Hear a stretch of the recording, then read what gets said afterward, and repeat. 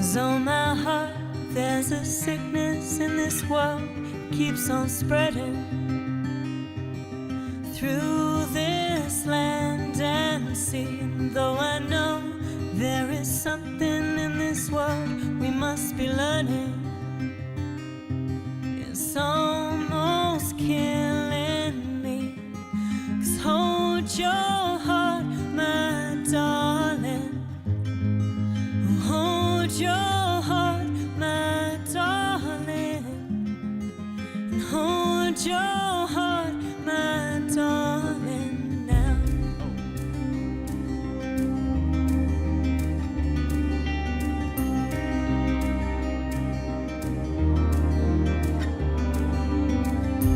Know my heart, there's a hatred in this world that keeps on growing through the lies we speak. And though I know the truth has never been so disturbing, it's almost killing me. Just hold your heart, my darling. And hold your heart, my darling. And hold your heart, my darling, now.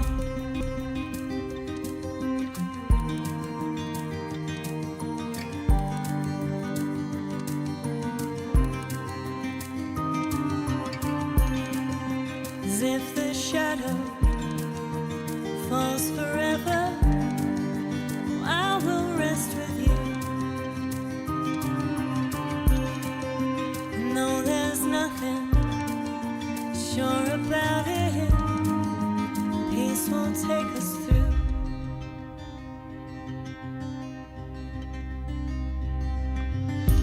Desperate heart, this ragged world needs your love more than ever. There's no time to spare. With every day we're recording our demise like a ledger,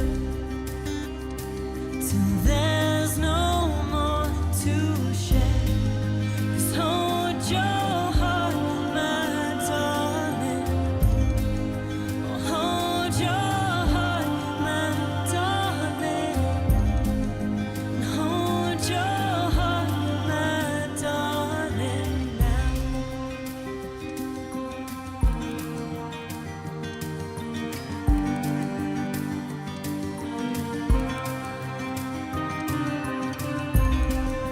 As if the shadow falls forever, I will rest with you. And though there's nothing sure about it, peace will take us through. As if the shadow falls forever, I will rest with you.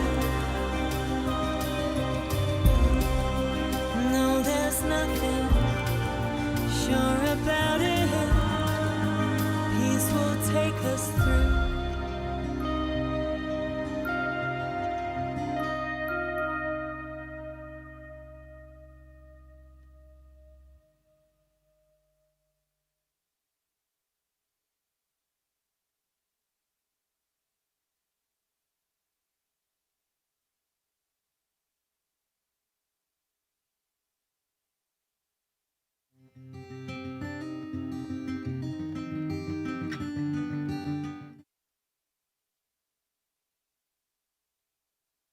Everyone, please take your seats. The program is about to begin.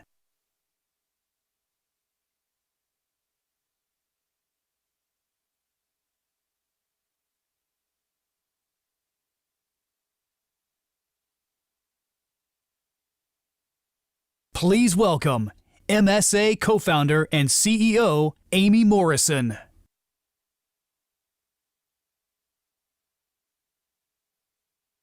Hi, everybody. Welcome. So good to see you all here. Can you hear me? All right, I got the mic. I got my thing. All right. Welcome to the Music Sustainability Summit 2026. When we first started the Music Sustainability Alliance, many in the industry were asking simple questions. Where and how do we begin? Important work was already happening, but it was fragmented, even isolated. What we've done together is connect those efforts and ideas, weaving them into something stronger, a community grounded in shared purpose. Over time, that conversation, that coordination became something more. We didn't just create a place for conversation, we built a movement. Because change doesn't happen in isolation. It takes alignment, it takes all of us moving in the same direction, sharing ideas and turning them into action. This is the theme of this year's summit, from ideas to action. We're moving from aspiration to realization, and what excites me most is the knowledge. What excites me most is I totally lost my place. What excites me most is the growing evidence of real impact across our industry. We see it in a new generation of leaders prioritizing sustainability from day one, and we see it in organizations that are moving from treating sustainability as a novelty to executing it as a norm. And we see it in tangible shifts from plant-based, plant-forward sourcing, clean energy powering stages, and merchandise evolving towards renewable and regenerative and circular materials. We no longer just imagine a better future. We are demonstrating it, and we are claiming it. This year, you'll hear from leaders inside music who are driving change, as well as voices outside our industry, advancing system change at scale. We're also introducing Innovation Sparks, 90-second rapid-fire spotlights on companies and organizations delivering transformative solutions today that are designed to ignite thinking and accelerate action. The summit is about connection and momentum. It's about turning shared ambition into shared practice. And when the industry leads, culture moves. It truly takes a village, and this room is that village. Now, it's my pleasure to introduce our host of the day, Joel McCower.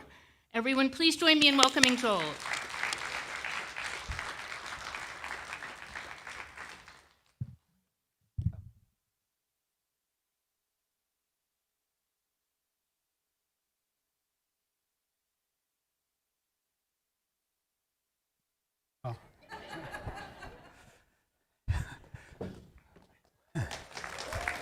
Here we go. Sorry. Hello, everyone.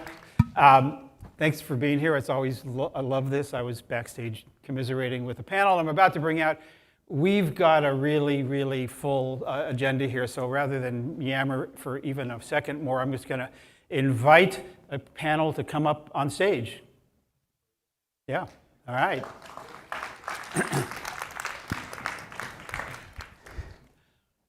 So, as you can see, this is just a destination check. This is the panel on gender diversity in the music industry.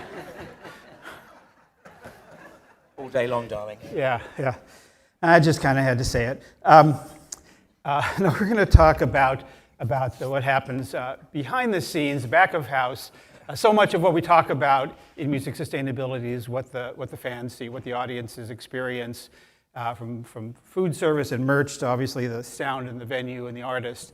But part of the biggest footprints of all this is what the rest of what happens behind the scenes, logistics and sound and energy and everything that makes these shows possible. So we're going to talk a little bit about that, sort of this complex system of lighting and trucking and power systems and crew travel, all designed to make sure the show goes on, basically.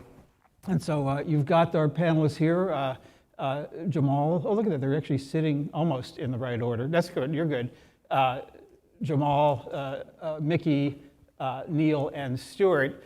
And talk about what does it take to make back of house sustainable, or more sustainable, if you don't mind that term, and what's possible today, and what's possible in just going forward. So I'm going to start with you, Jamal, because you kind of set the gold standard here. The work you've done with Massive Attack, creating shows that are just run entirely on batteries, a number of other things. So I want to sort of start with what's possible here. So to talk a little bit about some of the innovations, what you've tried to do, what's worked, and maybe a little bit about what hasn't.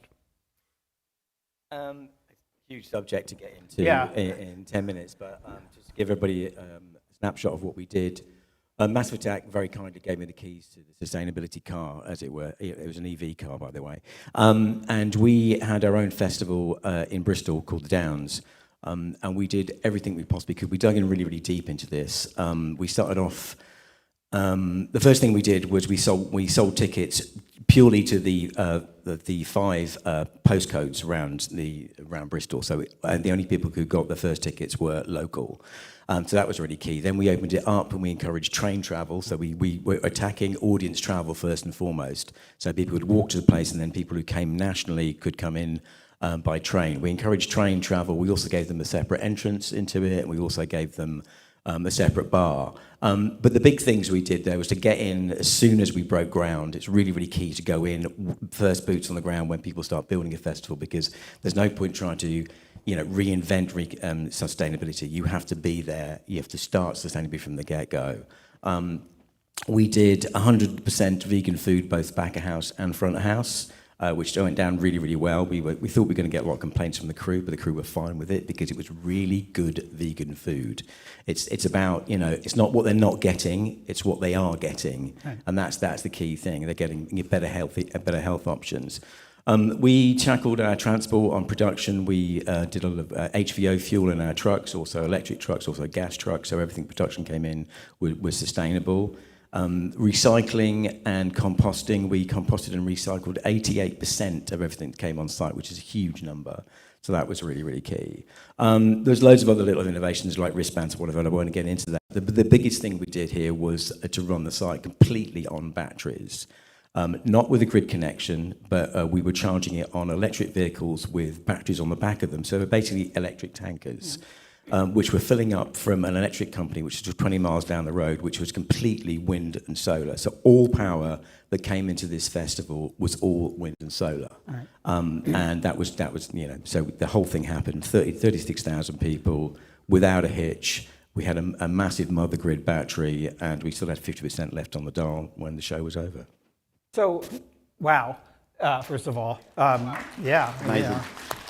The conventional wisdom is that to do those kinds of things, to do all these amazing things, there's a lot of trade-offs.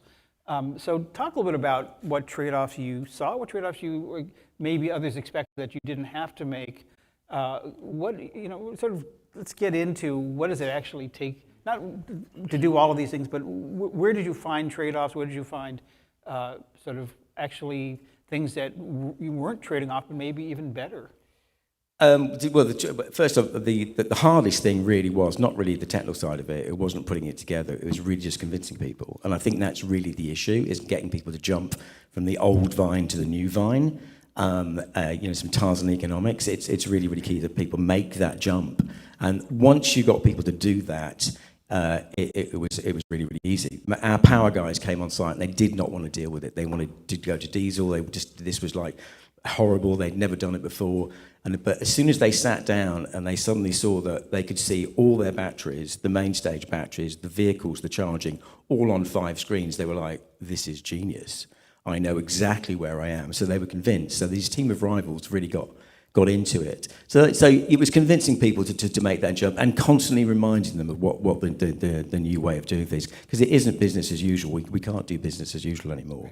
So that was the hardest thing. But there were so many positives. But my favourite was our sound guy, Robbie Allen, who's been doing, he's done Massive Attack, he's done Coldplay and the likes and whatever. And he came running down the field just after sound check, and I was like, oh God, this is going to be Jamal. I was like, oh fuck, what sorts is going on? And he says, and he comes up to me and goes, Jamal, in all my 40 years of mixing sound, I've never brought the faders down and heard nothing. And this is something we'd not even thought about, because there was this constant hum around site, the generators. Yeah. And here was a purist in sound who brought the faders down, and it was like, this is fantastic. Yeah. I don't have to deal with those frequencies. And also the amps are so much more reactive, because the generator takes a few milliseconds to kick in when you drive it. With a battery, it just delivers. Yeah. Great. So there were so many positives. I know we could get into this for the next 23 minutes and 37 seconds. Sorry. But, Mickey, you're a veteran. I mean, I could use the word veteran for all four of you, so let's just establish that in production, and particularly on the equipment side. And I know that you've been trying to push this forward and seen some of the obstacles. But what's working, what's not in terms of trying to bring sustainability to the logistics side of the back of house? I think like you nailed it there. It's logistics really. With the equipment itself, over the last 5 to 10 years, we've moved just about everything to LED. Everything's low emission, low power consumption. Just that it's just a natural progression. All of the moving lights that you see now are LED. The biggest challenge for us is the logistics, is moving the gear around. I had this conversation last year, and things haven't really changed. The last minute nature of everything we do, we end up air freighting stuff unnecessarily all around the world, just because the timelines are tight. Decisions are made late in the day, and everything that you've done there at that festival, Jamal. Like it's amazing to hear all those different elements that you've ticked off of a list that you've tried to improve on. And then I would imagine that most of the gear is being air freighted at some point in its lifespan, we're air freighting it from China when we initially buy it.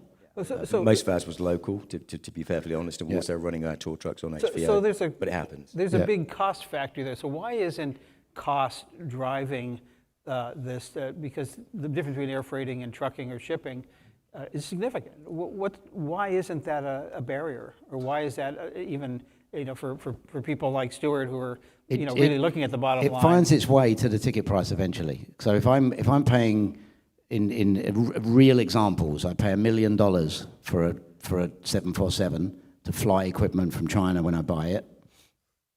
It's going to get charged eventually to my clients, and eventually you would imagine that ends up being paid for by the public.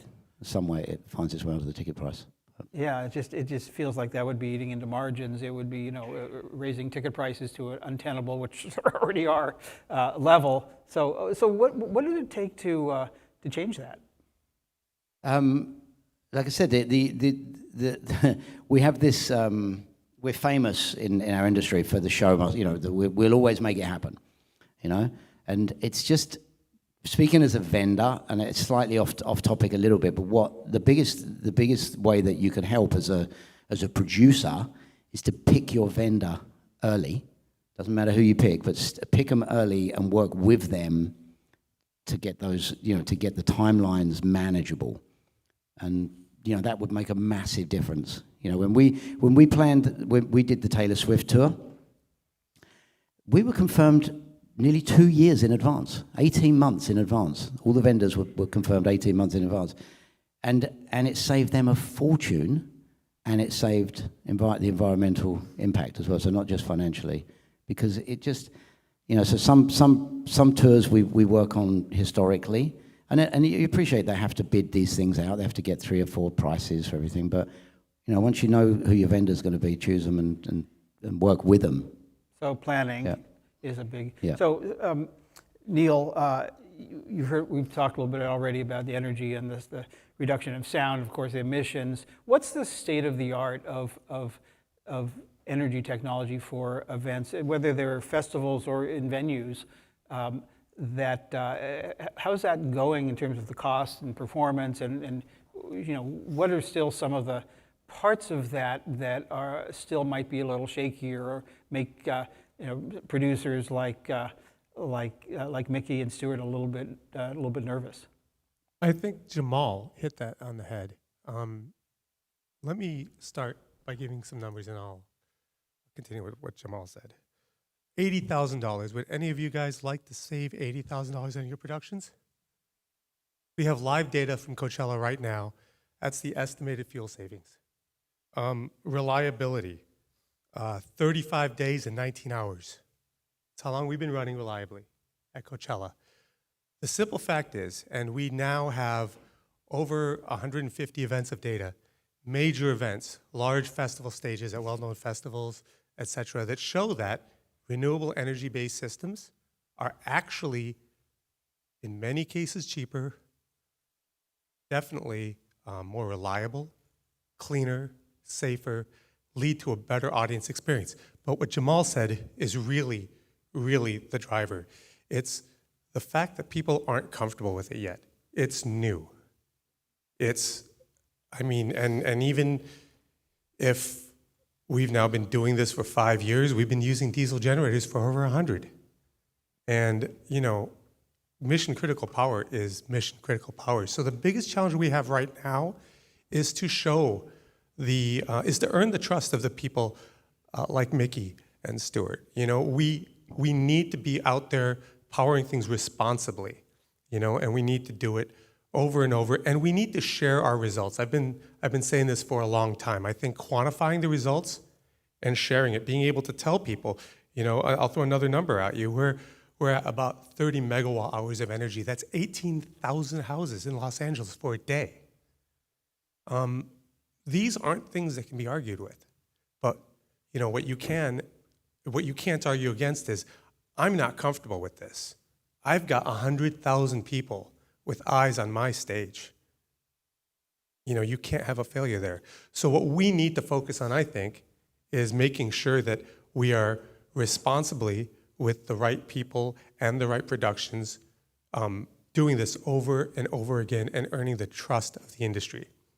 What do you find is the way in to promoters or venues that don't yet get it, but what's the argument that sort of gets them to say, Honestly, okay, if that's what's going on, let's talk? I think we need more artist engagement, because even among artists that are very sustainability minded, you see they're not using sustainable energy on their tours. Massive Attack is a huge exception. And why? Because as soon as you get away from that artist and you get one rung below, the focus changes from the environmental impact or the climate impact to making sure that this show goes on without any risks, which is absolutely justified. Yeah. Like I said, we need to earn their trust. But I think that the next step really, Overdrive exists because of Adam Gardner from Reverb here. He's an artist. He's someone who understands, and he helped open the door with Willie Nelson. We've now done 4 Luck reunions with Willie Nelson. Amazing results, diesel-free. And it was Billie Eilish's team that led us through the Lollapalooza, activation.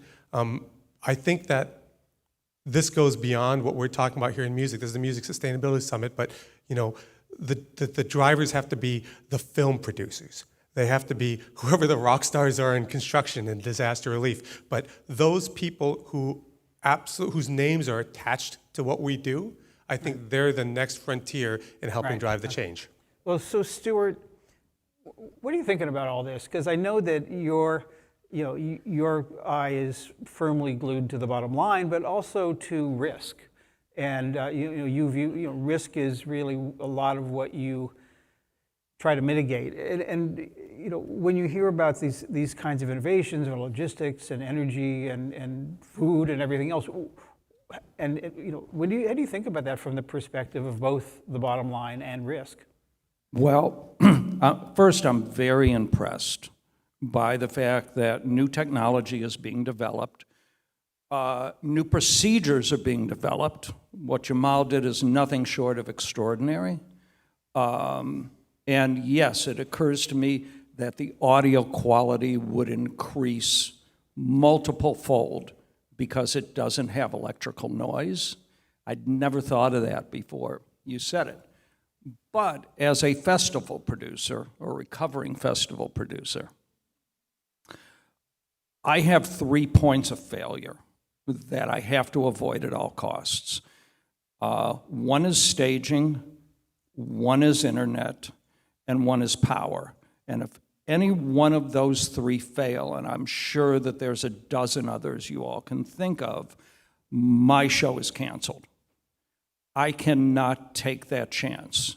So if the technology is mature enough that I can power a main stage with battery and solar technology, I'm there. But until I have a 100% assurance, I'm not confident putting battery power on a main stage is the best choice I could make. Now, I could use it in non-critical applications.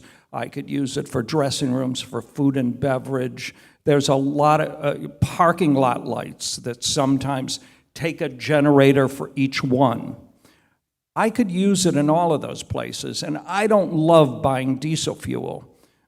But if something happens with power generation and I don't have an immediate backup, my loss could be in the 8 figures, and it's not a risk I really am comfortable taking.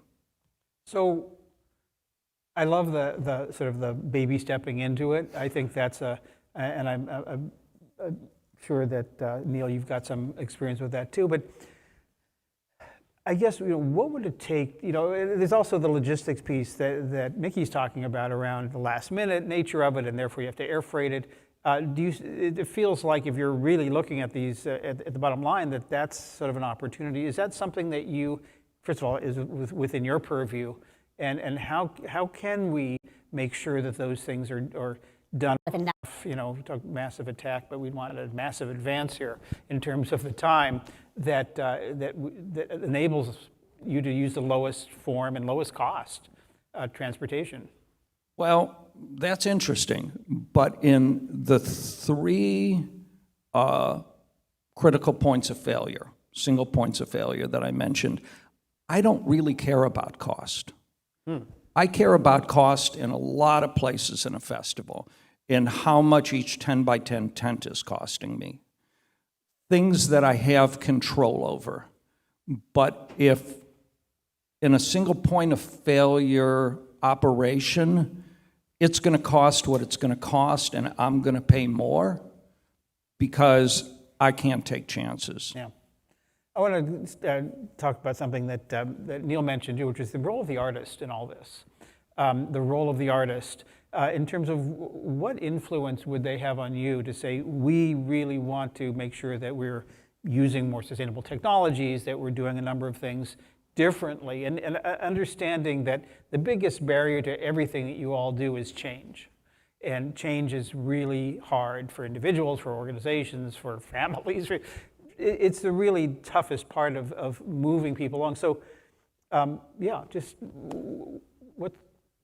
Well, we all know very engaged artists. Willie Nelson, Jack Johnson, I'm sure you can name plenty, but really the artist doesn't care all that much. The artist, when doing a show, when doing a festival, when planning a tour, has a million things thrown at them of decisions they have to make. And sustainability at this point does not, it's not a key driver at this point, but it will be. Yeah. So, Mickey, how about you? Do you hear artist influence? Do you hear, or are you sufficiently removed from that piece of it? No, I think you're probably right. I think we probably need to spend more time explaining the consequences of decisions, and maybe you would get them engaged that way. To the artist. Yeah, I think that's another big thing. I don't think many people, they truly understand the consequences of the decisions that they're being asked to make, to your right. point. Now, when you get a last-minute change order in a design, and you have to get a 747 worth of specialized LED somethings from China, is the designer going to go to the artist and say, look, we can make this change, but it's $1.2 million in air freight plus the cost of a 747. We spoke about a year ago about building some kind of heat map on your plot. So when you get the design, you color code the lighting and the video screens and like if you put the truss in there, it'd be bright green. Truss is made of aluminum. It gets melted down at the end of its life and gets reused. The other end of the spectrum, you've got you've got moving lights that are only really useful for a year and a half or 2 years before they're replaced. They come from China predominantly. They're bright red on your plot.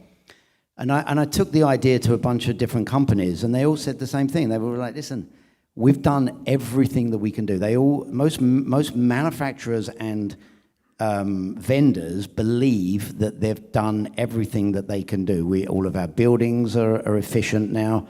Trucking is we spend a lot moving gear around, but they believe that most of it is sits on the designers, the agents, the book, the routing and stuff like that, and just I think if I can just respond to that, I think artists are really, really key, but I don't think they're be on or end all. I think the artists are fantastic for messaging. They're brilliant for pushing out and speaking directly to the audience and changing culture. That's what they do as music.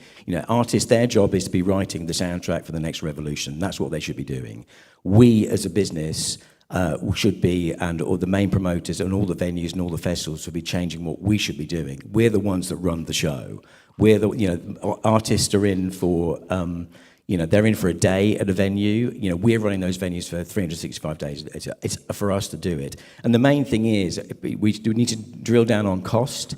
There's two questions here. Sustainability is a streamlined business. So if you're running sustainably, you are saving money by burning less fuel, recycling stuff, using less. It just makes sense. So that's where the costs are saving. Everybody needs to get their heads together and start bringing those costs down. And the other big question is what's it going to cost us if we don't do this? That's a massive question. We in Europe we were losing a festival a week to extreme weather. We're going to continue doing this. So I could extrapolate, but I won't. But it's a massive question. What's it going to cost if we don't do this? Yeah, that's what I call the ROI, the risk of inaction. Neil. One quick thing about my comment on the artists is I agree completely. It should be us that are driving this, but to change culture, we need a few examples. So I don't think the artists should be driving this as a community. I think that we need to find those 3 to 5 major artists who make this a platform and let them light the fuse. Right? This isn't. Well, we have that now. We've got a half a dozen artists easily, who we've named some already, and of course Billy and Coldplay and a bunch of others who are doing a lot of these things. So that fuse seems to be lit, but yet it's not really exploded. The only tour that I know that has been battery powered so far is the Coldplay tour. Since that equipment came on the market, costs have dropped drastically. Access is much better. So I do think there's still a lot of room. Yeah. Major festival stages, there's been 1 or 2. So I think that in order to change that culture, in order to give people like Stuart that confidence, we need a few more examples. Are you supplying one of the stages at Coachella? Is that what you were saying? No, we're not. What are you actually doing at Coachella? We're not doing any stages at Coachella. That would be a good.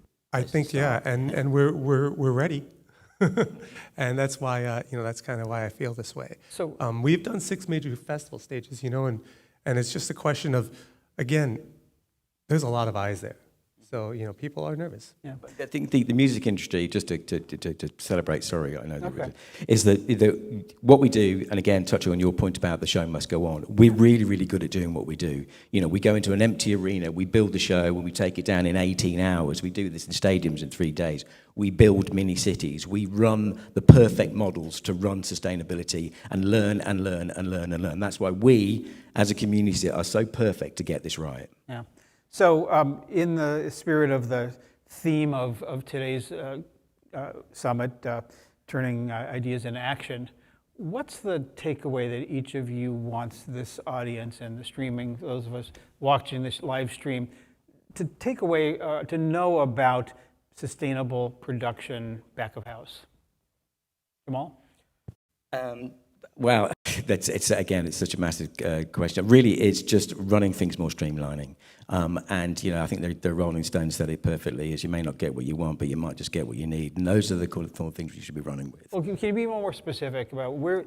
Because I think a lot of people watching this, need an entry point, and finding that entry point that can lead to the next thing. Sustainability is basically there's three basic pillars of sustainability. One is food, power, and transport, and then there's the fourth horse of the apocalypse, which is waste, which governs all three of those as well. Start taking care of those. You can do that in your own daily life. Food is really, really important. It's 25% of global emissions. If you can reduce your red meat, reduce meat, then you're on a good way. And also, it's a much healthier way of living. Power, we've spoken a lot about power. Reduce your power wherever you can. And the transport, again, down to logistics. Those are the fundamental things you should be looking at. Okay, Mickey. I've got loads of questions for Jamal, but I think I'll save them to afterwards because I think. You're like I say, you guys push, and I know it was you spoke earlier about it wasn't just you, but you guys made a really big effort to do something that had never been done before, and you listed a bunch of things.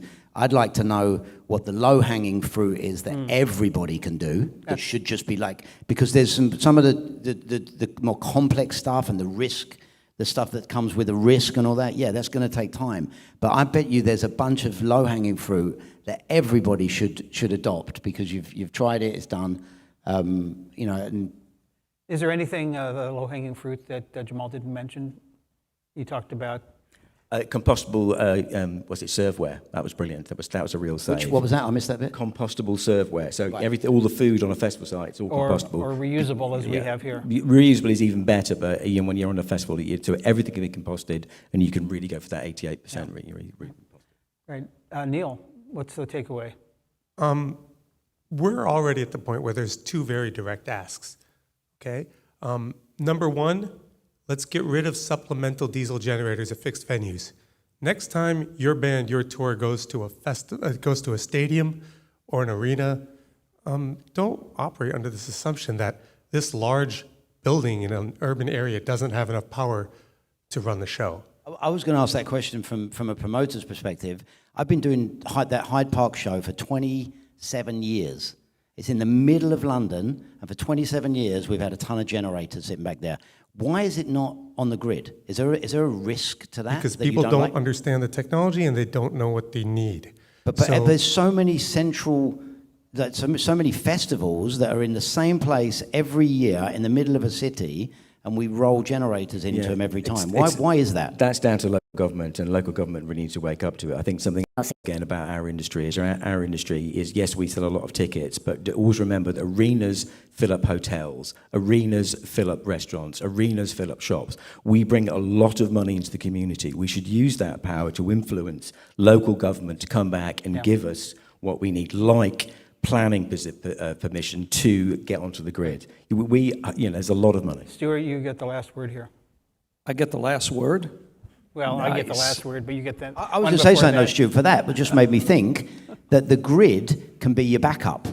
That you run your festival eventually with green power, but your backup, like the point that you made, is you cannot have a single point of failure. Neil, I know Stick you it want into to the jump grid. in. I know you want to jump in, Neil, but we don't have time. Jamal and I can have a sidebar about parallel BESS systems a little later. But Stuart, we're pretty much out of time. But what's the one thing you want people to know here? My feeling is the proof of concept is going to not be artist-driven, it's going to be festival-driven. The artists aren't going to make the decisions. All of us in this room are going to be driving the new technology and the proof of concept. Yeah, lots to do. Finding those on-ramps, I think, is going to be key. And the roles that you all play are going to be essential are essential to helping all of us figure out how to get onto those. So thank you for what you do. Thank you for pushing those envelopes. And please join me in thanking the panel. Thank you. Okay, thanks. I'm going to be throughout the main stage of this event doing some thank yous, and I'm going to sprinkle them throughout, so I'm not doing one long list which would only give you time to check your phones. But first of all, I want to thank our sponsors. You see their logos here. You'll be looking at them for much of today when you're in here. And our founding partners. I think we have a slide on that. A founding partner is a group of organizations that we have that really helped us get us going, MSA, and has really been shown of how we function as an organization. They still are close in cabinet, but maybe we'll get that up there later. But one of our sponsors, we're very proud this year to have Deloitte as one of the sponsors of MSA, and so I want to next welcome to the stage the Chief Sustainability Officer in Residence. That's a new term for me. I don't know what the acronym that you use for that, but please welcome to the stage Dan Goldenberg. Hey, how's it going? Hey everybody, good morning. Speaking of massive attacks, I had one on my back in the last few days, and so if I'm moving around like a robot, you know why. Thanks for having us here today. As Joel mentioned, I'm Deloitte's CSO in Residence. What does that mean? Well, I led sustainability in the entertainment industry at a company some of you may be aware called Activision Blizzard up until we were acquired by Microsoft. And in the course of that work, I had some amazing, and previous work, interactions with Deloitte. And after I left the rest of the executive team, Deloitte approached me and asked if I'd like to come on board and do this role. And I said, sounds great, what is it? And we decided together that I would focus on really content and capabilities, making sure a client perspective is brought into everything we do with sustainability, making sure our teams are up to the challenge of what our clients need and being able to deliver on it. One of the things I noticed leading sustainability at Activision Blizzard was that while we had a good handle on our emissions, we really didn't have a good handle on our performance with sustainability. We didn't know how we were doing compared to everyone else. You know, is our work good? Is it up to par? Are we doing it efficiently? Are there ideas we're missing out? All that kind of thing. So one of the capabilities I brought as an idea of the firm that the firm quickly adopted was this notion of let's ask, let's go out and talk to our clients. So for the second year, we've done a benchmarking exercise of more than 100 large company CSOs. And you are the first audience to see this data. The analysis isn't even complete yet. That's how new this is. Everything you'll see here is complete, but we have a lot more to do. We have a lot of data.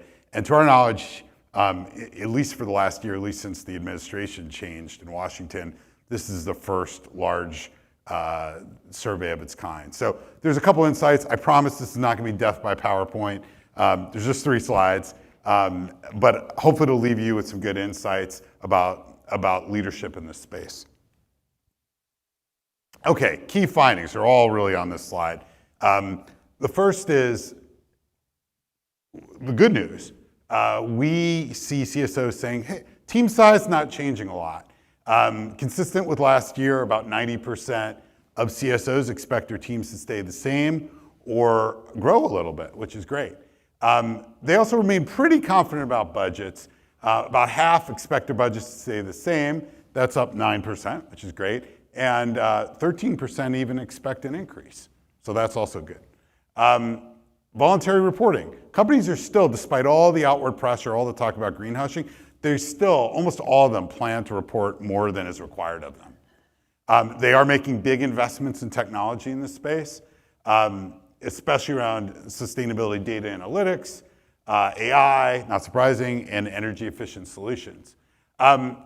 Interestingly enough, a lot of confidence in the function too, which surprised us. So 2/3 agree their company sustainability function is mature compared to similar companies, and almost 3/4 think that they're managing sustainability effectively, even in this environment, which is good to know.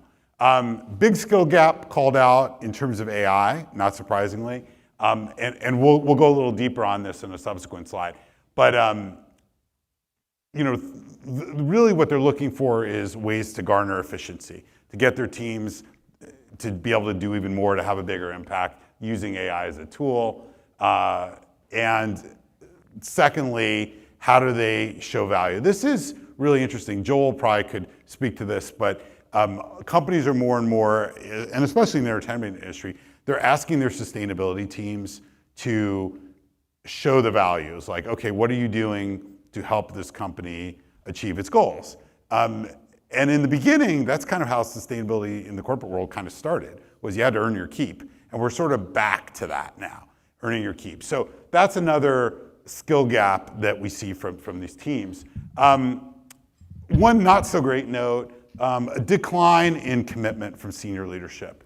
So about 40% said their company's senior leadership are really showing ownership of sustainability compared to 54% last year. At a more junior level, however, we haven't seen any decrease in commitment at all. And then in an attempt to drive value, what we see a lot of is looking for ways sustainability can deliver on operational efficiency. How can we take cost out, or how can we take risk out? I see that as actually a huge missed opportunity to do good for the planet and also do good for the companies. Because what we're not seeing from sustainability teams is a lot of focus on how do we grow the top line?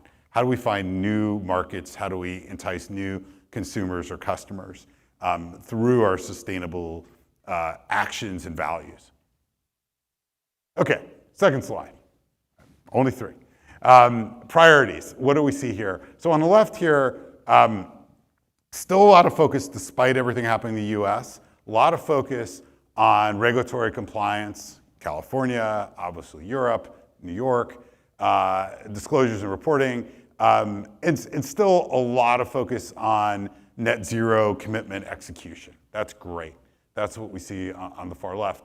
Stakeholder engagement, that's internal and external communications, still a very high priority. And there's that on the upper right, the value creation. Again, there's still a lot of focus there.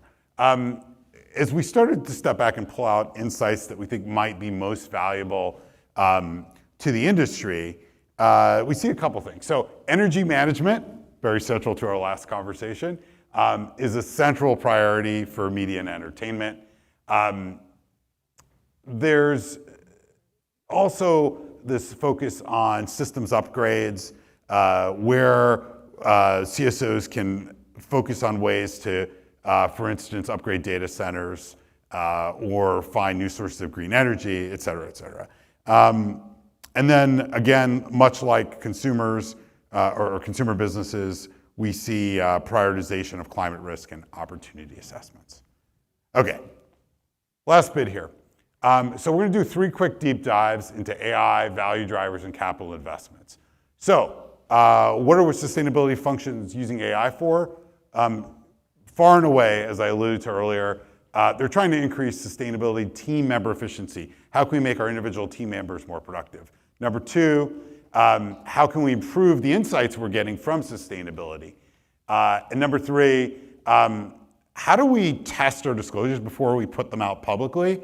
How do we find the holes in them? How do we find the objections? How do we identify the things our employees are going to be happy about or unhappy about, or investors or regulators? So those are some pretty interesting uses of AI. Value drivers. This is what I was talking about before. If you look at this middle chart here, the biggest value drivers that CSOs see is,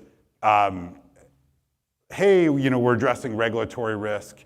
We're creating efficiencies for the company. Maybe it's helping us to retain or attract talent. But what they're really not looking about is, if you get towards the bottom, the things that are driving new sources of revenue, greater profitability, more consumer engagement. That takes kind of a different skill set than we typically see among CSOs. If you look where CSOs come from all different walks of life, but very few of them come from marketing, sales, product. The people who are thinking about how do we create new sources of revenue. And so therefore, it's really not surprising that they're not exercising that muscle. And we really think there's a lot of opportunity for them to do so. And then finally, in terms of capital investments, CapEx, the big financial numbers or outlays that are going out to make lasting improvements within companies, we see those going to, not surprisingly, enhancing operational efficiency and using resources better. Secondly, and this is a good thing, driving direct reductions in greenhouse gas emissions, and finally, to support regulatory compliance. These are often systems investments so they can do disclosures more efficiently or more quickly. So that's the results at a high level. We have a much more detailed report. Every one of our CSOs who took it is going to get a 20-page deck. Should be really useful to them come planning and budgeting and talent seasons. And that's really what's so important. Again, when I was in that seat, it was deeply frustrating not to understand, how to staff the function, how to budget it, whom I should be reporting to, all this kind of thing. Didn't have any insight. These reports give that kind of detail and capability to CSOs. So with that, that's the end of my presentation. But be around all day and happy to answer any questions. If you're interested in receiving a copy, we will be publishing this eventually, but feel free to drop me a note on the app. Thanks. Thanks, Dan. Do you okay? All right. I love that you uttered those magic words, 20-page deck. That's just, who wouldn't want one of those? It's virtually impossible to go to an event or even have a conversation in the business world where you don't hear those two letters, AI. Artificial intelligence is in the music industry, as in all industries, creating massive opportunities and also creating massive risks. And we ignore both of those at our peril. At minimum, it's forcing us to rethink, what does responsible innovation look like? And how do we think about that in the music industry? Here to talk about that, please join me in welcoming from Climate Hang, Trent Wolby.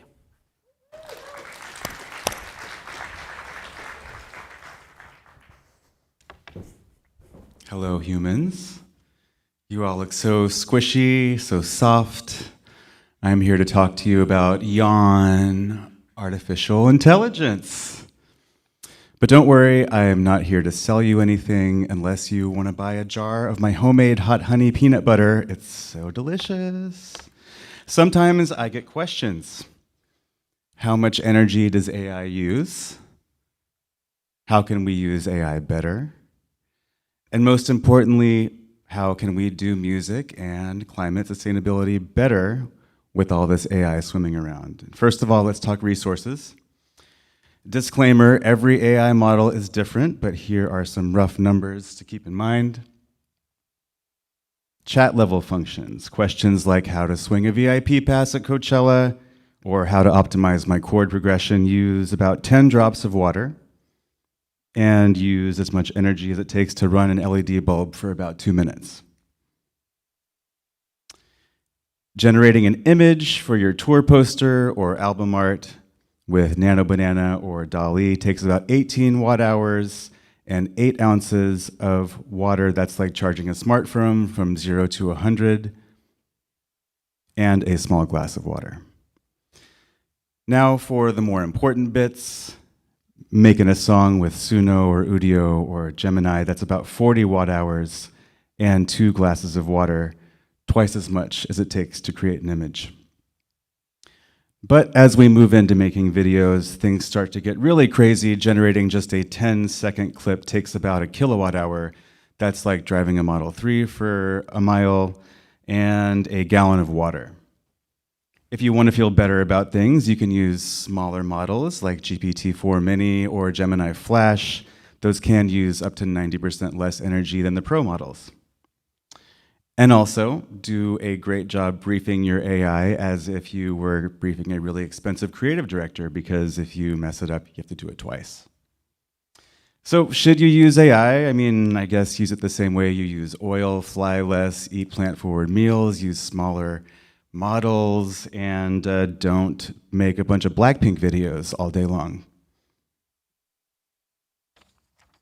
That's a Blackpink joke. Their videos have a lot of AI in them. As most of you here know, individual actions don't do much, even if you are rendering sci-fi videos all day long.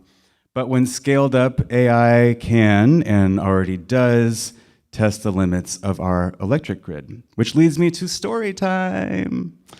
Forgive the name drop, but I used to work in marketing at Google, and I was really jazzed to be part of the team that launched the 24/7 carbon-free initiative in 2020. We were going to take Google's data centers down to zero emissions. It felt like I was using my marketing brain to sell something people might actually find useful in the world. Then AI happened. Google and most other tech companies began to walk back their carbon commitments. And there really was only one reason all that energy needed to train and run large language models. There was nowhere near enough renewable energy on the grid to keep up with all of that. And the grid has proven too slow for the needs of AI. It can take years to permit new construction connections that make the data centers run. And so what happens now, you guessed it, we put up gas plants to power them instead. Isn't that effed up? So much for 24/7 carbon-free. The explosion in power consumption for AI now accounts for most of the new gas growth in the US, which is crazy. Now, AI is, of course, everywhere, including the music industry. Why? Because it's awesome. This song, maybe you've heard it. Been beat down, but I don't stay low. Walk My Walk by Breaking Rust went to #1 on the Billboard Country Digital Song Sales chart. We're entering a future where human artists will just seem really, really expensive, no matter how good they are. You could pay a bevy of Nashville songwriters, session musicians, engineers, and marketers tens of thousands of dollars, or spend a day writing a really good prompt, upload the song to YouTube, and see what happens. You might do pretty well with it. And remember, this is the worst this technology is ever going to be. I probably don't need to tell you that labels have taken significant stakes in AI-created music, and with hits like Breaking Rust already in the ether, who can blame them? Money talks. You may have also heard that AI can help us solve for some of our biggest climate problems, and yes, that is true. The International Energy Agency has predicted that AI will be able to help us mitigate 5 to 10% of all emissions. That's a big deal. In fact, there are some folks in the room already using AI to make their own sustainability businesses run better. Neil, who you just heard from a few panels ago, has, with his team at Overdrive, used a bunch of tools, including Claude Code, to develop their own software called Overdrive RPM, which is really pretty crazy. It makes it easy for generator techs at festivals to walk around and casually snap photos and take voice notes of what's going on behind the stage and clean them up for reporting, which helps Neil make far more efficient choices for the next show. So if he's running the show at Willie Nelson's Luck Festival in March, he can then turn that around and use the data to burn a lot less diesel at Coachella, which he was at Coachella, maybe not the stage, but ran a lot of stuff behind the scenes at Coachella. And that's huge, and that never would have happened without AI. Marwan Ibrahim, in the audience here as well, he'll hear from later, runs a company called Nimblist. They use a tool called Cedar, and with Cedar, they can take a vendor's raw documents like receipts from Home Depot or utility bills and extract emissions data from them. That saves days of sifting through data. Robots are sorting waste at big events. ML systems are reducing HVAC usage at buildings up to 40%, and that's a big deal too. But please, don't get it twisted. We've all seen what happens when humans are given a magic technology. Some people use it to boost equality, make great art, even heal the sick, but as a society, we tend to use it to exploit and degrade anything we use that technology on. So beware false prophets, y'all. There are no magic bullets, and there are definitely no adults in the room. One thing we do know about AI is that it's going to force us to think really hard about what is exactly all these things we do so well as humans. We know that machines can write songs, sometimes even good ones. And what does that say about the future of humans making songs for money? I certainly can't tell you, to be very clear, but you can look at the way human taxi drivers are competing with Waymo and fighting Waymo right now for a little bit of a glimpse of what that might look like. Will AI kill music? Hell no. Remember, AI learned everything it knows from us, from humans, from people. The reason we're scared of AI, freaked out about it, is that it's a layer of all of us on top of us. That illustrious poet, will.i.am, has suggested that it's time to start labeling music like we do food. The stuff that's made by humans will be organic. And indeed, Bandcamp has started to take strides in this direction, as have other platforms. The algorithmic music that fills up those chill-out, lo-fi, study music playlists will be labeled GMO or maybe something else. The way that labels and platforms are investing in AI doesn't exactly scream musicians will get an even better cut of the profits than they already do, to me, at least. However, people will, as long as they walk this earth, want to get together to hang out and listen to music. I think it's really important that everyone here begins to think harder about how important it is for us to all come together. Music is that social glue for so many of us. Now back to me. Just as Google was walking back its carbon commitments, it laid off around 12,000 people over email. I was one of them. Am I bitter? You betcha. I loved those free snacks, and the Peloton membership was just the shit, and they took it all away from me. But really, I was just a canary in the coal mine, excuse the pun. The race to build an artificial general intelligence has just steamrolled most other things on the table, including the search for a livable future. The guardrails are officially off on this thing we have no idea how to control. The temptation to use AI in the worst of ways will always be front and center. I don't have to tell you what they are. But we're all here because we love music and because we care about our home planet. Can the music industry stop the destructive tendencies of capitalism that we are currently supercharging with AI? Probably not, but music itself might be able to. So let's continue to use AI in ways that we know are good, reducing emissions and waste, saving times, and making music more accessible. But be a speed bump in the room if things start to feel weird. Make sure that you're handing over tasks to machines that you can't do yourself, even if it might be a little bit harder if you do them yourself. So stay awake, stay human, and remember that a machine can never replace Grace Jones, Aphex Twin, Jerry Garcia, or even Richie Havens at Woodstock. We might be real different on the other side of all of this, but I think we'll always need music made by humans to gather around, and isn't that little bit of job security nice?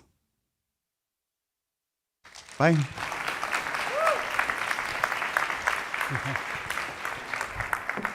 Thank you, Trent.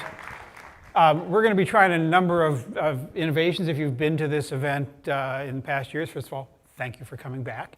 We're going to do some innovations, and one of those is something called Innovation Sparks, where we're going to have a series of 90-second pitches by innovators, some nonprofit, some for-profit. We're going to do 2 now, 3, and 2 more later on this afternoon. First up, and I want to thank Kelsey Zeil and Envest for helping organize all this, really making this possible. First up is Christoph Krumm from I lost my notes here, sorry. All right. Well, Christoph, I guess you're going to introduce yourself. And Lee Robinson, if you're here, you're up in about 90 seconds. We need you backstage right now. Otherwise, you'll miss your chance. But here's Christoph. Thank you, Joel. Hi, everyone. I'm Christoph Krumm, co-founder and CEO of Ceronics. We're a startup developing a new line of products. This is my first music sustainability summit, and it's been really inspiring and exciting to be here, learn about all the solutions, whether it's the renewable energy, wind and solar powered stage, compostable products, recycled merch. And yet, I think one of the products or one of the solutions that is really easily overlooked is actually one of the ones that we touch the most. And that's that bright pink, petroleum-derived harsh hand soap that sits in the bathroom of many festival venues, porta potties, and whatnot. One of the most touched products at one of these is one of the ones that's most often overlooked.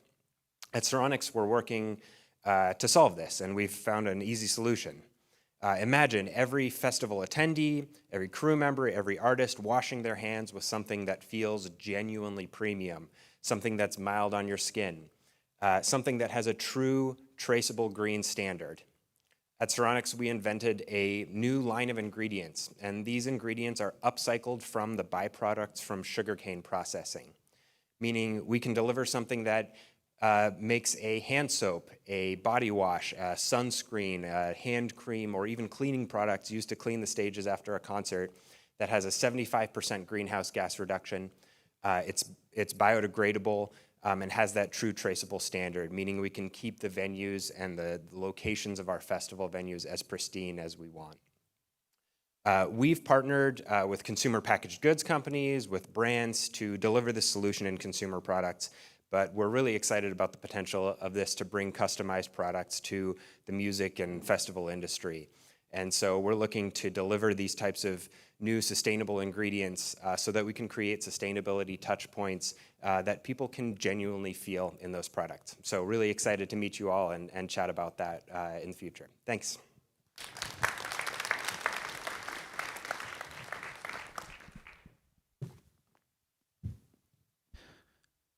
Hi, everyone. My name is Lee. I'm the founder and CEO of a company called Dirt, and we make a lot of dirt. We are the only compost facility in Southern California that does accept compostable products. We support a handful of people already out here or attending this event. And we are rolling out nationwide. So we also, because of AI, have now been able to find other partners for every downstream material that is recyclable or upcyclable. So we now work across e-waste, cardboard, plastic, glass, textiles, food waste, anything that can be recovered. But then we cross-reference all of those, and as mentioned, by our wonderful team at Deloitte, we focus purely on the dollar values. So we have seen customers in other regions go from having $150,000 a month waste bills to having $10,000 to $20,000 a month waste bills, because they just didn't know that if they recycle, they do back of house sorting, they use R cups or reusable products, that they can actually receive money for what was formerly trash, ultimately reducing their downstream waste. So at our core, we still make dirt. We build giant composting facilities. We have giant manufacturing facilities to build those systems to manage all of the waste out there. But we also provide all the Scope 1, Scope 2, and Scope 3, Cat 5 and Scope 3, Cat 6 reporting, so you get all of the clean data and you can see exactly what you're spending, where you're spending it, and where your actual trash or waste is going. Just having a green bin, just buying compostables does not actually guarantee it's being diverted. It just means somebody's putting it in the right bin. But once it's on the truck, unfortunately, in California, the leader in the green economy, they only have a 7.7 diversion rate as of the end of 2025. So we're helping fix that, we're tracking it, we're tracing it, and we're providing all that information to every single company that wants to see it and actually show end-of-life reporting. Thank you.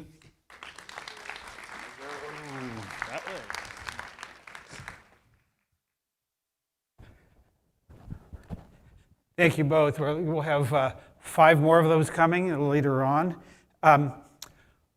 One of the things that we pride ourselves on at Music Sustainability Alliance is being a place for pre-competitive collaboration, bringing together people who don't normally come together and having them have a conversation about really things that matter in a safe space. About to have a panel of 4 sort of giants of the venue operation world that have only been on stage together one other time, and that was at our first summit 2 years ago. So I'm really glad to create that conversation and bring them back on stage. And leading that conversation is another industry giant from the head of sustainability from a little firm you know called Spotify. It's Hannah Gran. Come on up. Hi, Hannah.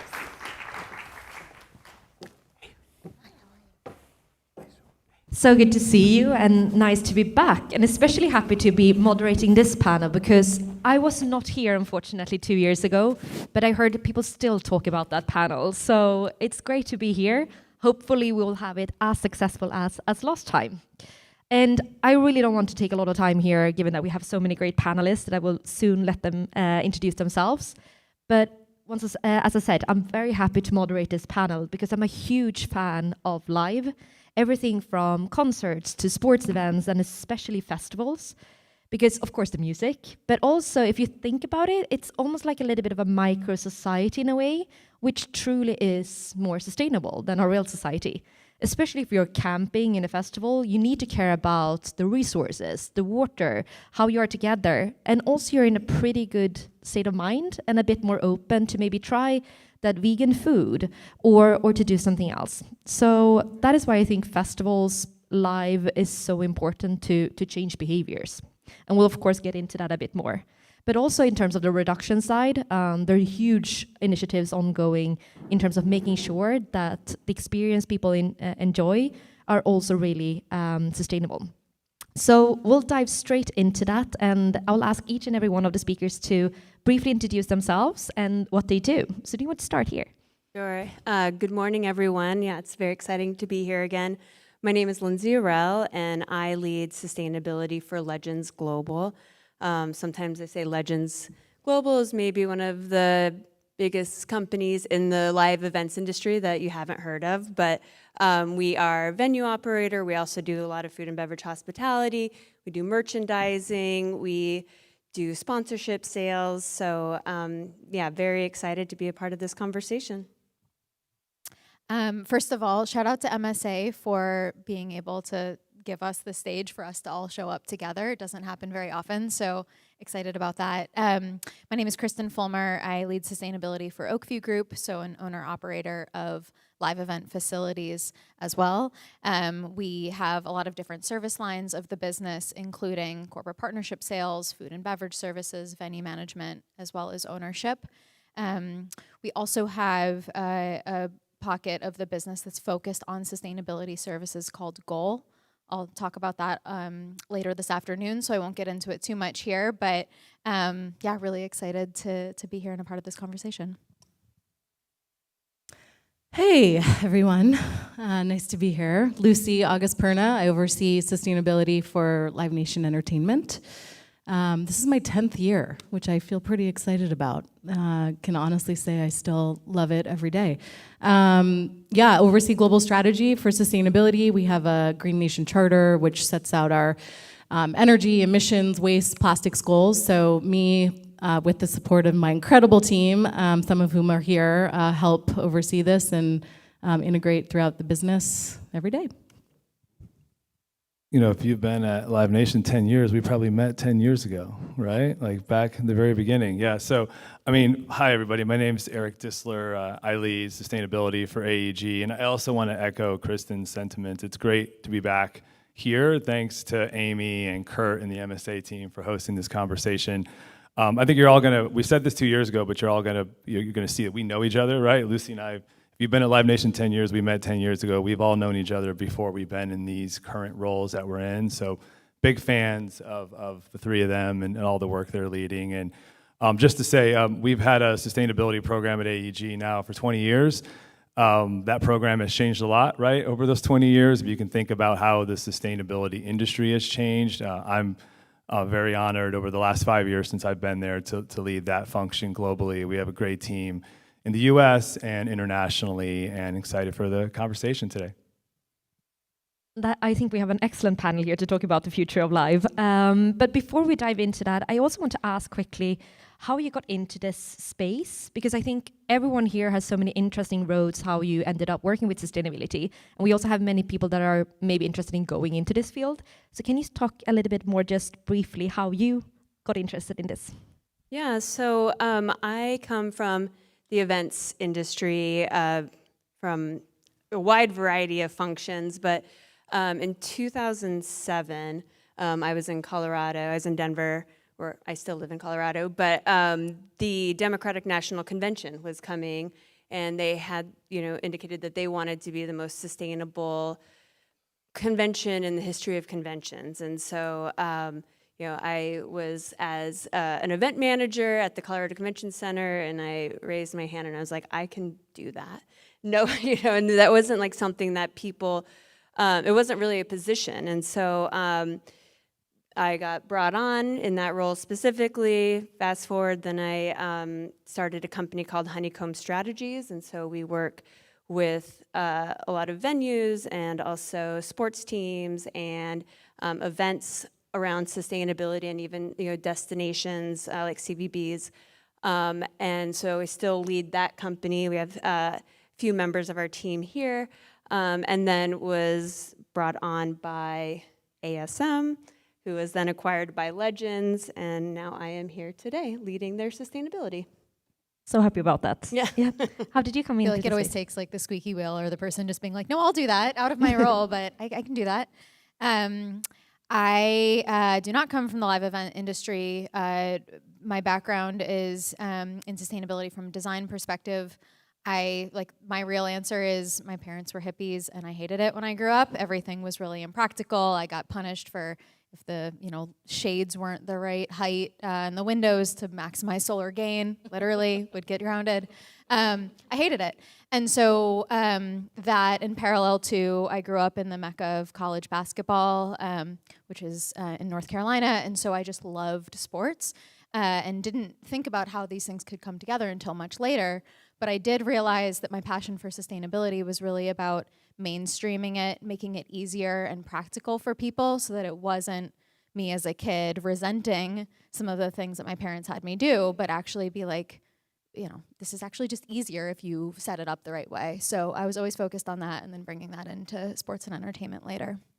Was hippies and basketball your way in as well, Lucy, or no? I mean, sorta.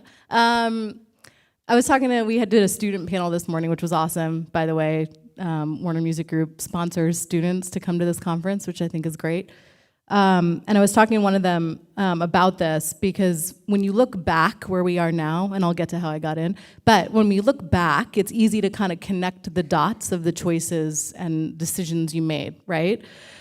When you're looking forward, it's very hard to see kind of what's coming. And that was a little bit of what happened with me. And so some of it was risk and chance and opportunity. But it was, I was 19 in college. It was an election year. I was looking for a summer internship, wanting to do something around the election, presidential election. And there was this little organization at the time that no one heard of called Headcount. I don't know if you guys are here. Maybe they're here. Woohoo! And they got applied and was suddenly on the Dave Matthews Band tour, registering fans to vote in that election. Wild experience. But that was my entry into music. Through that, you meet people. Mike Martin's in the room. He was doing work with Dave Matthews Band, Jack Johnson, Kim Johnson at the time. So started working on sustainability and events, and sort of this world, opened up, and it was still quite niche at the time. So it's insane to me to think about, where I am now, and that was over 20 years ago, which is sort of wild. So take those chances, take that internship, because you never know. All right, if we're looking back, I feel like I can tell a story, origin story for everyone on the stage, but I worked in sports mostly before this, and I actually met Lindsay working with ESPN at the X Games in Aspen, and that was probably 10 years ago too, right? At least 10 years ago, right? It's crazy, right? So I'm a career convert into the space. I started out in finance and accounting, so I was an auditor at Deloitte & Touche out of undergrad, right? So a pretty far departure from what I'm doing today.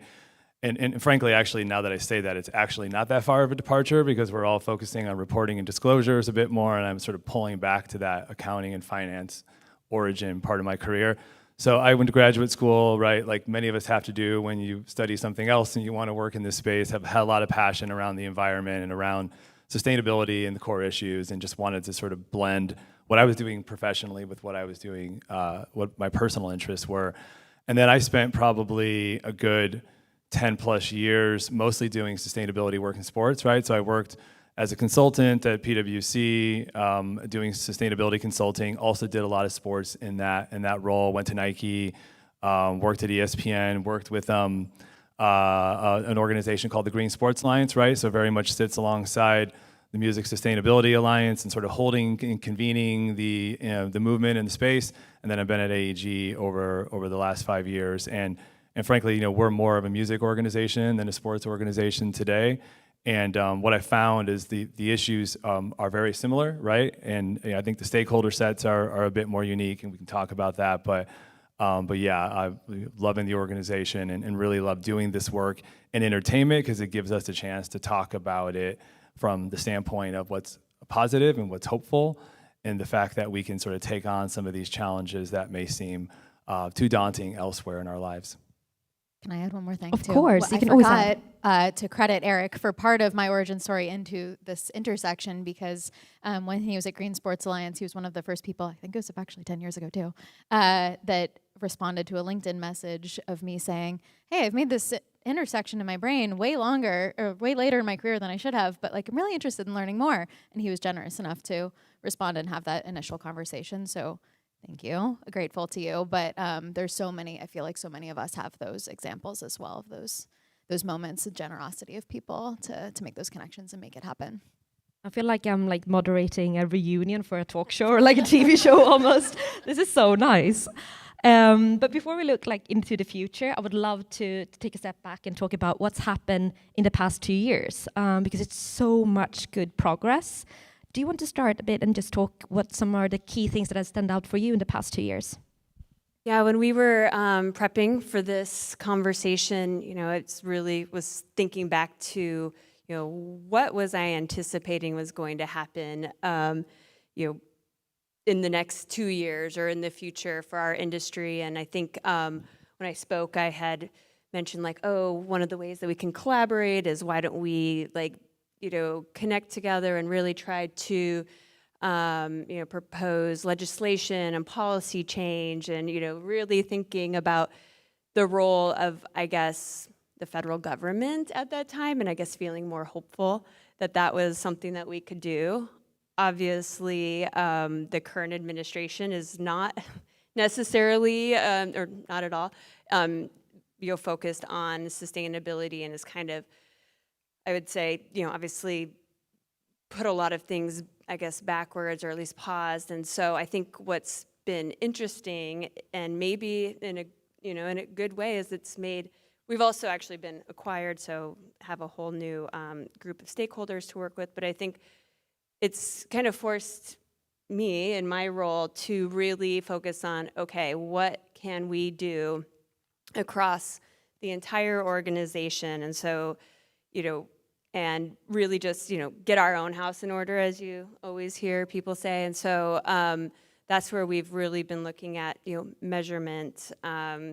So we manage over 400 venues worldwide. And so it's been fascinating to me how many of our venues, because we don't own any venues, so we just are the operators. And so it's been really fascinating to me how many of our venues actually don't even see their energy bill and don't manage that. And to me, that's one of our biggest, cost centers, biggest opportunities. In a lot of instances, we're one of the biggest buildings in the city, right? We are a stadium, we are an arena, we are a convention center. And so that's been really, something that we've now been really focused on is, okay, we need to start with the basics, really, at this point. And so that's where we've really been working. And then also we have some really fun things that we get to do too, but that would be kind of where we're at right now. Yeah, I could echo that. I mean, it's easy as an outsider to say live event venues should be doing this or should be doing that, or why isn't everybody even doing something as minimal as recycling or energy use reduction, some of these things. But when you aren't the owner operator, you don't have all of the operational control, it's actually really hard. So I could echo that and say part of our work and something I'm proud of in the last 2 years is rolling out a new set of minimum standards that meet the scale of our industry. Within Oakview Group, we now have minimum standards where all of our facilities basically don't have an excuse for not doing some of the bare minimum things, so that we as a company can say across all of our venues, we are doing this, this, and this. And are equipping our teams, most importantly, with the resources to be able to deliver that, which, again, sounds really minimal and not that exciting, but is so critical. And I think that's the piece we were missing before, which is that we had all this great corporate strategy and work being done, but then, you know, that's not where the rubber meets the road. And so a lot of the work does feel relatively early in the stage of sustainability, but it sets us up and gives us those points of contact and builds trust with all of our hundreds of venues, same thing, to be able to go deeper and deeper in future years. The other thing I would say I'm really proud of is, because of what you mentioned related to the administrative changes and shifts in the markets, pretty much all of our impact is corporate or is like private business driven. And so I'm pretty proud of the partnerships that we've built with organizations to bring sustainability still as a value to our facilities and center sustainability and, you know, align values that ultimately drive impact, that help to fund some of the work that wouldn't otherwise be funded, and to make cool stories that people will actually find interesting, even if they're not bought into sustainability. They're like, oh, that's a cool partnership, or I understand where that comes from. So yeah, excited for some of those wins. Yeah, I mean, stories are so important. I always quote Jane Goodall, because she said, if you want people to change behavior, you have to get into their hearts, and you do that through stories. And that's where I think live and like the entertainment industry in general just has such an important role to play, to take the science and make it more relatable and fun to people. So yeah, really good to hear. Lucy, do you want to share a bit more what's the best progress in the past 2 years from your side? Yeah, I mean, look, at a high level, I think about, we have a bigger team, an incredible team. We have better data. And so we just have a better idea of where we've been and where we need to go. But overall, I mean, it's sort of wild to think about 2 years ago. It was 2024. I think we all had a tailwind. Someone said to me recently, what's the headwind and tailwind? And 2 years ago, I think we were all feeling that, right? We had kind of overall support from federal level to you know, just culturally, right? And we're in a different place now, right? There's now some serious headwinds that I think we're all wrestling with. It's very real. It's pretty intense. And I think what I'm thinking about is we've talked a lot 2 years ago, and this was sort of a big word in sustainability. It still is, but resiliency, right? We talked a little bit about this on our call together recently. But if there was ever a time to think about what that means, now is it, right? So I think the things that have been kind of weak in sustainability, I think this is the silver lining in sort of these headwinds that we're facing, is that I think the things that have been weak in sustainability may begin to sort of fall away. And the things that were strong, I think, are going to get stronger. I think what's going on now and what I'm sort of seeing, right, is that we all have to get a little bit more disciplined about what we're doing. And that doesn't mean getting less ambitious, but it means kind of getting smarter about what we need to be ambitious about. So yeah, it's been a wild 2 years, and I think a lot of that is about really kind of reflecting on what this means for us. I think we're in a little bit of kind of like an existential moment, not just music, I mean sustainability in general. And so, yeah, really kind of serving that and yeah, getting really kind of focused on what that means now and moving forward. And I mean, speaking of resilience as well, I would love to hear also from your perspective, Eric, what has happened, you know, the key things in the past 2 years, but also how you have engaged with teams internally, because we all know, of course, it's so important, especially now when it's changing in terms of focus. And so how do you get people with you along that journey? So can you talk a little bit more about that? Yeah, for sure. And I mean, I echo a lot of the sentiments here. You know, there are more balls in the air, it feels like, certainly since we've had this conversation 2 years ago. And one of those is really, and I referenced it before, the reporting and disclosure landscape, and not just European reporting and disclosure requirements, CSRD, not just the California Senate bills, but EPR, SB 1383. I mean, a lot of the stuff that we're seeing around materials and waste. I mean, there's a lot of requirements that have come about, and they've changed, and they've changed again, and they've changed again, right? And so I think, part of, our jobs and our team's jobs is to respond to and be ready to react to that change, be ready with that report that was going to go out at the end of the year that listed all of our climate risk, SB 261, for those of you that spent a lot of time on that last year, like I did, and be ready to pivot and actually communicate that, right? So I think I try to err on over communication versus under, right? I'd rather have an executive tell me, hey, I got it, we're good, you're telling me too much versus not enough, and spending a lot of time saying, look, like we're doing this work and we're preparing ourselves to report on this. It may change, and in fact, it's already changed twice. And if it changes, we're going to pivot and focus over here, but we're ready to go, right? And I think that allows us. That's the ball in the air that just has to be in the air, right? We have to respond to requirements. We have to respond to regulations, but it does deter and take us away from the sort of the business case that's there about the value of us to the business beyond compliance, right? And I think that's probably the work that I feel is mostly what I do, right? And it's all the work that we do, whether directly or indirectly. How we can cut costs below the line savings, how we can drive revenue and innovation above the line revenue generation, the expectations and the research we pull from fans and consumers, what our partners are asking of us, scope 3. I mean, all those things that making the business case, right? I have a slide that changes a lot, which are the value levers of sustainability to AEG. So my job is to make sure that I'm always expressing that to leadership, and it's believable, right? There's belief and trust in it, and not being sort of cornered over in regulatory, being a box that has to check for a regulation, because that's a really quick way to just incremental change, right? Versus what we're trying to do in our business and what our teams do every day is drive a ton of great programs and projects and initiatives, whether it's at our festivals and in our venues. And I want to free up the space where we can focus more on that work, while also meeting the needs of sort of the ever-changing external environment. Geopolitics play into that too. So, more balls in the air. No, I definitely agree, and there will probably be more and more as we go along.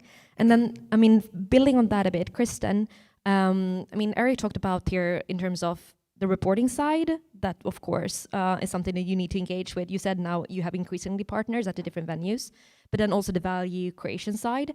How do you kind of switch between those two? And do you see there's one that actually works even better when you work with so many different partners? Yeah, it's a good point. I mean, what I mentioned earlier about having those minimum standards, having even just knowledge, because our portfolio is so big, just having knowledge of what's actually going on and having a point of contact in each of those spaces to be able to ask a question, to get to the data points we need for the data management, which leads to some of that compliance work. Like, I think Lindsay used the getting your house in order phrase earlier. Like, that is true, and when you have confidence that you are able to do that or respond quickly should the needs change or the goalposts move a little bit, having confidence to be able to do that then allows us to spend some of that time in more of the kind of public-facing storytelling, finding those corporate partnerships. I think some of it, as Eric was talking, the reality is all of us work at different companies and have our leadership is driven by different things. And so I would say the way Oakview Group works is quite different than the way AEG works in terms of where you need to focus in terms of where leadership is focused. And so there's also the human element of just responding to the personalities in the room and knowing what gets them excited and bought into it. And so I think within our company, there's maybe more of an understanding of we'll get compliance, we'll get the regulation figured out, we are confident that we have a team set up to be able to implement that. But what are the things that are really getting us excited, and what are those points of differentiation that allow us to keep moving and keep people engaged in this work? And we talked here, acknowledging that there's a lot of balls in there, there's headwinds, but still there are also so much things to be excited about as well. So you're going to come back now in 2 years again, maybe even next year, but at least in 2 years. What do you hope then you will talk about then as some of the key things that has happened in the past, in the coming 2 years? Do you want to start? Yeah, yes, I'm very hopeful that in 2 years we've started some really fun initiatives. Like we started a partnership with BEF, Bonneville Environmental Foundation, around water. And I'm really excited to kind of see how that kind of can be expanded to all of our venues and how we can kind of leverage that. I'm really excited to see how like this groundwork that we have been doing to, I guess teach our venues, or if they're not already, on like how to get their energy, why it's important. We have an internal tracking system we call Impacts, and we just are finalizing our 2025 data reports for each of the venues. And it's been so interesting because we're able to see, okay, how does what's your venue's performance? How is it, similar to other, say, arenas? And then how is it to others in your region? And we have like identified some real anomalies that are kind of shocking in some ways. And I'm like, okay, this is like very actionable. And we, but just making, helping people see that connection between data and action, and just really just being more mindful about how they're operating. And I'm so excited to see like what, that leads to in terms of reductions and like just real impact. It's kind of the nerdy part, but it's actually so exciting and fascinating to see. And Lucy, what are your hopes for the coming 2 years? Yeah, I mean, look, overall, obviously, we want to continue to see, carbon reduction, waste reduction, plastic reduction, more plant-based foods, all that stuff, right? But I think the stuff that I feel super excited about right now, I hope everyone was taking notes on the first panel. I thought that first panel was amazing. Jamal, Mickey, and here's why. Because you very rarely, unless you go seek it, get inside the minds of these production teams, these suppliers, these promoters. And what I think we all have to really try to understand, and this is some work that we're trying to do pretty intently, is that most people, it's a mistake to think that people don't care about this, okay? And I think as sustainability professionals, that's what we've gotten wrong, I think, for a long time. Because when you think people don't care, you just dig in deeper and you yell at them and you try to sell them a solution. And people don't respond to that at scale, right? In pockets, maybe. But what was said this morning, which I thought was so cool, is really understanding what are, and this is not me, this is from some really smart people that I've been talking to and reading, who have really studied this for a long time, but really understanding what are people's underlying like anxieties, ambitions about it. It's not that they don't give a shit about the environment. That's not what it is. But people have pride, right? Like this is an industry where people have been doing this for a very long time. They want to be the reliable vendor. They don't want to disappoint. There is a lot of pride there. And when you come in and you ask someone to change something, you're kind of challenging, and I will even go so far as to say almost even threatening, something they've worked on for a really long time and felt really proud of, right? So I think we've got to be aware of that. And then the other thing that I think Jamal said about the power, right, is that the power people showed up on site. They were super resistant to these batteries. But then guess what? Like all of a sudden, they had visibility into every single one of their generators on site through this new system. And that was like the light bulb for them, right? So that clearly one of their anxieties was, I can't fail, right? I can't be one of the reasons that this show goes down. So we gotta like imagine if we started there, right? Started with getting into the minds, asking the questions of these production managers, these promoters, these folks that are truly the ones who are why we have these incredible shows.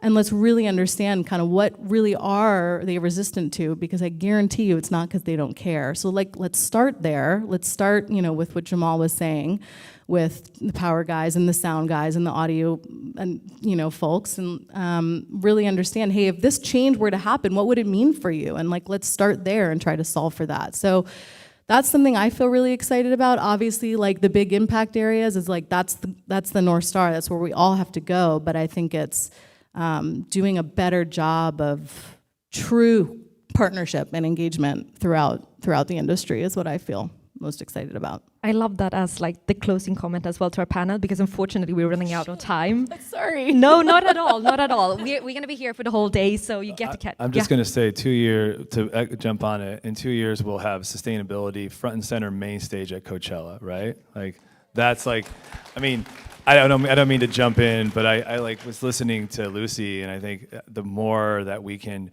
bring what we're doing front of house, right? Take it from back of house, front of house, engage our artists, engage our fans.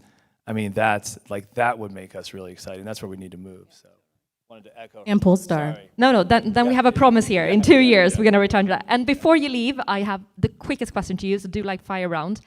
We can't leave you at Spotify without a music question, so I just really want to hear, I mean, excited about the future. We need to have some good soundtrack to that to feel inspired. So I want to hear that one song that you listen to get inspired, or when you need like a mood boost. Eric, I let you start then. Oh, well, I mean, this is not my main song, but I've listened to Justin Bieber this past weekend, and I am not a Justin Bieber, what's the term? Believer, yeah. But then, you show up and then you sort of start playing it on your Spotify and you're like, all right, like I could probably get into this. This is good. So I'm like on a new Bieber found. I mean, daisies, that's a flower, it's nature, so Yeah, that works, yeah. Lucy? Oh man, I mean, there's so many, but Lord Echo, Thinking of You. You just can't not be happy to that song. Check it out. It's a great song. I had a very long drive-in this morning and had a rental car with satellite radio and got to listen to Pop Rocks, which is like all of the rock music and pop music from like the 90s and 2000s. Volume was up. I was singing loudly. I felt pumped. That's perfect. And final one here. This isn't like a song I listen to regularly, but I was visiting family before this in San Diego, and their baby was teething and crying kind of constantly, and she put on The the happy song. song? Yes. I was like, this is incredible. It's like the secret that no one tells you until you have a kid. I had never heard this. It's like just the tones are. Does everyone know this? I mean, my son's 13, so we didn't have the happy song, but it was Imogen Heap. fascinating. Yeah, it was like studied that it. Yes. Yeah. Can you find that on Spotify? Yes, everything. So cool. I mean, mine is Batman soundtrack. Let's give them a warm applause, and then Celie.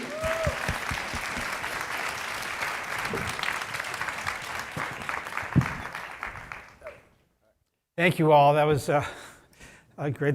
I'd be hard pressed to. So many songs came into my head just then. I'm not even going to go there. Before I bring on our last guest, I want to cover what's going to be happening. In a few minutes, we're going to send you into a networking break. Allows me the opportunity to remind you that my favorite thing about networking is that it's just one letter off from not working. From there, we're going to go. From there, we're going to go to breakouts. I really encourage you to, I think at 11:15, to get to those breakouts. They're going to start on time and they're going to end on time, because after the breakout, and you'll find them on the monitors all over the place, which breakouts. I think there's 4 of them. After that, lunch. And after that, we're going to do the second round of breakouts. Again, check the monitors and ask people like me around who might know the answer to that.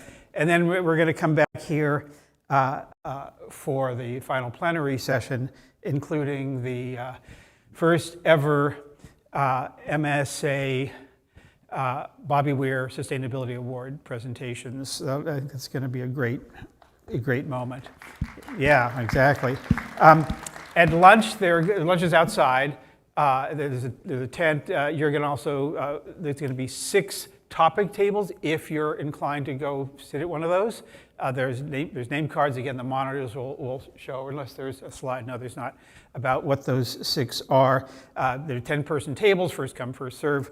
Just show up. And there's also, okay, keep deleting stuff accidentally. This is Evernote. There's a exhibit on nature that's supposed to be really incredible. It's an immersive experience that if you go out to the lobby and you're sort of heading towards the coffee, but you go through the door there, you'll find it. It's in one of the green rooms back there. I encourage you to check that out. As I said earlier, we're trying a few things different this time, as we always try to be a little bit innovative. And I'm about to bring on stage a comedian and climate activist who's going to provide a little punctuation about from today. And so you may have seen him on Netflix as a joke. If you're local, you're probably, or maybe not local, you've seen him around various clubs. Please join me in welcoming to the stage Esteban Gast. Thank you. What a thrill. Thank you. Hello. How are you? This is the best. I'm so grateful to be here at the Music Sustainability Summit. Love that we're all gathered here to be like, how can the music industry be more hippie? What a gift. Pitch and Joel, I was like, shoes optional policy. That's what we got to do. Just chatting. Cowboy hat in the front row. Look at us. We're crushing it. We're like, Woodstock was fun, but what about their waste management? I'm excited to be here. I really like the Earth, okay? Big fan of Earth, #1 planet. And I think I got radicalized at the Rainforest Cafe. Do you know the Rainforest? I went as a child and I was like, we should save this. And then I found out about the real rainforest and I was like, we should save that one too. Rainforest Cafe is amazing. It asks, what if the outside were inside? And I love that for an eating experience. I'm very grateful we're eating vegan here, which is great. I don't know if you know this. This is the rainforest is it's not in have you checked on it recently? Not in good shape. And they're cutting it down. One of the estimates was 80% of the reason that the deforestation is happening in the rainforest is for beef. Isn't that wild? Beef. So I'm very grateful we're eating vegan. And part of me is like, you know what, Rainforest Cafe, just commit to this. Like if someone's like, yeah, I'll take a burger, they'll be like, absolutely, sir, coming right up. And then just plow down half of the restaurant. Do you know what I mean? They're like, you want a cheeseburger? Absolutely. They're like, a double? All right, the booth's next to you, let's go. And then, you want a vacation? Go to Disney. This is Rainforest Cafe. Next time you go, use code Esteban and it's 20% more. Okay, here's what I want to do. There's been a lot of talking on stage, and I'm like, you know what? I want to go to the people, okay? I'm the people's comedian. And here's what's going to happen. We're going to do something together in 2 minutes. Perfect amount of time to really form a bond. Is one of the things I'm really passionate about is that I think like a lot of people think about the climate and think about the Earth, but they don't label themselves climate people. Right? I think that all the time. I think you meet someone and you're like, oh my gosh, come to a thing. And they're like, oh, I don't know if I'm into sustainability. But I think like so many people are doing that and they're leading it and they're doing amazing things, but they're not in the club. So here's what I think, okay? We're going to come up with bands, existing bands that are immediately climate warriors. Like Green Day, are you kidding? That's Earth Day, okay? Smashing Pumpkins, that's composting. Do you know? Today is the greatest day to compost. Are they here? Billy Corgan? Beach Boys? So we're going to go, can you think of any bands? This is where we go into Earth, Wind, and Fire, an incredible one. Absolutely. Thank you so much. Say that again? Jungle. Absolutely. Yeah. Ugh. They should do a partnership with Rainforest, first off. Cafe.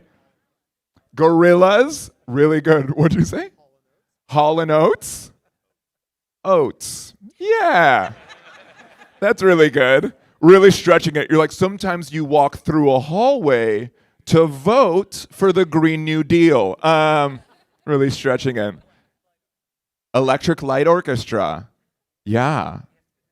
That's really good. That's really great. Over here? The Eagles. Absolutely. Uh-huh. Band of Horses. So good. Blood Orange.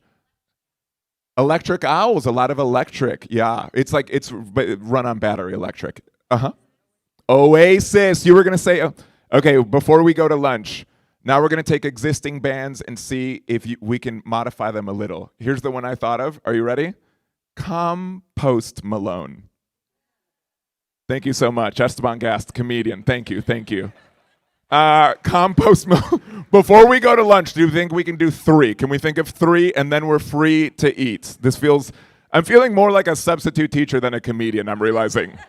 I'm like, off your phones, off your phones. You want lunch? They're like, this guy's been on TV. Okay, it's a little contentious. Carbon offset. Like offset. That's so good. Ooh, back here. Yes. Amazing. Here, do you feel comfortable? You should speak into the microphone because I feel bad I took carbon offset. We should have all. Okay, here we go.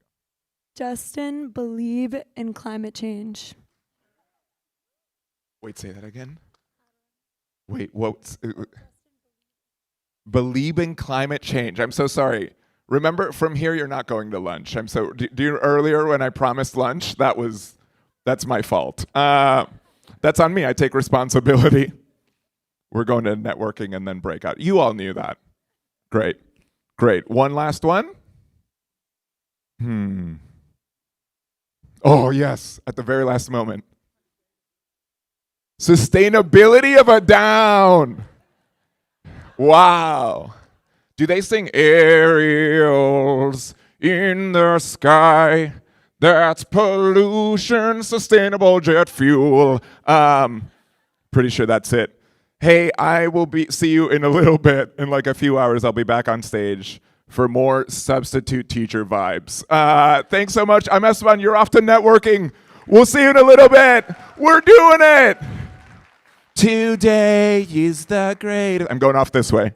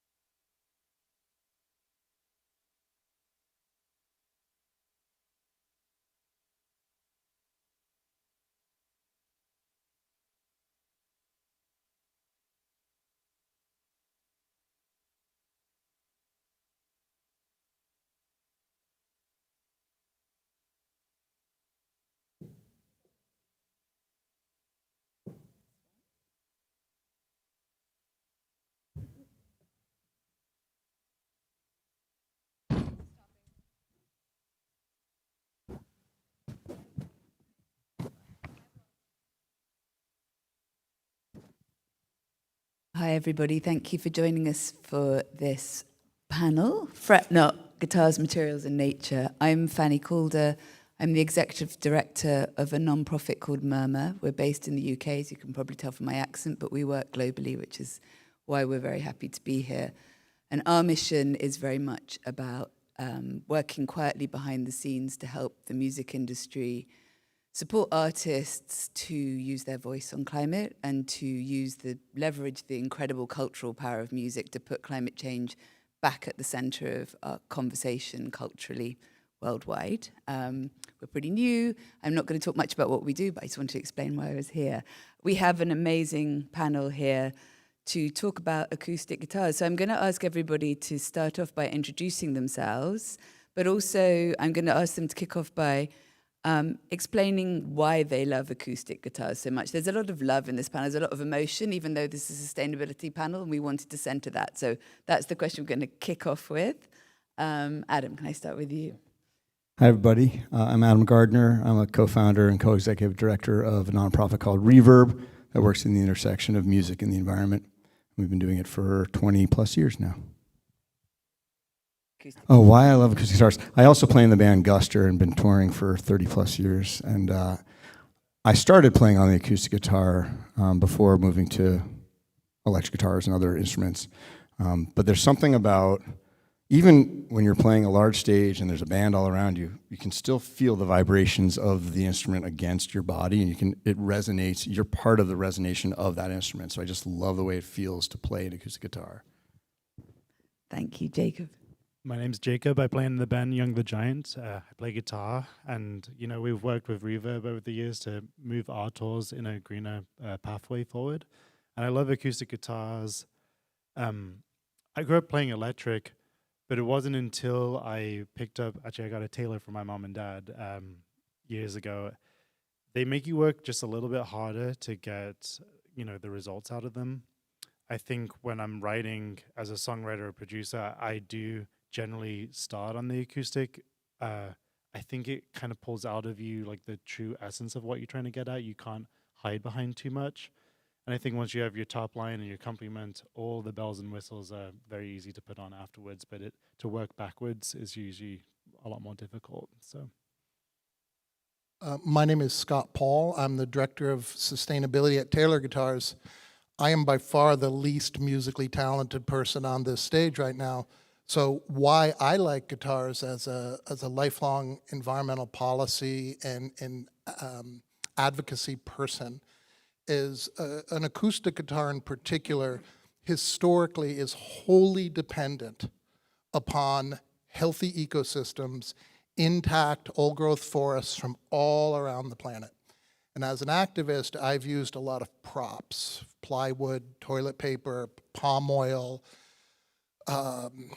lots of props. Nothing connects like an acoustic guitar. Red states and blue states love it equally. It transcends culture, it transcends language. So as a person who is more of an activist than a musician, to put it lightly, an acoustic guitar to me is the sword Excalibur. It is the vehicle that I can capture people's undivided attention to give an environmental story more so than any other object I've ever encountered. My name is John McElroy. I'm the general counsel and leader of the company's sustainability efforts at C.F. Martin & Co. in Nazareth, Pennsylvania. We're the world's oldest flat-top steel string acoustic guitar maker, and I am the luckiest attorney in the world because I get to marry my very long passion for all things guitar with my career as a lawyer. And I've been a guitar fanatic since I was 16 years old. And as far as there's few things more fun than plugging in an electric guitar into a loud amp, but there's something very personal and intimate about an acoustic guitar, and there's really nowhere to hide when you got an acoustic guitar. It's just you, your fingers, and the strings, and the wood. Thank you. And I think the reason we started with that is I wanted you to understand that we've got a panel here who are really connected to the instruments we're talking about, not just because they play on them, but also because they make them. And we're going to tell you a story of what is difficult, what the challenges that the industry is facing. And hopefully we'll end up thinking about how tackling these challenges is a part of a wider story about how musicians can use their voice and their influence to drive change. But we're going to start by really focusing on the very specific issues that are related to guitars. But in order to do that, we need to understand what an acoustic guitar is made of. So I'm going to ask Scott, can you tell us what a truly great acoustic guitar is made of? So the average acoustic guitar is made up of 5 or 6 different species, some tropical, some temperate.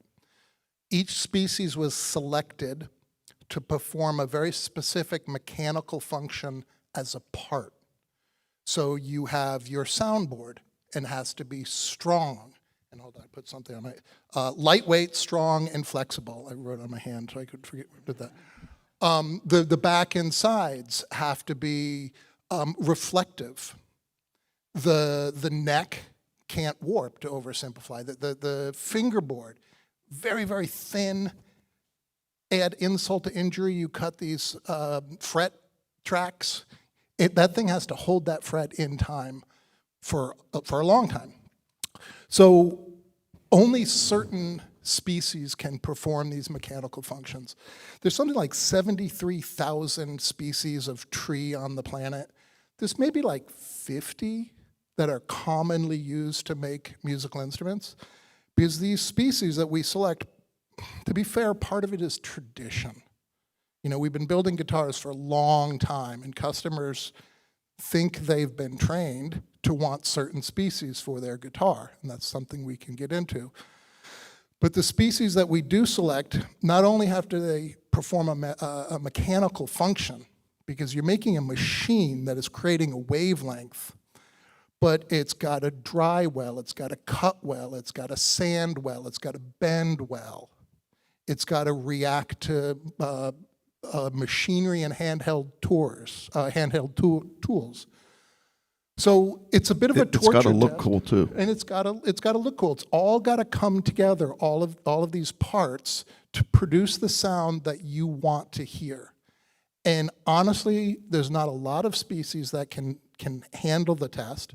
There are certainly more than the industry is currently using, and we would like to get into that topic of alternative species and alternative material. But at the end of the day, an acoustic guitar,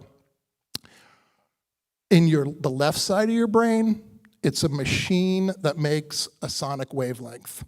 And we can influence that sonic wavelength and that sound by the materials we use and the design we use. On the right side of your brain, and this is where it gets more fun, because I'm dyslexic and I favor my right side of my brain, it's a human storytelling machine. As Adam says, you press it against your body, you release your most intimate passions and loves and loss on an instrument that is wholly dependent, historically, on healthy ecosystems around the planet. So if you like your guitar, maybe you should think about healthy ecosystems around the planet and how they're doing. Thank you. Just a quick follow-up before I come to John. Can you name the woods that are most commonly used? Because they've got such beautiful names. So historically, the soundboard is spruce, for the same reason that airplane wings used to be made of spruce. Because if you used rosewood that we use for back and sides, which is reflective for an airplane wing, you'd get a lot of turbulence. So you have rosewood back and sides historically, you have spruce tops, you have mahogany necks, you have ebony fingerboards. And I'll say part of the problem that we're grappling with as an industry is that if you're... That wasn't made of wood. Is we've done too good of a job for 100 years, 150 years, 175 years telling people, you know, if you want a real guitar, you need one with Brazilian rosewood and Adirondack top, and trust me, that makes a beautiful guitar. But a good craftsman can build a guitar that it becomes like ice cream or wine. There is, like, what's the best flavor of ice cream? I'm here to tell you it's vanilla, but that's my opinion. It's okay if you like chocolate or strawberry or Rocky Road. Don't listen to what the bloody marketers have been telling you, that a real guitar has got this collection of woods. You use your ear and pick, the guitar should pick you. You shouldn't pick the guitar. Thank you. So taking the story on, those are extraordinarily beautiful trees that these guitars are made of. They're in trouble. John, could you tell us what the problems are and what governments are trying to do about them? Absolutely. I would first add, though, that even though Taylor and Martin have very different design and build philosophies, and a Taylor sounds like a Taylor, and a Martin sounds like a Martin sounds like a Martin. Excuse me. Freudian slip. Pun intended. No. All kidding aside, our guitars sound very different, but both of our companies use primarily the same woods because of what Scott mentioned earlier with the tradition, and these woods were picked for a reason, probably in the 17 or 1800s. The problem that has presented itself, far more over the last 15 years or so, is that these the woods that the guitars, both of our companies are using, and pretty much every guitar company in the world is using, are pressured because they are coming from a lot of temperate and tropical zones. And as a result, some of these species are under pressure. Brazilian rosewood, you can't cut Brazilian rosewood down anymore. And as a result, we have to be much more careful about what woods we use and where we get them. But it is a delicate process because these woods were chosen for a reason. I could, even for the non-guitar players in the audience, if you took two Martins that were built exactly the same, or two Taylors, dare I say, that were built exactly the same, and you substituted out, the backs and sides, you'd hear the difference immediately. But because of the popularity of those species, they've become under a lot of regulatory pressure, whether it's from the CITES Act, which is the Convention on the International Trade of Endangered Species, which our guitar companies have to deal with all the time when we're importing raw wood and exporting finished guitars, or it's the European Union's deforestation regulation, which is really coming on strong of late. So those are problems we have to be very aware of, lest we run afoul of the regulatory people, which we don't want to do. Thank you. And I'm assuming that everybody in this room is aligned that we know that governments need to act to protect this forest, that it's precious to us collectively. And so this story is something that's both about how do we encourage governments to act, and then how do the guitar makers respond to the challenges that government's action leads to. But before we get onto that, Adam, I know you've played a role in trying to support and drive government ambition on these issues. Could you share your story on that? Sure. Yeah, I got pulled into this because I guess in 2011, 12, a certain manufacturer, not represented on the stage here tonight, got into trouble with importing some questionably legal wood. And our government at that time was heavily Tea Party leaning, and they were trying to gut this law called the Lacey Act. That was a really important law that's been helping the prevention of clear cutting of old growth forest around the world. And so I got a crash course on what was going on and because musical instruments now got pulled into this discussion because of this, basically it was Fish and Wildlife Services had to go in and actually confiscate the wood from the manufacturer. So we were able to chime in. I actually ended up testifying to Congress with a number of musicians. At this time, we'd already been working as Reverb, making their tours greener and working with all these artists to do all these things to make their work and their businesses more sustainable, yet the very instruments that we were expressing ourselves through were being ripped out of old growth and rainforest by child and slave labor. And that was not okay. And we wanted to make sure that the instruments that we were playing were sourced legally at the minimum, and of course we want them to be sustainable. So I was able to go to Congress. I was the only one represented on that panel that was arguing to keep the law strong. Everyone else was like, this is government overreach. So I was able to kind of, unbeknownst to me, see firsthand how powerful it was to actually have a chorus of musicians behind you. We had 30 plus musicians, Mick Jagger and Sting and all these people that were very big names and had very big followings, and were ready to tell their fans what the government decided that day. And so it was a pretty easy argument for me, because I said, listen, here are all the musicians that have said that they're not going to buy another wood instrument until they know it's legal. And they're also going to tell all their fans what you decide here today. We call them fans. You can call them voters. What are you going to do? And they just it stopped them in their tracks. So it was actually not that much effort, but had major impacts. Then later, we partnered with the Environmental Investigation Agency and took artists into the rainforests of Guatemala and Peru, two very different stories, and shot documentaries there. Guatemala was a very positive story in the Petén, and I know both of you, by the way, Martin and Taylor are leaders in this. I just want to say it if it's not obvious. I quoted both of your CEOs when I testified to Congress about it because they are very much on the right side of history here with this. Even though that they are traditional instrument makers and been in this a long time, they're innovators and they're on the right side of history. So I just want to say that.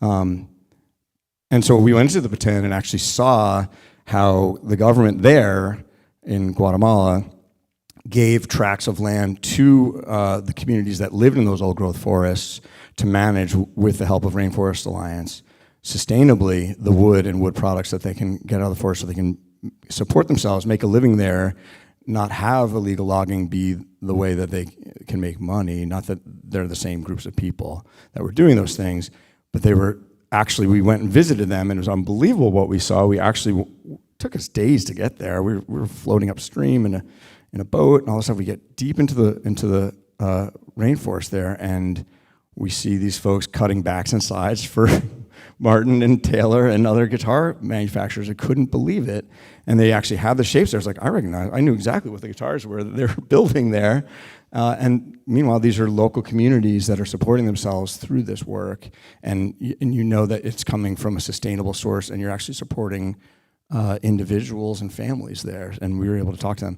Peru, unfortunately, was the other side of the table where we met with indigenous communities whose leaders were murdered by illegal loggers, and some of them are actually still in exile today.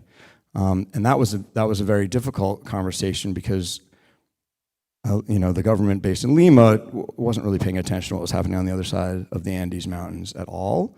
There was no prosecutions for these murderers, and we just listened carefully. So it was members of Dave Matthews Band, Maroon 5, KT Tunstall, and a Peruvian band called Kanaku y el Tigre. And we just heard their stories and documented them and actually played music with them, which was incredible.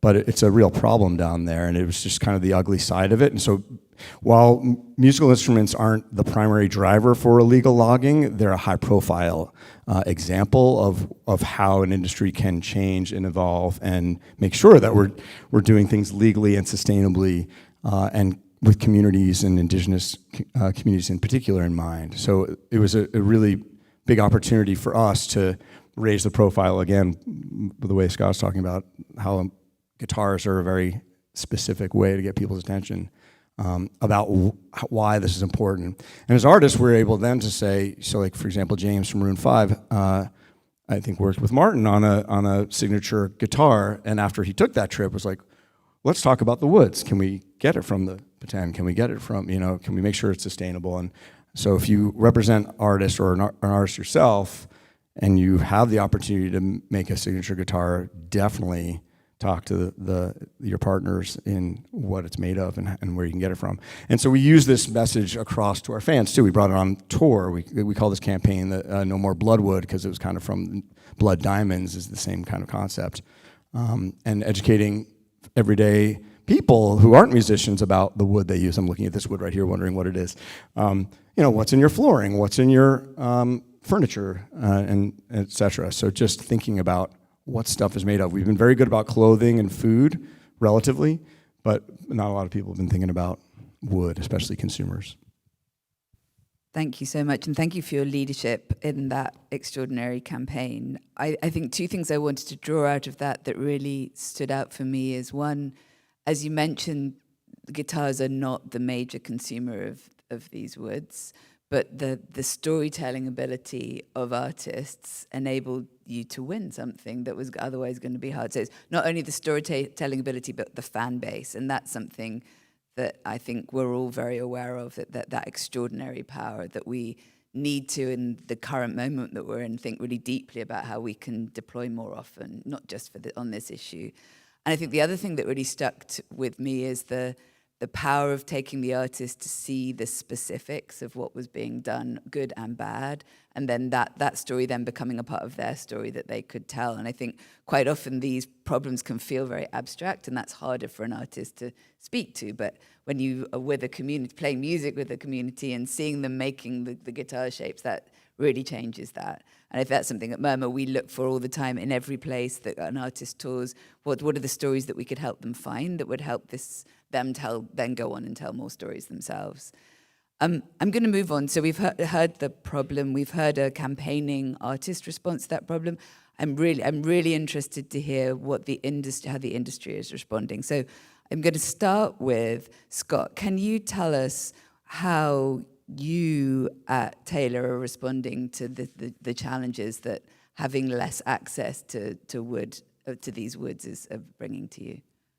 So this is the music industry, and I'm sure many of you are familiar with 12-step programs. The first step to any 12-step program is recognizing you have a problem. And I think, to be honest, most in musical instrument manufacturing are still deeply embedded on step one. There are other companies, Martin, Taylor, there are others I could name, who are maybe on step 4 or 5. My point is that we're still kind of early stage here. We are a craftsman industry that is very mired in tradition. And it's difficult for us to change. John and I were talking how both of our companies have made an eco guitar. Like, this guitar is the eco guitar. And I always really struggled with that concept, because if this is the eco guitar, what does that say about all your other guitars? And it's also traditionally marketing nonsense. I think it's much more serious to really look at your flow of woods that you're coming in. I'm not really sure I remember the question you asked me specifically. What are guitar companies doing about it? What are we doing? What's your innovation response to this super challenge? Quickly, Taylor has got 2, 3 flagship programs. We've got the Ebony Project in Cameroon. We were just featured on CNN International. It's been written about in National Geographic. We've planted 60,000 ebony trees in the buffer zone around a World Heritage Site. We planted about 40,000 fruit trees because we're dealing with Baka people who food insecurity is a major issue. In Hawaii, we have a major reforestation program. We're trying to pioneer urban wood. I will tell you, and I think John thinks this is fair, that Taylor has an advantage. You've got Fender and Gibson, the 2 biggest electrics. You got Martin and Taylor, the biggest 2 acoustics. These guys became famous a long time ago, and their bass, how dare you mess with the guitar that Patsy Cline played at the Grand Ole Opry in 1962, or that Jimmy Page played at Altamont, or how people freak out. I have a friend at Fender, they changed the screws on their pick guard on a Stratocaster. I mean, who would notice that? People did, and they complained. Taylor started in 1974. We had nothing to lose. We didn't know any better. We constantly innovated. So if you just happen to like a Taylor, which again is if you like chocolate as opposed to vanilla, I mean, pick the one you like. Our customer base expects us to innovate. We've introduced a lot of new tone woods. Martin is kind of leading the way, looking at a lot of alternative materials. Taylor tends to look at alternative tone woods. We introduced variegated ebony fingerboards. For hundreds of years, the market would only accept jet black ebony fingerboards for violins and cellos and guitars. But in nature, nobody knows. 50% of the ebony trees don't have a jet black heartwood. The only way to tell is to fell it, look at it. If it's variegated, they left it. So I'll just say since World War II, they started logging in the Congo Basin in earnest in World War II. So let's just be conservative and say 1950. From 1950 up until about 15 years ago, 50% of the ebony that was felled, because they use it for musical instruments and for a few knife handles and a few little bits and bobs, 50% of the ebony that was felled was looked at. There was a law in Cameroon. You can't even bring that tree to the port because the international market doesn't want it. The international market didn't know any better. So we broke tradition and introduced variegated ebony fingerboards. And we took a lot of abuse for 5, 6, 7, 8 years. Now the industry, the story is known, the industry has accepted. You can see any guitar manufacturer using variegated ebony fingerboards. Maybe you explain to them a little bit more about variegated. Variegated is just black versus stripy. It looks like it's got white, stripy, milky patterns in it or something like that. That's what the forest gives us. 50% of the time, it's not jet black heartwood. It's a variegated black with white stripes in it. There's no mechanical difference. There's no acoustic difference. There's a 100% aesthetic difference. If you want a black one, that's fine. The world's filled with black fingerboards. But we're not going to let 50% of the trees that get cut in the Congo Basin rot on the forest floor. You could say over vanity, if you want to be dramatic, or you could say because people just don't know any better. So we took the variegated ebony fingerboards and we put it on the 814, our flagship guitar, to signal. If we put it on our lower end guitars, people would just think we were being cheap. But we put it on our best guitar, and people freaked out. But now it's been accepted into the industry. So we just have an advantage that we can innovate easier than our competition because the people that just so happen to like us know that we've always innovated. And for some of the competition, their fans are really tough on them. It was really hard for some of our competition to innovate. They do. Martin's innovating like crazy. And it's almost like tip my hat because it's harder for them because their headwinds are stronger for their customer base than for our customer base. You agree with that? 100%. I think it was well said. And, you know, the Martin family's been building guitars in the United States since 1833. We've been in the same family ever since. And our sort of flagship model, the D28, was designed nearly 100 years ago. And Scott is exactly right. When you're a very tradition-rich brand, you know those rules apply. How dare you change, you know, the nut width, you know, or you moved the X bracing underneath the top 1/4 of an inch. How dare you, you know, or 1/8 of an inch. But Taylor, to Scott's point, should be commended because they have really done a lot of work introducing and driving market acceptance on these woods that would have been otherwise left to rot, you know, or fate's worse than that. I don't know. And Scott is correct. Our current chairman, Christian Friedrich Martin IV, has a joke that he says around the factory all the time. I don't want my daughter going to the NAMM show, which is the music industry's big trade show. I don't want my daughter going to the NAMM show wearing a T-shirt that says, "My dad cut down the last tree." So we have been very forward thinking with the use of alternative materials. So we have a line of guitars called the X guitars, which is almost 30 years old. And at the time, I'm sure our fans were howling that we introduced a guitar that was made out of a high-pressure laminate. How dare you make a Martin guitar with high-pressure laminate? It should only have Brazilian rosewood or what have you. We have used tens of thousands of fingerboards have been made out of Richlight, which is a paper. We don't have time to get through it, but it's an alternative material to replace those jet black ebony fingerboards, and we find it works well. And we have dabbled in alternative species, but I think you mentioned this earlier. You know, every guitar company in the world has tried an eco guitar, and when you try and do an eco guitar, the guitar players say, "Well, yeah, that's the also ran. It's less than. It's different." And so one of the challenges that we've tried to overcome over the last couple of years is instead of just taking our traditional shapes, and we are the tradition folks, you know, with the designs going back 100 years, we have found that we can't simply take the same guitar shapes, sizes, bracing patterns, what have you, and just substitute out different ingredients. We'll take the D28 and make it with something else. Well, it's kind of not a D28 anymore because the 28 in our nomenclature actually means rosewood.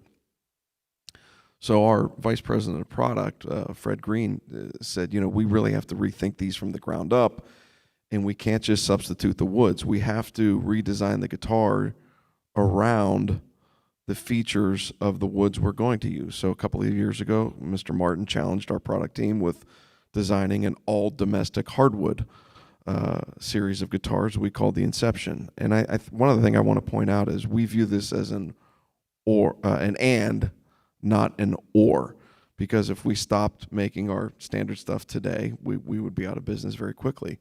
But we try and do all those things, and we do all those things in the most sustainable, legally best way possible.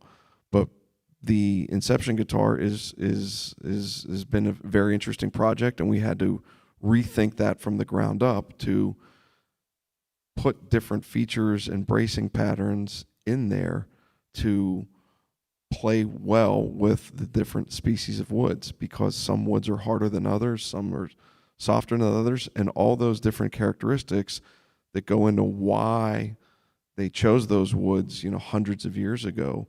We had to rethink that to make it still sound like a Martin, but not be made of rosewood.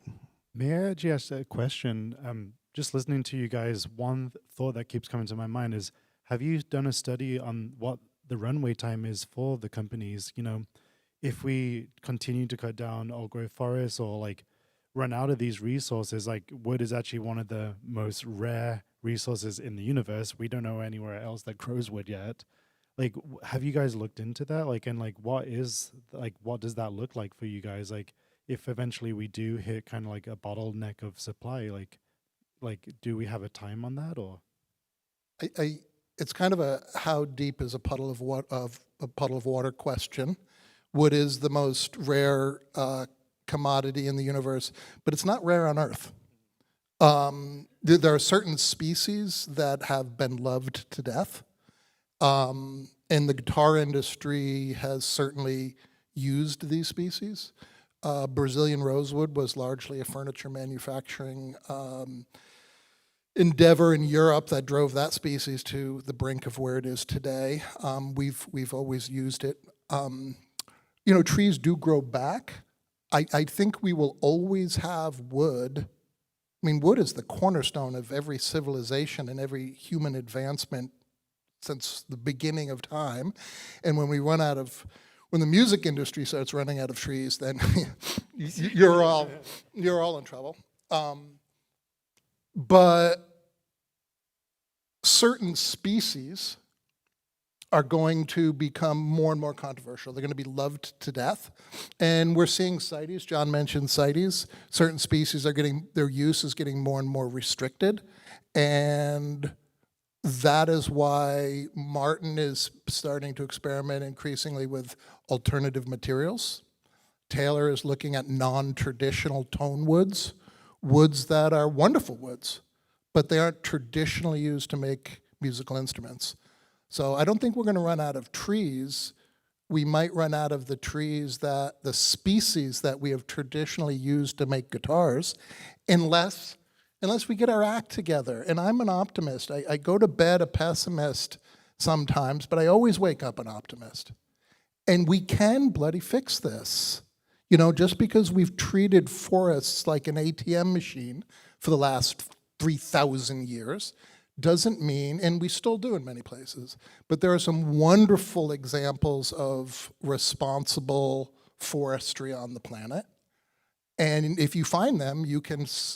Adam mentioned the communities in Guatemala.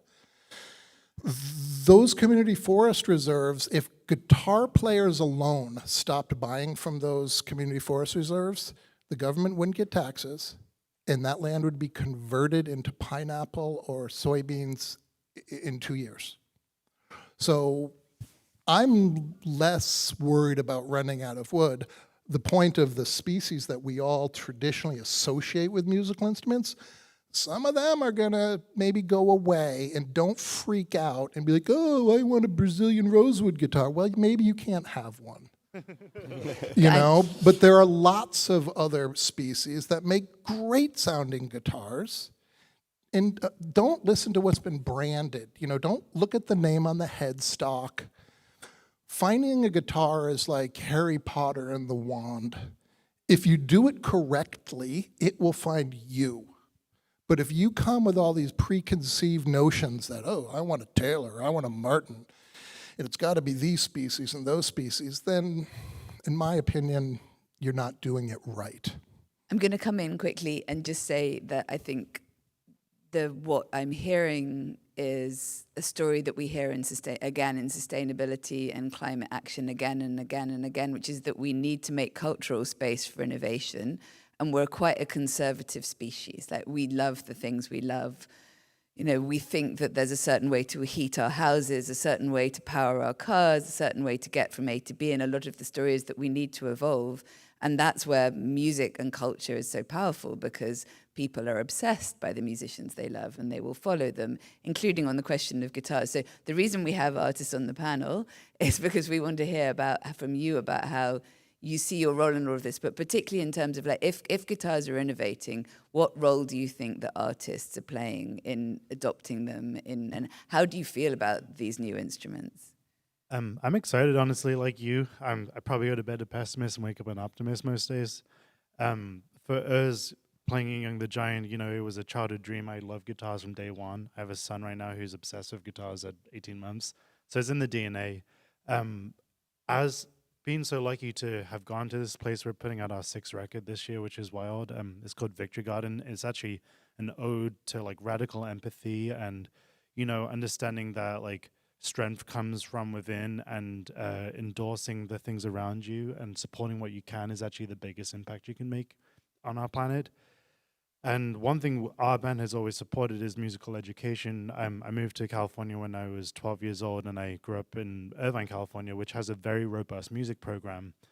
And as we've toured this country, we've realized time and over again that a lot of our fans are musicians of some sort. They played marching band, they played in jazz band. And we've also seen the story of, oh, well, my son's program's going away. And we really do believe that music is a good way to teach empathy. That's kind of like the flag that we're carrying at the moment, is trying to, you know, support music programs where we can, so that way, you know, whether it be like they fall in love with a guitar and they have a lifelong relationship, and maybe it's just to the betterment of themselves, so they have a hard day, they can go pick up a guitar, or it can actually teach critical thinking of, like, well, this song has a perspective and this person has a perspective. And so, yeah, that's, as a band right now, we're just trying to be ambassadors of, like, musical education. And I think putting quality instruments in hands of the youth is, like, one of the most important things we can do, because as we all know, we sit with phones in our hands all the time. Like, you know, for me, like, I am so lucky that my parents bought me actually Taylor was my first acoustic guitar. You know, I shudder at the thought, had that been an Xbox or something, I may be a coder or something. So, you know, yeah, that's kind of where we're at as a band, is just, like, really trying to prop up musical education as much as possible. And Reverb has been tremendous in kind of giving us those avenues to, like, you know, actually fundraise and be able to have the language to talk to our fans and get that across without being, you know, just, like, too spoon-feedy with that. Yeah, you know, if they want to activate with us, you know, when we go on tour, we have a place where they can come visit, or we go out and do activations, you know, as, like, a treat to the fans. Like, we would much rather go and bring, like, 5 people to, like, a food bank or whatever philanthropic effort it may be, than to go to a radio station and shake some hands, you know. So that's kind of where we're at right now, is just trying to use, like, the good fortune that we've had to kind of, like, you know, get musical, like, education out there. I think as far as supporting the innovations that companies like yours put out there, that's a huge role of artists. Like you mentioned, I want the guitar that Patsy Cline play. Well, then who's the Patsy Cline today that should be playing the latest thing? Because that's how it works. And so, you know, I went down to Martin recently. You mentioned the Inception. You know, I've been the one that's been like, oh, you got an Eco guitar? I'll be the first one to play it on stage, whether it sounds better or not. But now, I will say, I think we're in a place now where there is no sacrifice whatsoever. I've certainly seen that with the Inception guitar. I literally went down to the Martin factory and said, line up the D28, line up all your flagship models, and I want to put the Inception against it. I was in a sound-controlled room, played them all acoustically, plugged them in, listened to each one, and I picked the Inception. And that is made from walnut and maple here in the United States. So the technology is here, and the work that Taylor's doing. I can't wait to play. I can't wait. I'm here for it. I will. I want to champion that, and I think that's where the artist role can really be, because it's part of marketing. But if you're seeing your favorite artist playing a sustainable guitar, a guitar made out of alternate woods, that becomes the new standard. And if enough people do it, that's the way forward. So I can't wait to continue to do that. And I'm playing next week with the Inception. So yeah. I thank you, and I think it echoes one of the thoughts we heard from the earlier sessions about artist adoption is critical to these, because most of the times as a young guitar player myself, I wanted to play the guitars my heroes were playing. Well, the technology is there. Like, I know there's an earlier panel about power at festivals and batteries versus generators. We do a lot of that work in the space, and there was a diesel generator that failed, and thank God we had a battery there because that's what actually worked. So it's the reality is people just have to get used to change. Inertia is our biggest enemy. Yeah, and I'd like to point out too, like, you brought up Jimmy Page and the Telecaster earlier. That is just mythology in a lot of ways. He sounds like Jimmy Page because he's Jimmy Page. I've played. It's in the fingers. It's in the fingers. It really is. It is kind of crazy. Like I play Gibson live, and I went down in Nashville, and they took me into the vault, and I played all these crazy ones. And guess what? I still sound like me on the guitar. Like, it doesn't. And I think that's like, you talk about, guys have been around since the 1800s. It's still a very young company. Like, and I'm really happy to see you guys pushing that, because in 100 years' time, it may just be a mute conversation altogether. Because that's where I was getting at earlier with the runway, was like, does it really matter? Like, can you kind of just recoin the whole thing in this next chapter? To retake a stab at your question, the time is now. 10 years ago, no one in the musical instrument manufacturing community was having this discussion, taking this seriously. All the change that we're reacting to is 5, 6, 7 years old. I was at the first Music Sustainability Alliance Summit 3 years ago, and I remember thinking, this is a raging success because it happened. It's not coincidental that we're in this room. And I'd just go back, Adam. I mean, first of all, thank you, Adam, because you, for 25 years, with Reverb and the work that Guster has been doing, and the work that your wife does, has been championing sustainability in live music. One of the earliest, if not earliest, that I was aware of. I was in the room when you were testifying in Congress, by the way, when I was a young hippie at Greenpeace. But, the point that was raised that, Jimmy Page played it or Patsy Cline played it, and touche, you are right that what are people playing today? Because they will be the heroes of the next generation. And, Billie Eilish, what she's doing with the concept of climate anxiety. I've been doing climate politics my whole life. I personally believe she introduced a brand new concept, which is perfect for her generation, of climate anxiety. Like, how are people feeling about it? So there's an authenticity to the artist. And if they just kind of talk the talk and walk the walk and stay in their space, don't try to change the world, just model by example, people are watching, and people will follow, because the timing is right for this conversation. I mean, it's not a coincidence that we're sitting here today and we weren't sitting here 5 years ago. Thank you, and thank you all. I think just some final reflections for me. It's been such a privilege. You're all brilliant storytellers, so I'm sure everybody feels that and has learned new things about woods and change making. But I think that what we've ended up with is really this focus on the artist, which makes me happy, because that's what I think about day in and day out. And I think we've heard the three different ways in which artists can influence. One is directly influencing politics and policy, which is something we have to do, because this change we need, we know, is systemic, and that's where systems change happens. One of the places. The direct importance of artists asking businesses to do things, and also celebrating them, helping you make your new models the thing that the next generation wants. That sense, that's really important. And then really that last story about the fans and people and the extraordinary influence that artists can have. One of the examples that I use in the UK, we've got Harry Styles, who was papped being on an e-bike, and the searches for e-bikes went up by 60%, and then adoption of e-bikes went up by 60% in a couple of years. I mean, and as you said, that's just, it's in their own world. They're not trying to, no, you weren't being a politician, you were being a musician who didn't want to press the wrong kind of wood against your body. You know, it's that things that are very, very authentic and real, but the system's changeability is, potential is vast. And I think you're right, we're all in this room because we believe that, and it's been a privilege to have your stories here. So thank you all for your leadership, and thank you for being here, and thank you for joining us.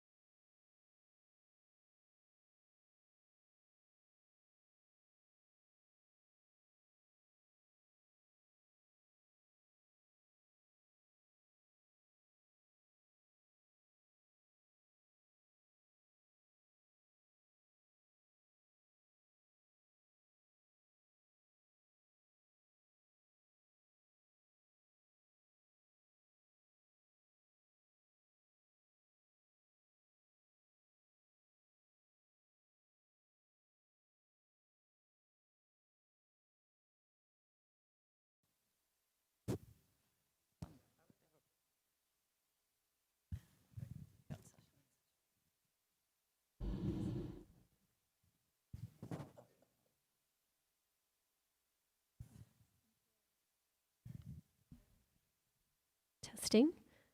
Hello, everybody. Thank you so much for being here. My name is Jen Frazier, and I am the Action Campaigns lead for Planet Reimagined, where I lead our Amplify program. And this is all about working with tours and artists and musicians to engage fans in meaningful climate action. And as many of you know, fan travel is typically the largest source of emissions in live music, but it's also the area where the industry often has the least direct control. So today we're going to focus on where that influence actually exists and what's been shown to shift behavior. And just to say up front, this is one of those areas where solutions can look really different depending on the venue, the city, the audience. So I'm excited to dig into that nuance with this wonderful group here today. Before we dive in, I'm just going to have each of our panelists introduce themselves. If you can share your name, your role, and how fan travel shows up in your work, just a sentence or two, that would be great. Start with you. Yeah, I'll kick us off. I'm Katie Bailey. I'm the Director of Sustainability for Intuit Dome, which is here in Inglewood, California. Fan travel really shows up for us. It's one of our core pillars for our sustainability program, so really understanding how to get people in Los Angeles to move in a way that's not just a single passenger vehicle. Hi, everyone. I'm Madeline Weir. I'm the Director of Impact for Reverb. We are a 501c3 nonprofit that focuses on sustainability, especially in live events space.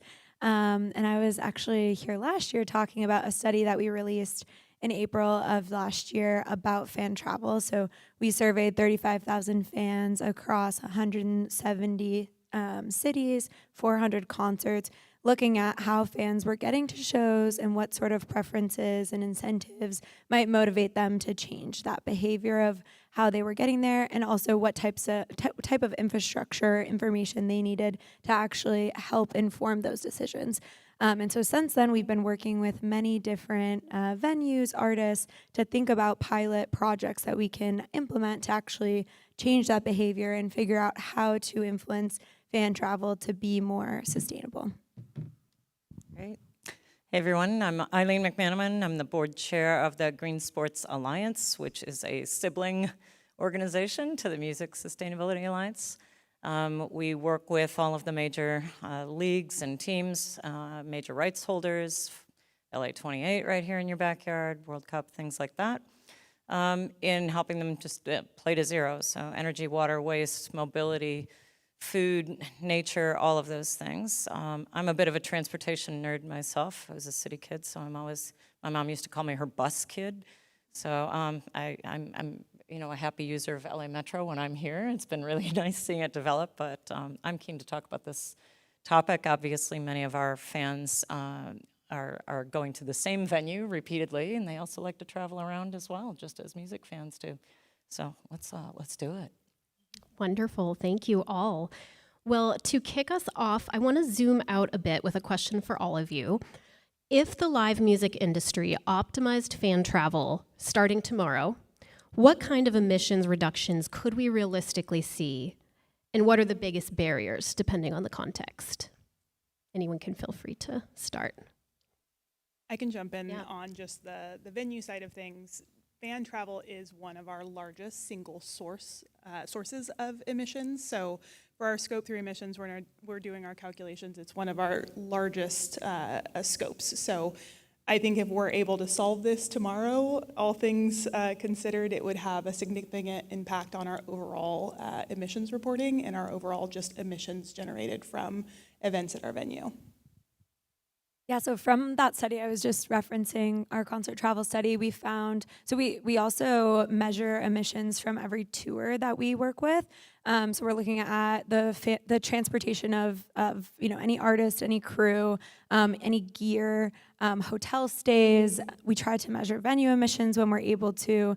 So looking at all of that combined, we found that for the average size show, which was about 5,000 fans, and you can look at this from like different venue types also within the study, but just average show, the fan travel was 38 times that artist emissions or production-related emissions combined. So we just know that this is a massive, massive issue, and it's all about changing behavior, information, infrastructure, and incentives.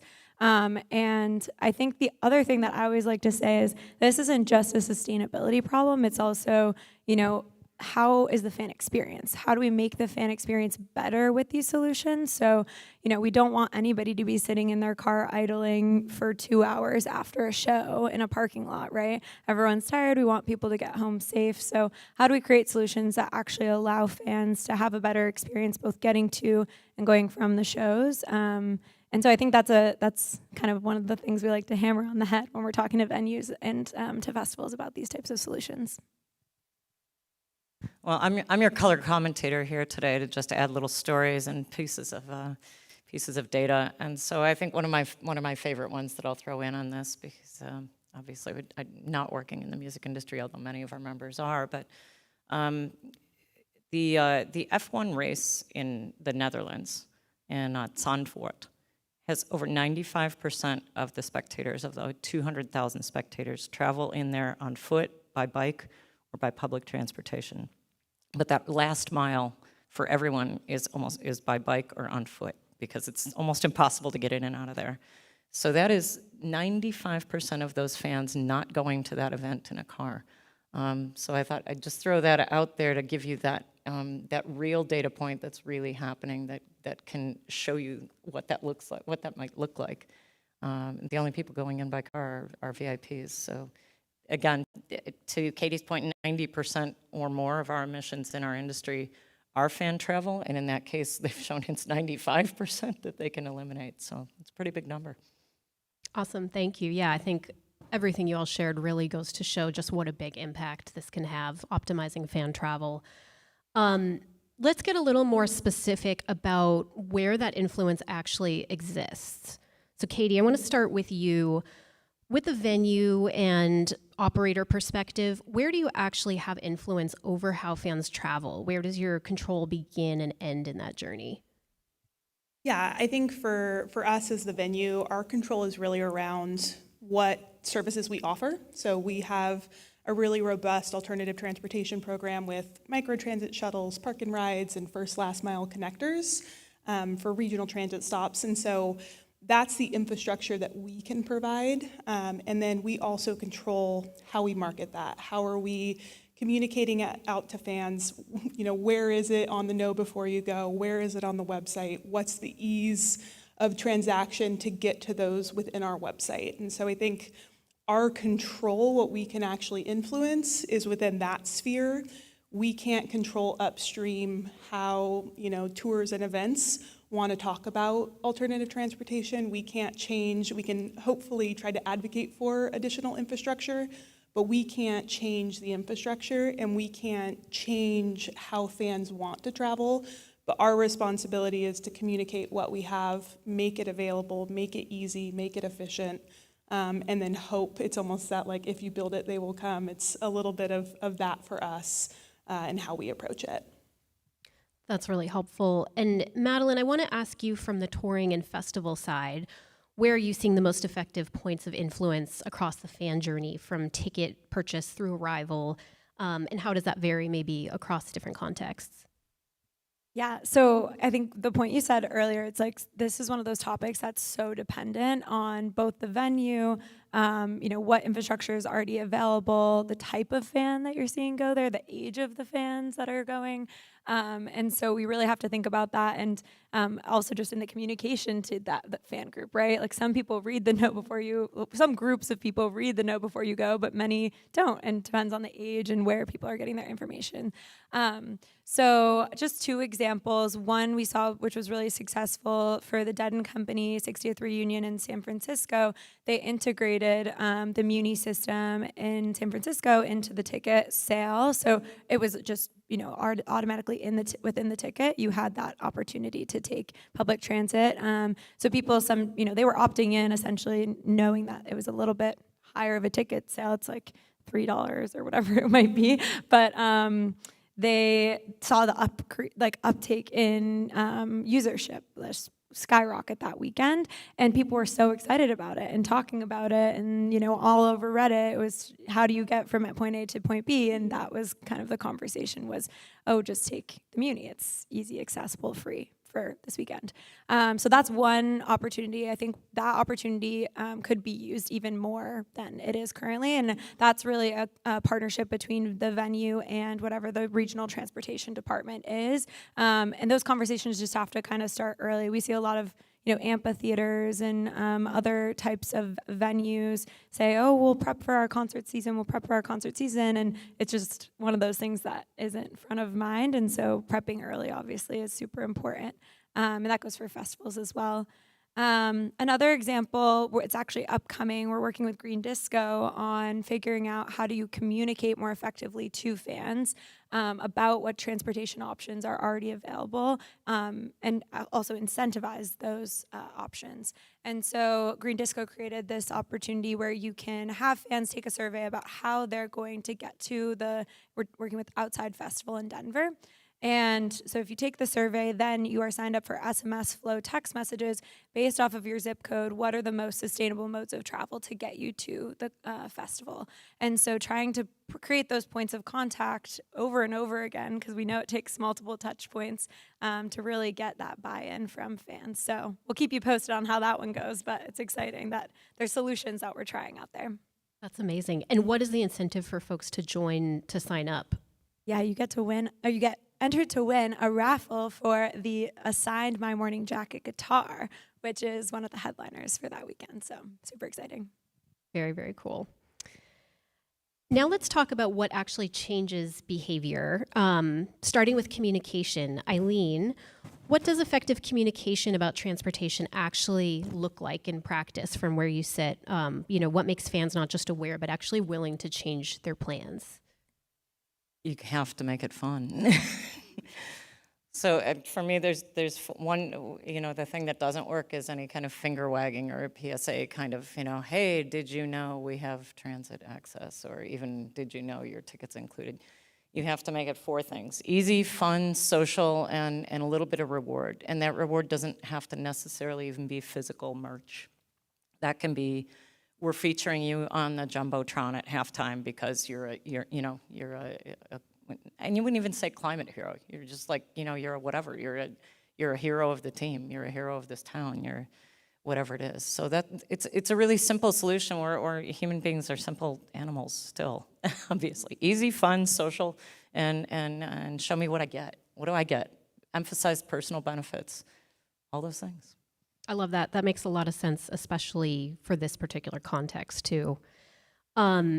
Just share one more example of that. This one I love.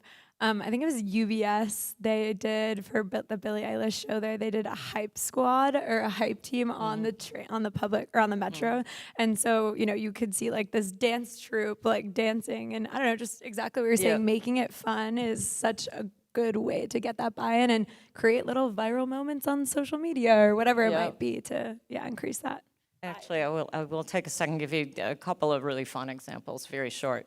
When Chicago was launching its bike share, Divvy, the Blackhawks partnered up with the team, or with the bike share, with Divvy, and with the city, and they branded 5 of the bikes. Now those bikes were all light blue, the nice Chicago light blue, but they took 5 bikes and they were red, they were branded Blackhawks bikes, they were a player's number on those bikes, and it became this incredible viral sensation. And this was not during hockey season, but they were there to promote transit and, of course, promote the upcoming season. It was summer, to get people to sign up for accounts. And then this became, I had a great picture, even Rahm Emanuel, who was the mayor at the time, was on Twitter saying, hey, I found a bike, you go find yours. They had them pictured everywhere. People, it was like this massive citywide scavenger hunt.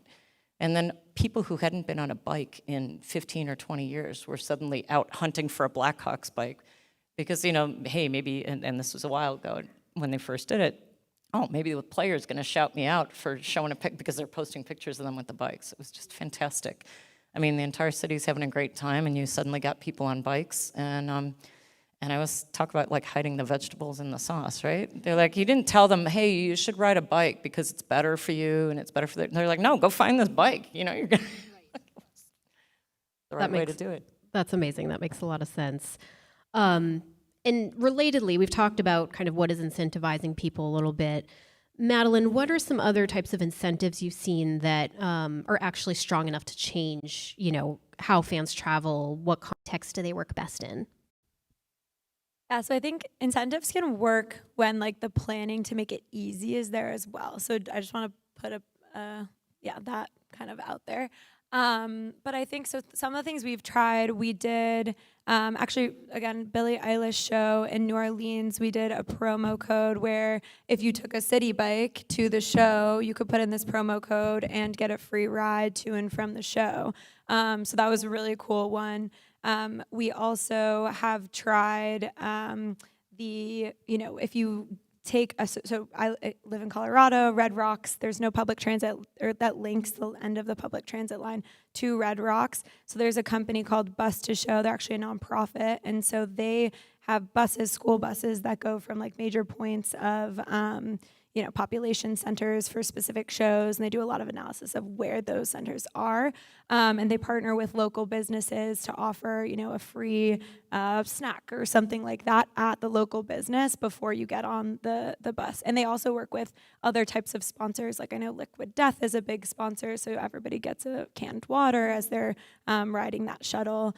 We can also, have sponsors come in and discount the tickets or even make the tickets free for those types of shuttle initiatives. So those types of things work. Reverb does a lot of on-site fan action, so we have a lot of kind of experience and historical knowledge in what types of incentives work. We find that the raffle thing gets people really excited, so we often try that. So there's lots of different ways that you can do it. I think just making it easy and making it fun are key. And another one that's kind of easy for artists is a merch pack raffled off, right? Those kinds of things. So I think it can be a little bit tougher in the touring world than maybe even the festival world. We were just talking about Coachella. They do carpool-chella. So if you come, you have 3+ people in your car and you decorate it, then you have the chance to win VIP tickets for life, right? And so that's cool because people can come back year over year and try to get this incentive. But touring, it's maybe they won't go to the exact same venue the next year on the next tour. So that's a little bit trickier to do the tickets thing, but that's also another one to consider. That's really helpful. And at Planet Reimagined, we've done a lot of research on when an artist's name is behind something. And I think that's something you all do so brilliantly, with those raffles or having a signed guitar by Tyler Childers or whatever it is. People are already there to see that artist. They're already a fan and they see, this is something having to do tying back to the artist. That it seems like that is really incentivizing for them as well. Yeah, same thing. On team front, if you're not leveraging the brand identity of the team, which so many people, shared identity is the power behind these things. There's a reason we wear the jerseys or the concert T-shirts of our favorite, teams and people. We want to emulate them, and we want to feel like we're the same. We're on, So when they're doing it, we're doing it, right? And we don't leverage that enough. But, it's there's just so many people that will do anything that their favorite artist or their favorite athlete will do, even stupid things, right? So why don't we trick them into doing really good things? Sure. Now, a lot of this depends on partnerships beyond the industry, and I feel like you all have touched on this a little bit. Katie, what does a successful partnership with a transit agency or city actually look like in practice? And how do those relationships typically get started?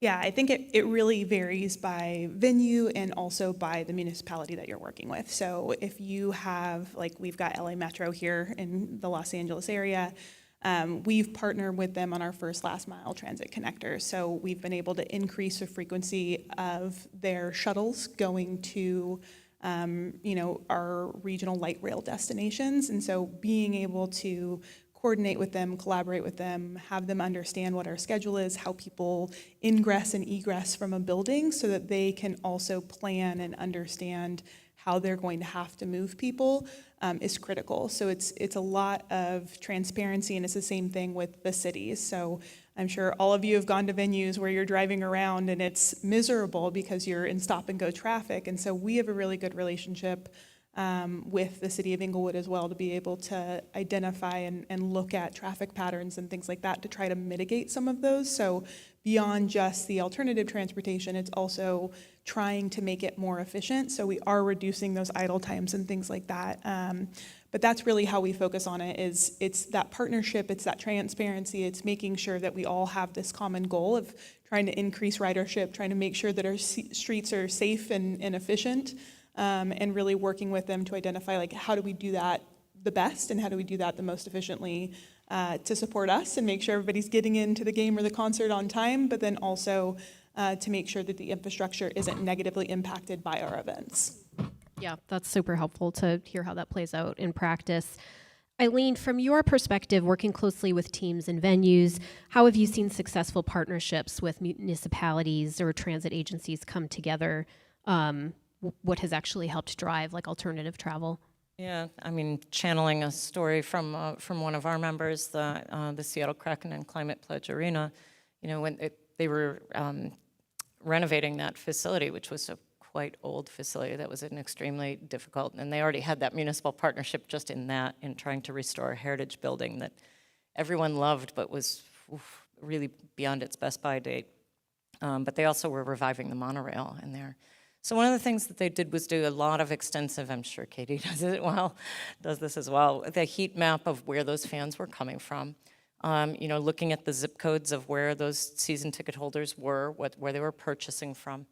To understand that really well going in, and then as I understand this, again, channeling it for them, made a deal with the city to basically buy those tickets, those transit tickets, and say we're going to work, and that gave them something to work toward as well. Okay, we bought, you know, transit tickets to support 60% of our season ticket holders, so now we really need to work on making sure that 60% of our season ticket holders are buying transit tickets, but they also mapped out ahead, looking at where they expected the fan base to grow to and where those people would likely be moving in. I'm sure they were mapping, you know, job growth in the Seattle area and things like that. I have the heat maps somewhere, they're quite cool. But also not just looking at the transit part, looking at if those people do have to drive in. Anybody who knows Seattle, you can't exactly get everywhere, especially if you're on the east side of Seattle. You have to cross over a couple of bridges. To look at that information as well and plan for that. Plan for some park and ride options and things. So I think it's not just working with the transit authority, but it's also working with the municipal traffic control, and sometimes broader than that. In their case, they had to cover a couple of counties, and you would also then have people coming up from northern Washington closer to the border as well. But, you know, really deeply working on that, and then, you know, with the Blackhawks, with the bike share as well. And the things you're doing on multimodal are just really fantastic. So it's a complicated thing, but on the other hand, one thing that is true in sports is they always look at the door-to-door experience. I don't know that music has always had the luxury of being able to do that, because obviously fans are genuinely coming from absolutely everywhere to go to certain shows, halfway around the world sometimes. But trying to hone in on that, but thinking about that in that terms as how can I make the best door-to-door experience for that music fan might be a great place to start some of those conversations with municipalities. One thing to add just on the data collection piece, we're really fortunate because we have a one-to-one ticketing platform. So for every concert, event, basketball game that we have in our arena, every person who has a ticket has an account in our app. So we're able to see a lot more granular data when it comes to planning that out, because we can see, you know, it's zip code data kind of things. So it's general, but we have a lot better view and insight into where our fans and guests are coming from, which does allow us, those heat maps are one of my favorite things in the world, and our parking and mobility team evaluates those probably on a monthly basis to make sure that our park and ride locations are in the right spots and that we're, you know, hitting everything we need for our microtransit. And so that data piece is huge, whether that's coming from the venue or you're able to get it from, you know, the local agencies. And I think one other thing on that front is that the municipality also needs the team to help them out, because there's only so many extra buses or extra trains that you can put on. So often we'll see venues that are offering things where people are coming earlier to the venue. They might get a deal on food and beverage. They might get some other perk to that. or staying later, and things like that. But that's where it's a two-way street, right? It can't just be the team or the organizer looking for the municipality's service their needs, but also be responsive to what the real limitations in the municipalities there to serve everybody, right? Not just our fans, but everybody just trying to get back and forth to their job.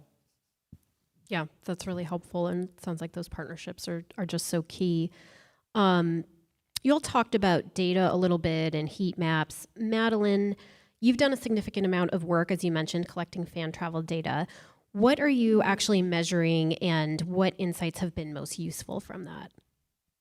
Yeah, so that study asked fans, where are they coming from? What mode of travel are they taking? How many, if they're traveling by passenger vehicle, how many folks are in their car?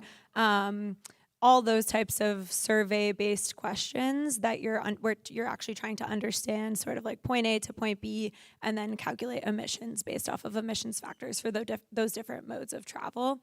So it's been really helpful in our ability to more accurately tell our artist partners, hey, like this is the real, the real on your fan travel. This is a huge piece of it. So we've talked a lot about, what is the artist's responsibility. And I think it's really important to say we don't expect any artists to like take the responsibility to tell their fans, before every single show, which some artists have 200 shows in a year. How are they going to communicate to every single fan about different modes of travel?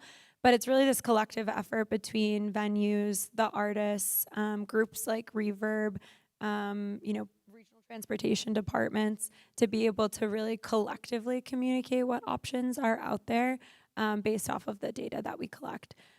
We also have within Reverb the opportunity for artists to make donations in acknowledgement of their tour footprints.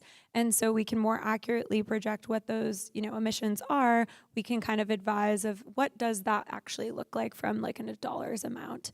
And so then they can actually put money back into the communities that they're visiting, into climate projects that aim to reduce greenhouse gas emissions. And we actually partner with community-based nonprofits to develop better solutions. And we haven't done a transportation partnership in that yet, but that'd be a really cool opportunity where, if an artist is like, hey, I want to create a better system for fan travel to my favorite venue in my hometown, like we could support artists in doing that, So I think there's a lot of ways that you can use the data. We're going out with Jack Johnson this summer, and we're actually going to do a fan travel survey about prior to the show, so you can get it in the Know Before You Go. They're going to put communications out to their fans, so we'll know prior to shows where fans are coming from. We'll be able to then promote those more sustainable travel solutions to the fans beforehand, but then they're also going to get surveyed at the event to see was that actually effective? How did fans travel? Was there any difference there? So yeah, I think most folks in this room know like data as much as we can get to be able to inform what solutions we think will actually work. So there's a little bit less trial and error. Obviously, there still will be, but I think that's really the purpose of the data in our perspective. And how are you getting artists to come on board? Like, how are you putting this information into their hands and making the case for it? Yeah, so for each tour that we partner with, we'll look at the tour routing and we'll look at the venues that they're going to, and we'll do some research on, hey, what is the information that's already been being given to fans about how to get to shows? What are fans' biggest complaints about how they're getting to shows? Reddit is a great place to look for that information. And then we'll say, okay, what are some of the ways that we could promote different solutions? And then we just are constantly looking for new solution partners in the space. So one that kind of always comes up for me is Rally Bus. It's a bus system that's across, you pretty much look up any show that you might be going to in the US right now, especially amphitheater shows. You might see that there's a Rally Bus ride that goes from the city center out to that amphitheater, and you purchase a round trip ticket. They get a lot of times priority access to drop off location at the venue, so it's really easy to get on and off the bus, priority access out of the venue at the end of the night. And so it's a great, I've done it for NFL games, I've done it for concerts that are especially venues that are outside of the city center, it's a great solution. We're also working with a group called Slinger, which is a carpool application widget where a venue or a festival could embed that into their site and allow fans to connect with one another to find carpool opportunities. And again, for some demographics that will work really well, and for others it may not, but it's something that we're testing kind of these solutions to see what fans bite on, dependent on what the venue is, and again, the demographic of fan and those kinds of things. Thank you. That's really helpful. Somewhat relatedly, zooming out to kind of planning and design decisions, Katie, when you think about event or venue design, what decisions overall are having the biggest impact on how fans travel, whether that's location, timing, routing, infrastructure, like if you had to pick? If I had to pick, is there an all of the above option? I think every single one of those things impacts it, right? I think timing, whether it's a weekend or a weekday, whether you're in a city center or if, you're a little bit further out, all of those things can have an impact. And I think particularly here in Los Angeles, because we are such a car-centric kind of community and we haven't quite figured out how to utilize alternative transportation as effectively, even things like pricing. I've gone to shows where it's $100 to park a vehicle and every single spot in that lot is full, even if there's a metro station stop a few blocks away. So I think it's tough to nail it down to just one piece of it, because I do think it's so comprehensive and holistic of how people choose to move. And I think it's really about what's going to feel the safest, what's going to be the most effective and efficient. If you feel like you're going to be stuck in a garage for 2 hours after because you're taking a ride share, that's going to be an experience. You mentioned it earlier, like it's that door-to-door experience. And I think fans are really cognizant of that because time is such a precious thing and you don't always have a ton of it. Most folks, if it's a weekday show, are going to work and then trying to run and get to the concert venue by doors so that they can, get in and figure out where their seats are and do all the things while you're at the venue. But I think it really is dictated by what that user wants the experience to be, and then how do you make them feel comfortable, make them feel safe, make them feel like this isn't going to be it's not going to be an additional barrier to you getting to that event and having that time. So I think that's the biggest impact, but I'd love to see if you guys have any data or support to kind of look at that from the 30,000 foot view too. I mean, it's not so much to the event, but one of the huge trends in sports now is mixed-use development.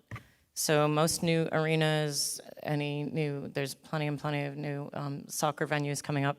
Obviously, there's a great number of new women's purpose-built stadiums coming up, which is fantastic. But the important part of that, and it's good that it's driven by the owner's desire to make as much money as they possibly can by building apartments and retail and everything else around it. But the positive end of that is that they're being sited in places where a city needs and wants a new neighborhood. It's an area that can be reclaimed, like Willets Point in Brooklyn, where City Football Group, NYCFC, is putting in their new all-electric, following your lead. What's going on at Hollywood Park, building an entire new part, what's going on in OC Vibe. And that's just a win, I think, for all of us, where you have not the past, the white elephant, whatever, that's over there, even if it's an arena that's in the middle of the town, used to be largely dormant. Now it's filled with concerts and people, and now people are like, hey, downtown's kind of lively. I'm in there, 20 times a year. So then the shops pop up around it, the other services, the restaurants. And so that is the positive design development that I'm seeing. And I think it is the unwise ownership group that's building in a place where that isn't what the primary purpose is, because they're going to have a tough time with all of these things. Yeah, that's really interesting. We've talked a lot about what's within the industry's control. I want to zoom out another level. And for any or all of you, at the systemic level, what policy or infrastructure changes would make sustainable fan travel the default across different contexts? And what role can the music or sports industry play in pushing for those changes? I was just talking about this with somebody we kind of look to the music industry to change culture, right? And so I think that when we see folks within the music industry, especially like businesses within the music industry, venue owners or operators, really pushing for change at like a local or state level from a transit perspective, we see a lot quicker movement. And so I think that would be my sort of call to action is I think there's a lot of focus on policy at the national level right now in the climate space, and a lot of feeling of like, well, we can't do anything about that. So I would say like looking to the local kind of at the local level, what are things that can happen from a trans perspective? And I think just having more and more venues say, hey, this is a priority for us. I think there's a little bit of conflict of interest sometimes with venues because a lot of times venues own their own parking lots, so they want people to drive. So I think that's like a little bit of a tough area, but I think there's a real opportunity for people in the music industry across the board, not just artists, to really lean more heavily into local politics to be able to push these things forward. And I think, like the bike example that you gave earlier, like creating fun campaigns that really allow for these types of solutions that, exist, but maybe aren't used as much as they could be, or maybe feel unsafe.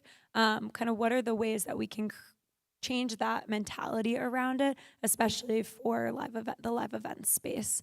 So that's what I would say. I would say just kind of getting involved at that local level as much as possible is really key. And when you get the venues on board, things tend to move a lot quicker, I would say.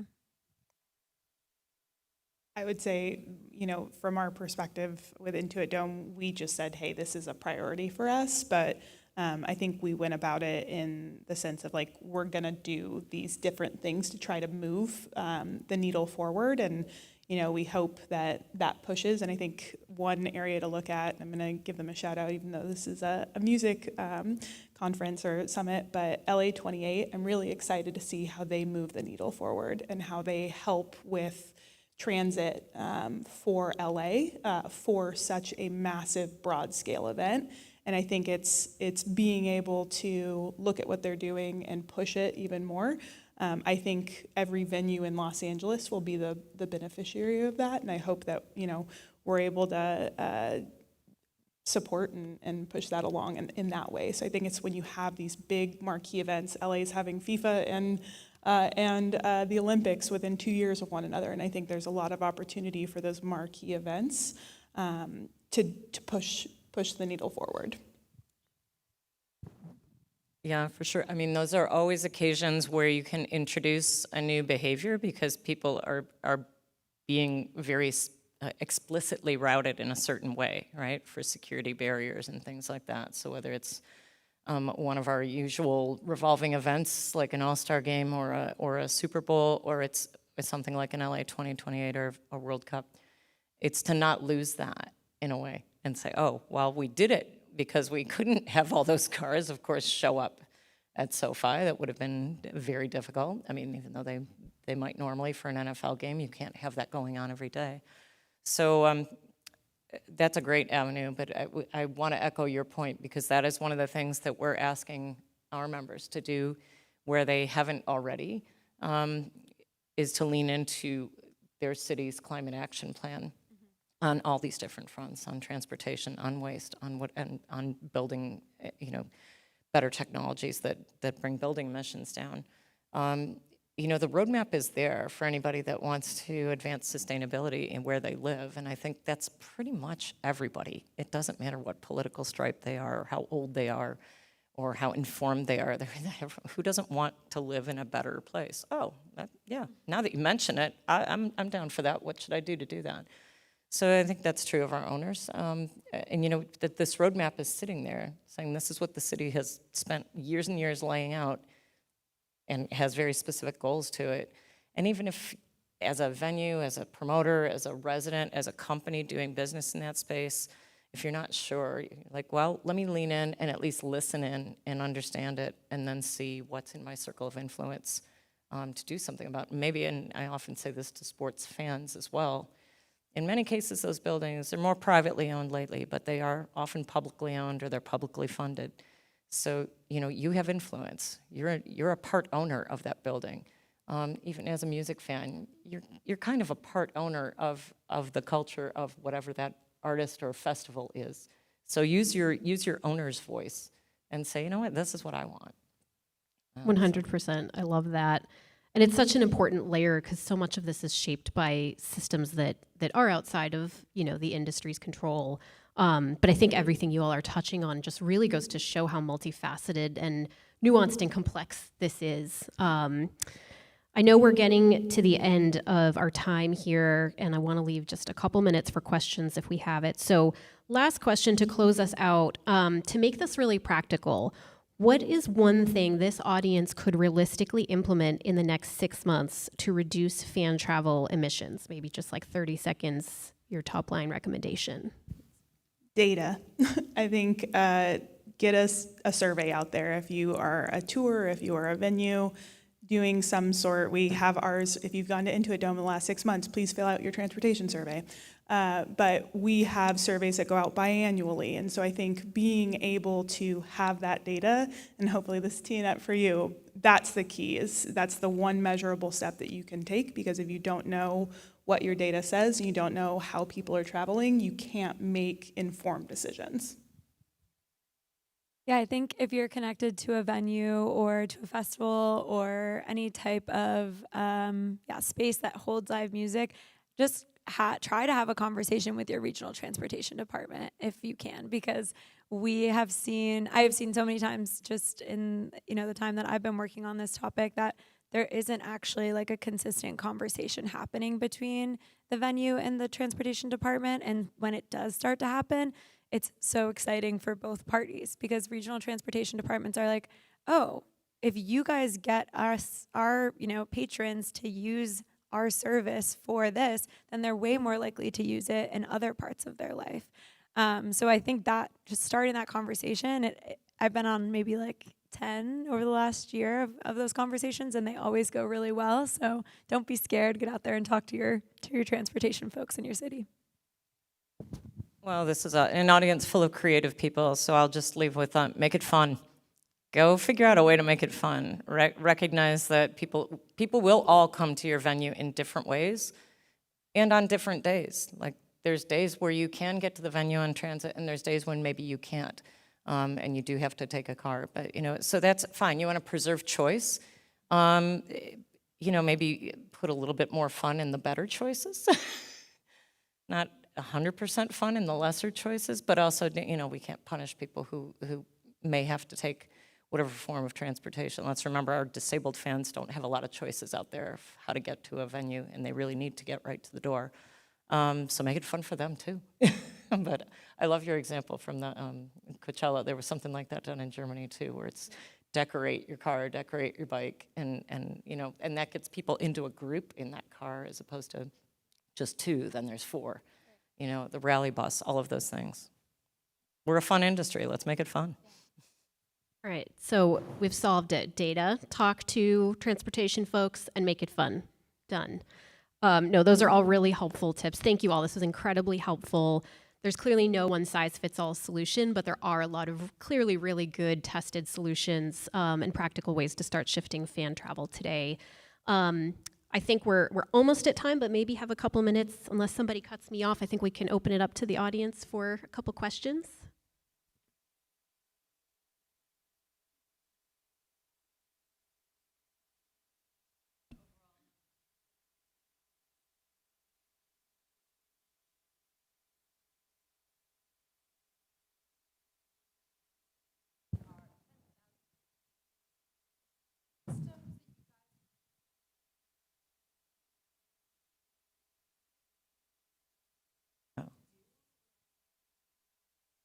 I've got a fun one from our member, the New England Patriots, who there's one road into Foxborough and one road out, and pretty much everybody has to get there by car unless they've made some bus arrangements. They actually now pay fans $75 to park, and they park in a specific lot. They get a $75 like Visa gift card if they agree to leave 90 minutes after the game is over. So it minimizes a number of cars idling on the road at the same time. And it's working out really well. People are staying late. They're often spending that $75 on food or some extra merch, or they're just having a good time, as opposed to sitting in the car and kind of losing that great feeling if they've just won. And if they do need to leave early, if something's come up and they just hand that gift card back in and they can get out of the lot. But that's one of the best ones that I've ever heard. And they started at 50 and they've upped it to 75. And I don't have their data with me, but I love that one for a venue or a festival where you might not have that many choices, but you certainly don't want to be, bringing people's health down after by sitting in all that smog and yeah. And I know a lot of venues, or at least when we go out on a lot of tours, we can enforce like a no idling backstage policy. So we'll come in and say like none of the trucks and buses should be sitting backstage and idling, especially if nobody's on them, using them, etc. And same thing with like runner vehicles. It's obviously in specific circumstances that wouldn't work if it's really hot out or really cold out or those kinds of things, but could be something that may work in certain circumstances. Yeah. Time for one more question.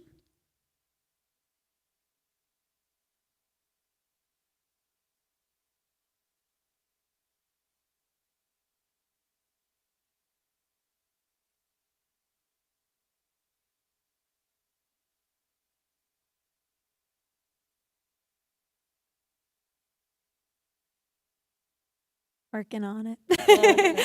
We do have one page on our site. It's like specific about concert travel solutions. So it has some detail there. But yeah, that's definitely something that we're working on at Reverb to consolidate a lot of those case studies so that when, a specific venue that's an arena in, this part of a city that has this, transit infrastructure, we can go and say, hey, we have another example of what they're doing. And why don't you try that out, So yeah, definitely working on that. Yeah, we do have a super secret database that has a lot of global case studies in it. It hasn't been updated in a few years, but it is something that, at least through my own company, which is not the Green Sports Alliance, we had made available publicly for many, many years. So your question is a good prompt to maybe do a little refresher on that. If we have any students in the audience that would like to work on something like that, we can chat. But you can sort it by property type, by country, by the number of people in the venue, by what sports are played there, by what solutions they've put in place. But great suggestion. And then we have a few older playbooks from the Alliance, but I don't know that we ever did one exclusively focused on transportation. Awesome. Well, I think we are at time, but thank you to our panelists for this super interesting conversation and for all the great work you all are doing respectively in this space.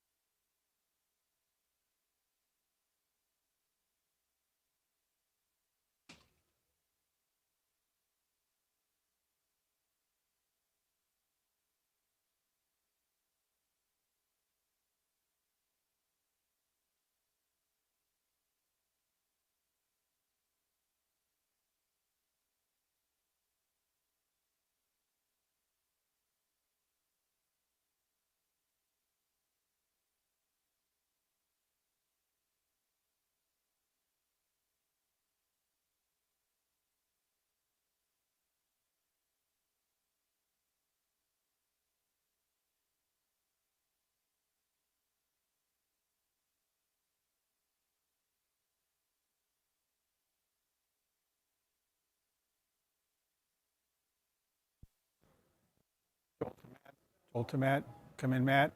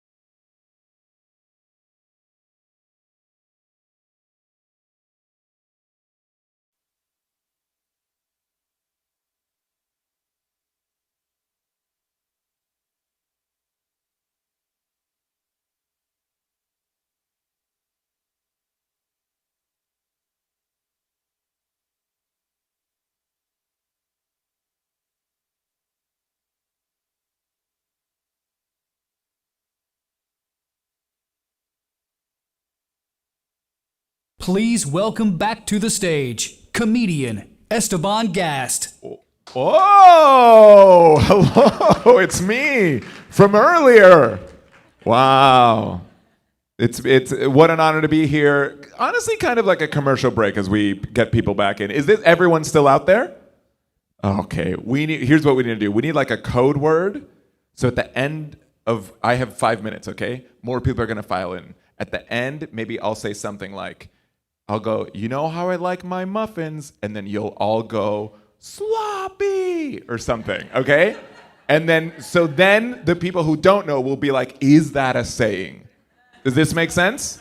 Everyone in on this? Okay, perfect. I got a few minutes. Everyone keep cool, keep cool. Just pretend. Yeah, question? No, do you have an alternate word? Dry? Juicy? What do we think? I've never seen people defend sloppy the way, no, we gotta go back to sloppy. Crummy? Is it, I feel like you might be outnumbered. But, no, but that's okay. Maybe this is like an electoral college, and if you get like 2 more, then you win, and we're all confused why. Classic electoral college post-lunch. This is so exciting. My name is Esteban. I saw some people, and they kept pitching me band names. So before we even get into it, does anyone have any other climate band names? Because you all came up to me and were whispering like I am the keeper of band names. We should. Oh, wait, melting Arctic monkeys? That's so good. Rachel, nice. All right, let's move on. What can I talk about? I can talk about. I'm really happy to be here. I'm really happy that we're usually turning ideas into action. I feel like that's really good. I feel like hope is at an all-time low. You know what I mean? I was talking to my wife the other day, and I was like, "Oh my gosh, there's a new Hunger Games. We should watch Hunger Games." And my wife, this is a real quote. She goes, "Ugh, I don't want to watch anything so grounded." I was like, that's where we are. I feel like these are the 2 emotions I feel. Can I tell you? I feel a little bit nervous and scared, and then I also feel like my dog is so cute. And I go back and, does anyone have that like emotional whiplash? Like I'm like, oh, it's all over, and oh, you're so fluffy. How did this happen? How did this happen? And how did you happen? Sometimes it just combines into, I'm just like just petting her, and I'm like, you're not a fascist, and she's like, I'm not, you know. And I don't even know. I just think my brain, maybe it's all of our brains, maybe it's just me, I'm curious for you. My brain doesn't hold on to good news, and it remembers bad news. Does anyone feel this? I have like short-term memory loss for good news. I feel like, have you seen the movie Memento? It's this guy, and he has every like 10 minutes, his memory resets. So he tattoos things on his body, okay? And in the movie, it's like someone murdered his wife, and he's like, someone murdered my wife. They're 6'2", you know, like they're in New York. And he tattoos that. And I feel like I should do that for climate good news. Like I have, like I should be like, oh no, it's all hopeless. And like look in the mirror and be like, wait a minute, solar power is the cheapest energy source in human history. Just have tattoos everywhere. You know, and I'm like, wait a minute, 70% of people want action on clean energy. Youth are suing the state in Montana and winning, you know, and be like, oh. So we're gonna get tattoos after this. We're gonna do one more activity, okay? Because I really believe in interactive, and then I'll close with this secret, really fun muffin recipe, and then this is the activity. Are you ready? It's supposed that we can do this. You're going to step 1 is find a partner, and ideally you're standing back to back with your partner. Okay? You feel like you can do this in like 10 seconds? Everyone feel good? Okay, do it, and then I'll tell you what's next. Find a partner. You got this. Ideally, someone you don't know. Make sure you change names, and then back to back, back to back. Perfect. Perfect. Amazing. Really good. Incredible work. All right, here's what's going to happen now.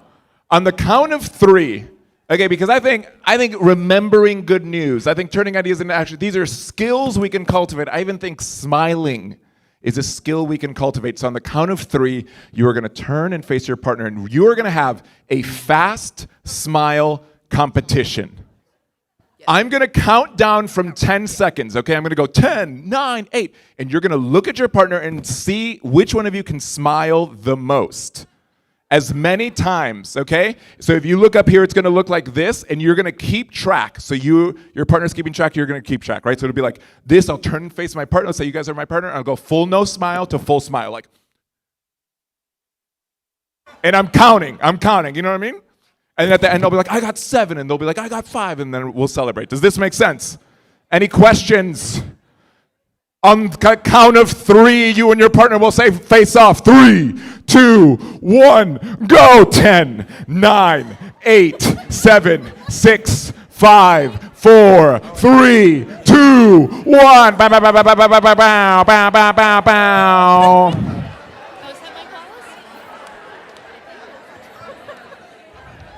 Amazing work. Yes, shake hands with your competitor. Incredible work. Anyone get over 10? Raise your hand, over 10. Oh, over here, wow, over 10. Anyone over 15? Okay, amazing. Well, really good. Listen, now we're ready. We're ready for good news now. Really good. If you see me, I dare you to challenge me. Bring it, honestly, bring it. Hey, that's my time, but before I leave, there is one thing. That's how I love my muffins. Stop it, you guys. It worked perfectly. Thank you so much, you guys. My name's Esteban. I'll see you. Thank you for being here.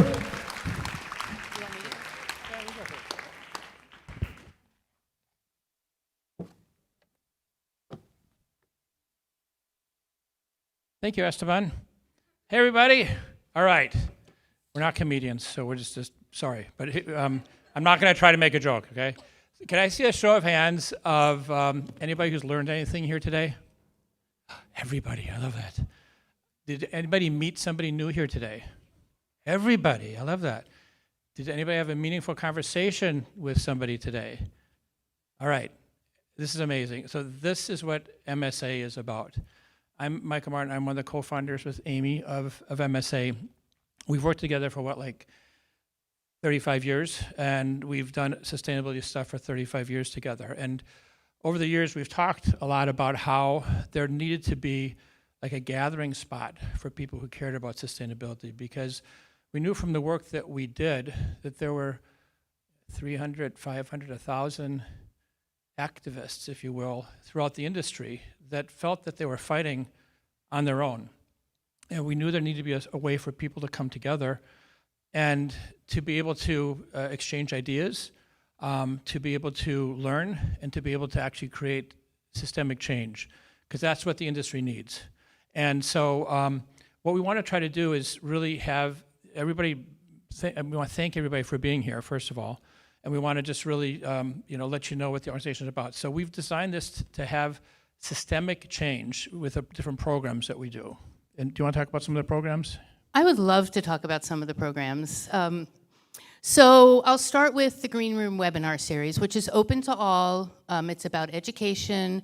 We have had ones about festivals, to activists, and now to zero waste, to festivals. And we have a couple coming up this summer, around AI. So to pick up from where Trent left off and to dig into that a little bit more. And then another one on merch and sustainability around merch. And then we did working groups. We gathered people together from all different stakeholder groups across the industry, and we had a working group around reporting and measurement, around waste management, and around renewable energy and power. And it was really incredible to see everyone working together and creating. And we've actually released a guide around renewable and around clean energy. So you can find that on our website. And we have one coming up about food waste, so that'll be out soon. And then the big excitement for me today is launching the MSA Bobby Weir Sustainability Awards.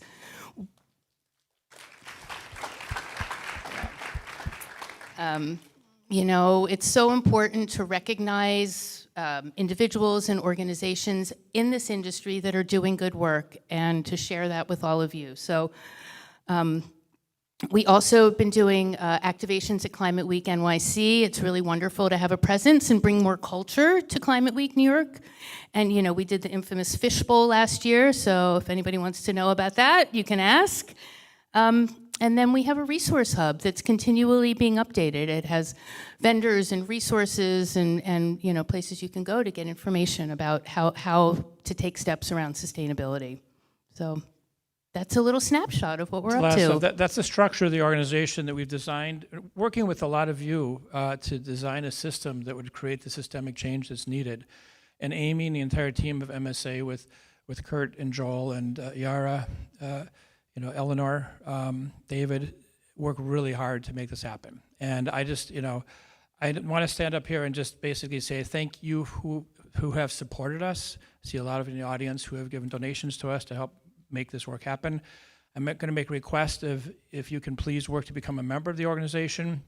If you're part of a bigger company, to encourage them to support the organization. We are here for you, and we are creating this to have the industry have the solution that it needs, that as we talk with people, everybody's fighting so hard to create this change, and we're working together to make this happen. So there's a QR code up here for donations, but if you can please spread the word, we appreciate it, and thank you everybody for your support. Thanks.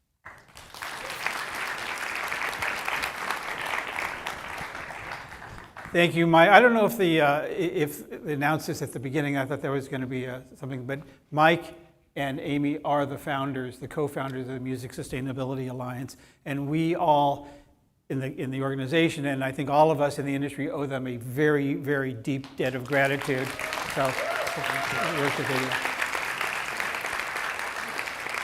So, with that, let's get on with the show. We're going to talk about big events, like really big events, like mega events, not those little, you know, concerts in stadiums, but really massive events. And we have three of the world's biggest events here. One is the Olympics coming up here in LA. Two is the Global Citizen Festival. You'll hear more about that. And three, the sort of the ongoing happiest place on earth where every day is a mega event, and of course Disneyland. So to lead that conversation, please welcome the Sustainability Strategy Lead at Deloitte, Shea Elias. Thank you. Hi, everybody. Great to be here. Unfortunately, no jokes from this team. We were trying to think about sustainability jokes that could rival the previous act. But I'm really pleased to be here. I'm really pleased to be here with this panel. And I will let them introduce themselves here really quick so that we could dive into some important discussions about how to think about big events and what it takes to be and run sustainable events at this caliber and scale. So we'll start with Jake. Jake, do you mind just providing the audience here with a quick introduction? Yeah, thanks. Hey everyone, Jake Rakelson. I lead sustainability for Disneyland. So we have a small group of folks who are focused across different elements of sustainability. So we take the corporate goals and we build a strategy, and then we drive the implementation of all those initiatives. Excellent. Becky? Hi, I'm Becky Dale. I lead sustainability for LA28, which is the organizing committee for the 2028 Olympic and Paralympic Games here in Los Angeles. I lead everything from kind of our blank page of what is our sustainability strategy to how do we implement that and get it done at a massive scale in 2028. Thank you. And David? Thanks. It's an honor and privilege to be here at the Music Sustainability Summit. To be on the stage with all of you and all of you in the audience. As a sustainability nerd, I love being around this audience because we can really dive deep. My name is David Beam. I'm the Vice President of Events and Experiences at the nonprofit Global Citizen. Many of you know us for our festivals and our live events. We're a nonprofit advocacy platform. We envision a world free from poverty. and we tackle the world's largest challenges, and we consider that by three kind of pillars. So one, climate action, then poverty and inequality. Our methodology is to, one of the streams is to have these massive, large-scale events that the only way into is by taking action. So through our app, you can read quizzes, watch videos, and you earn and collect points, and from those points you enter a lottery for a pair of tickets. We've taken our shows all over the world, and it's been wildly successful in our goals and our campaigns. We've had impact totaling over $49 billion of funds that have been paid out, and that's impacted the lives of 1.3 billion people. Fantastic. Absolutely, round of applause, and hopefully we'll hear more both from also Becky and Jake here about the work that they've done. The first question really is to both of you, Jake and Becky.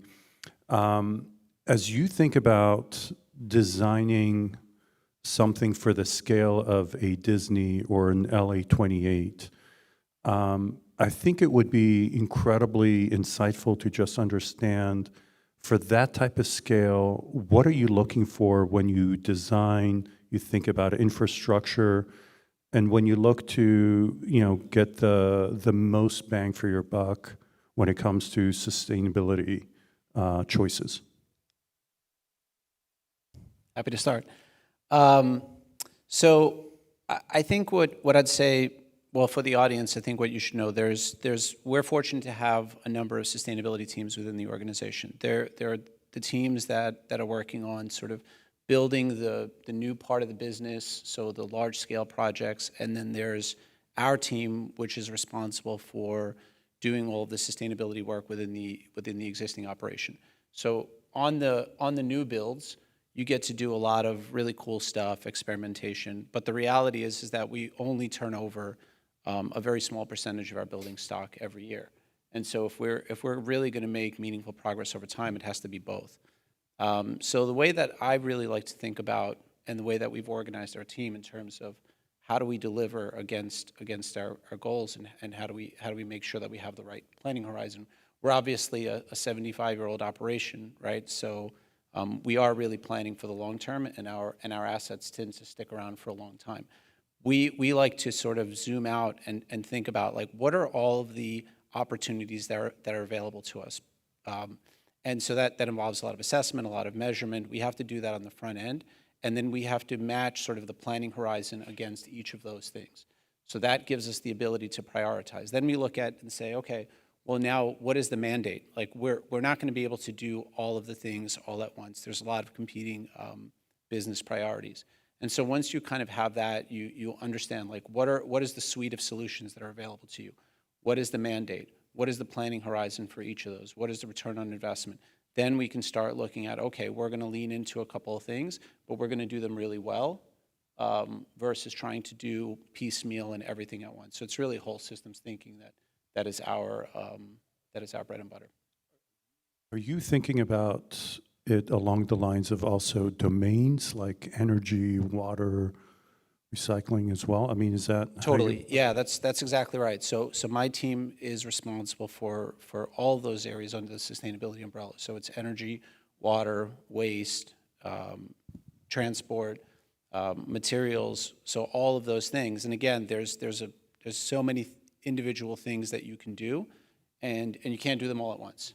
And so how do you do the right things that sort of get bang for buck? And if you're talking about something like even a single initiative is a really big initiative for us, right? So, like, for example, one of the things that we're working on is electrifying our vehicle fleet.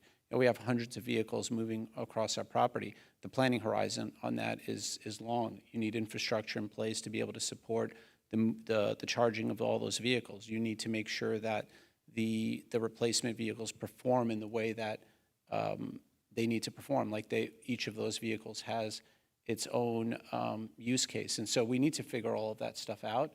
And again, we want to make sure that what we're delivering to the operation is of high quality and can be sustained over a long period of time.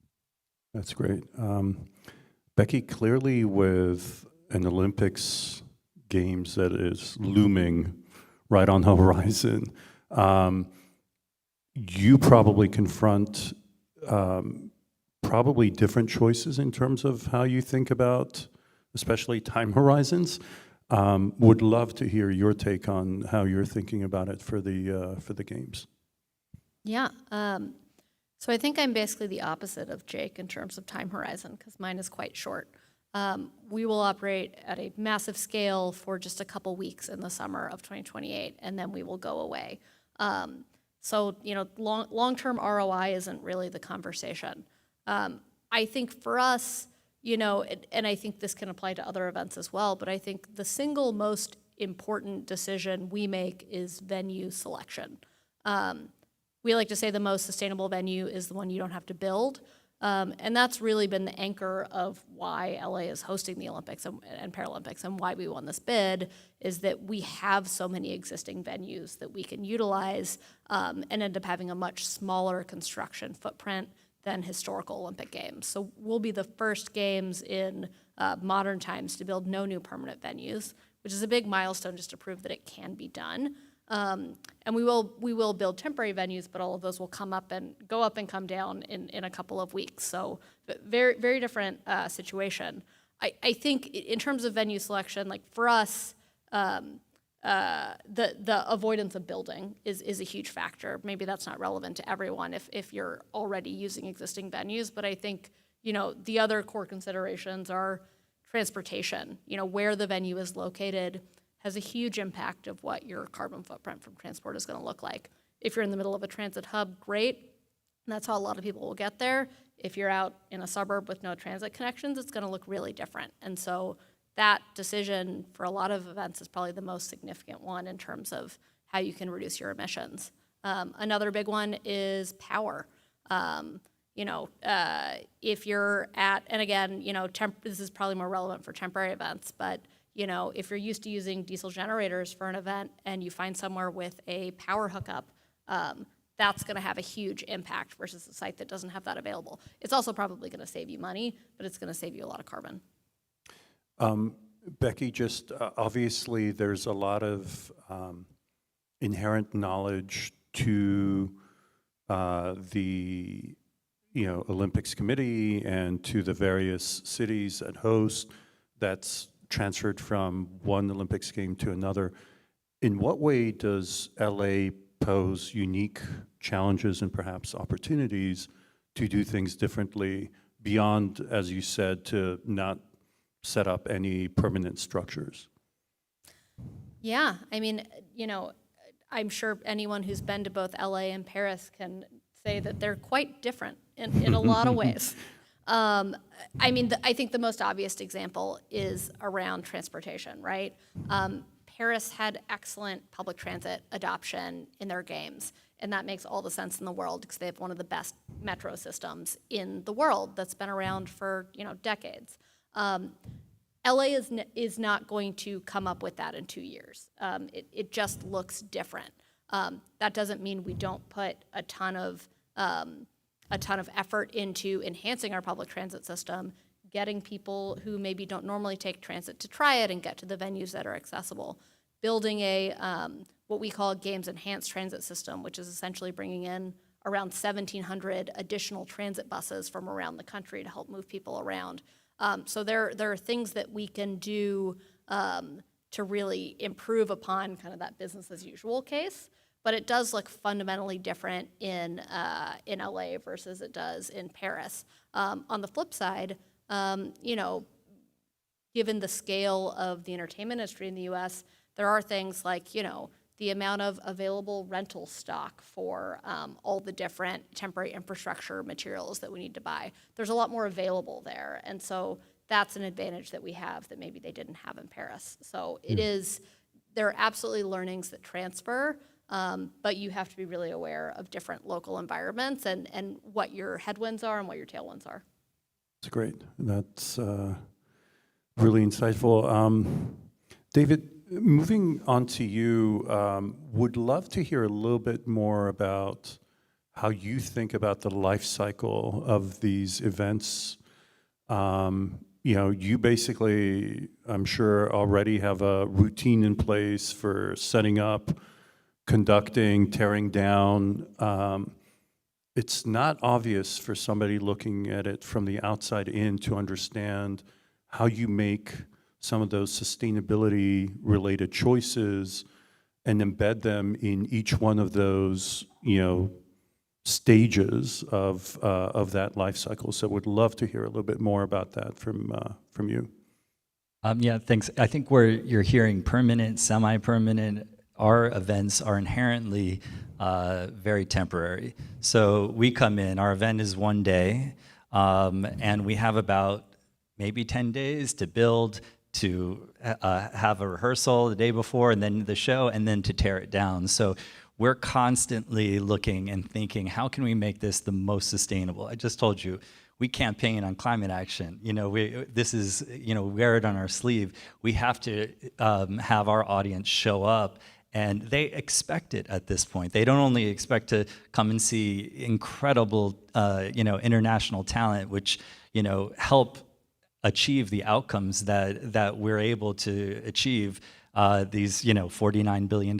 We couldn't do that without the support of the artist community. That's almost expected from our audience, equally as much as showing up and having a world-class, safe, and highly sustainable event. So that's always at the forefront of our thinking. We're always considering this. And the way we achieve that is by working with local promoters and production companies. And so we try to hire as much as we can locally. We staff, and not just the lower levels of the, staffing, but literally, at the highest levels, the executive producers, the ones that are going to be running and know all the relationships in market, which actually can unlock a lot more sustainability. And so as a result of that, we look to use staging that's in the market, lighting, all the production as much as possible, and then enhance it wherever we need. So that may show up in set or scenic and other, select items. So what we do, we place a lot of emphasis on the reuse part of things. So especially on the bespoke parts. So, for an example of that would be, we did Global Citizen Live. We had this in Paris.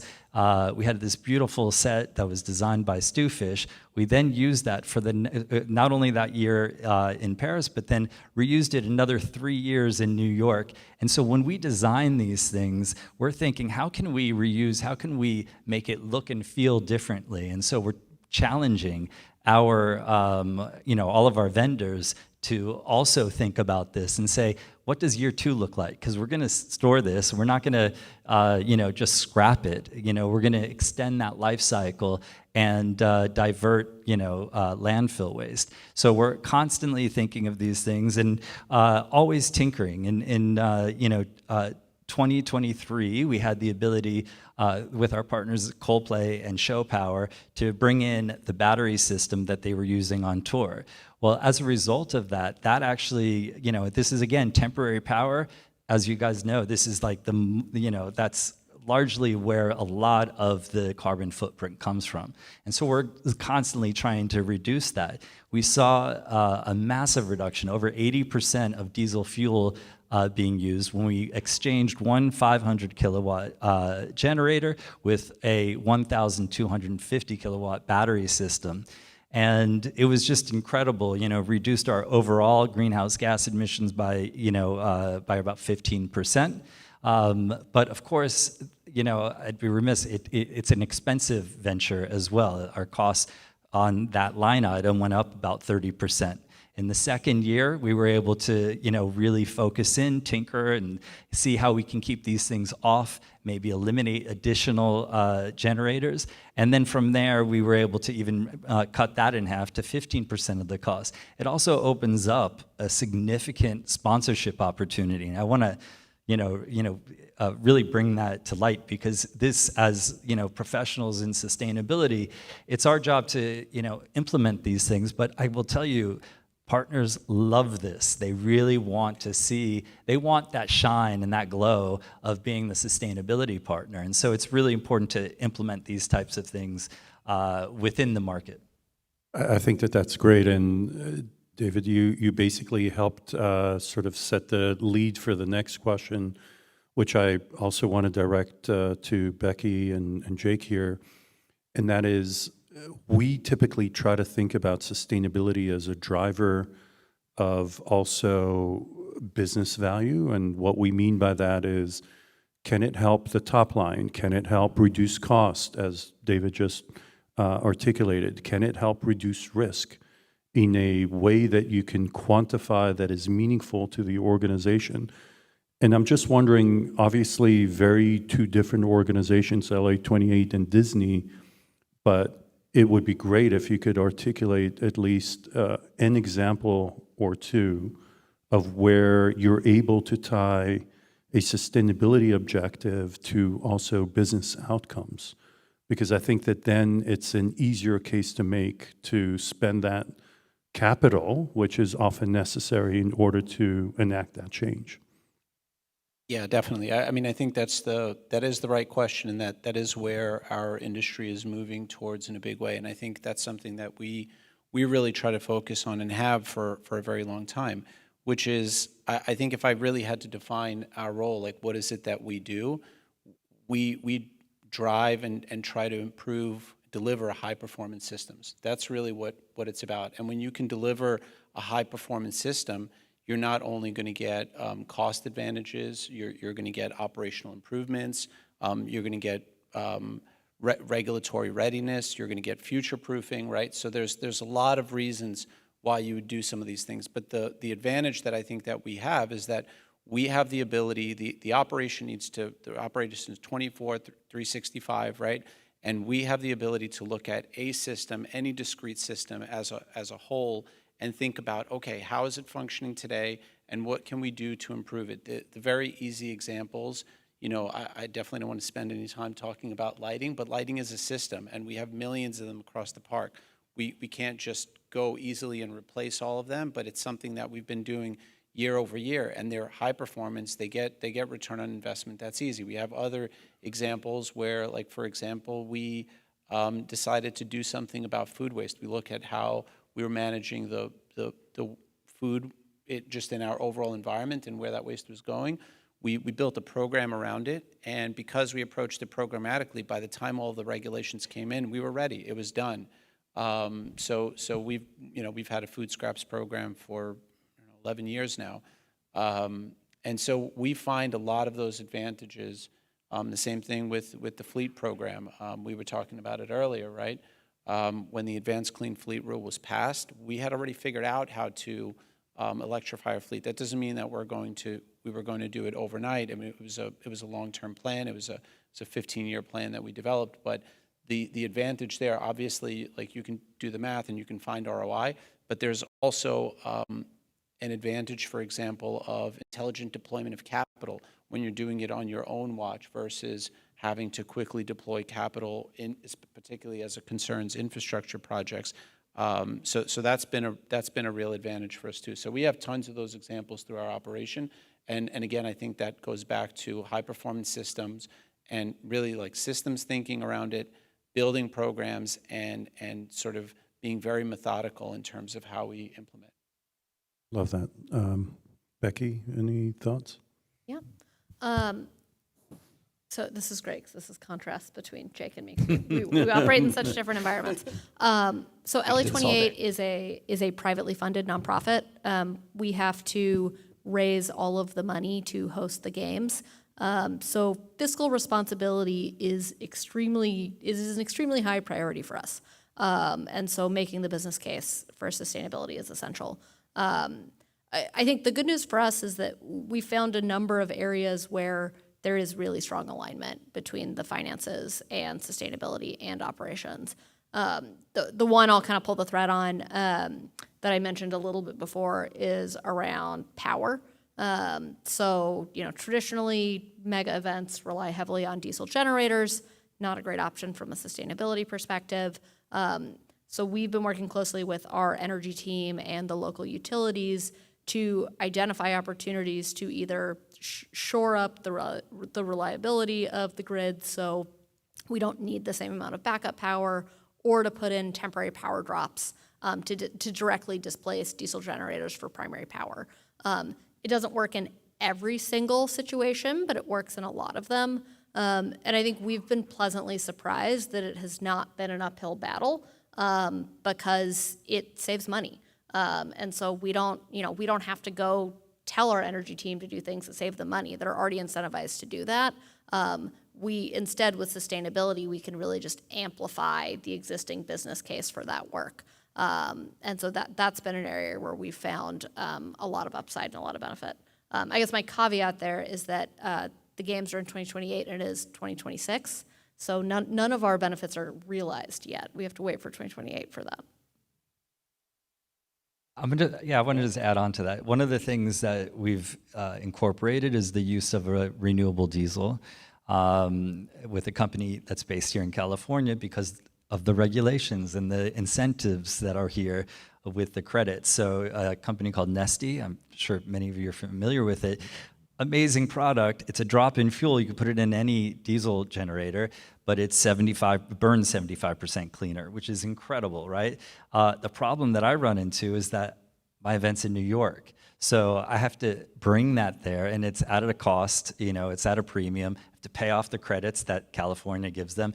And, I'm also shipping it over there. So I have to run 2 semis that are running using that. But it's an incredible product. It helps keep all of our emissions down. But again, this is where we run into these regulation issues that other states haven't embraced. I was talking about a battery before.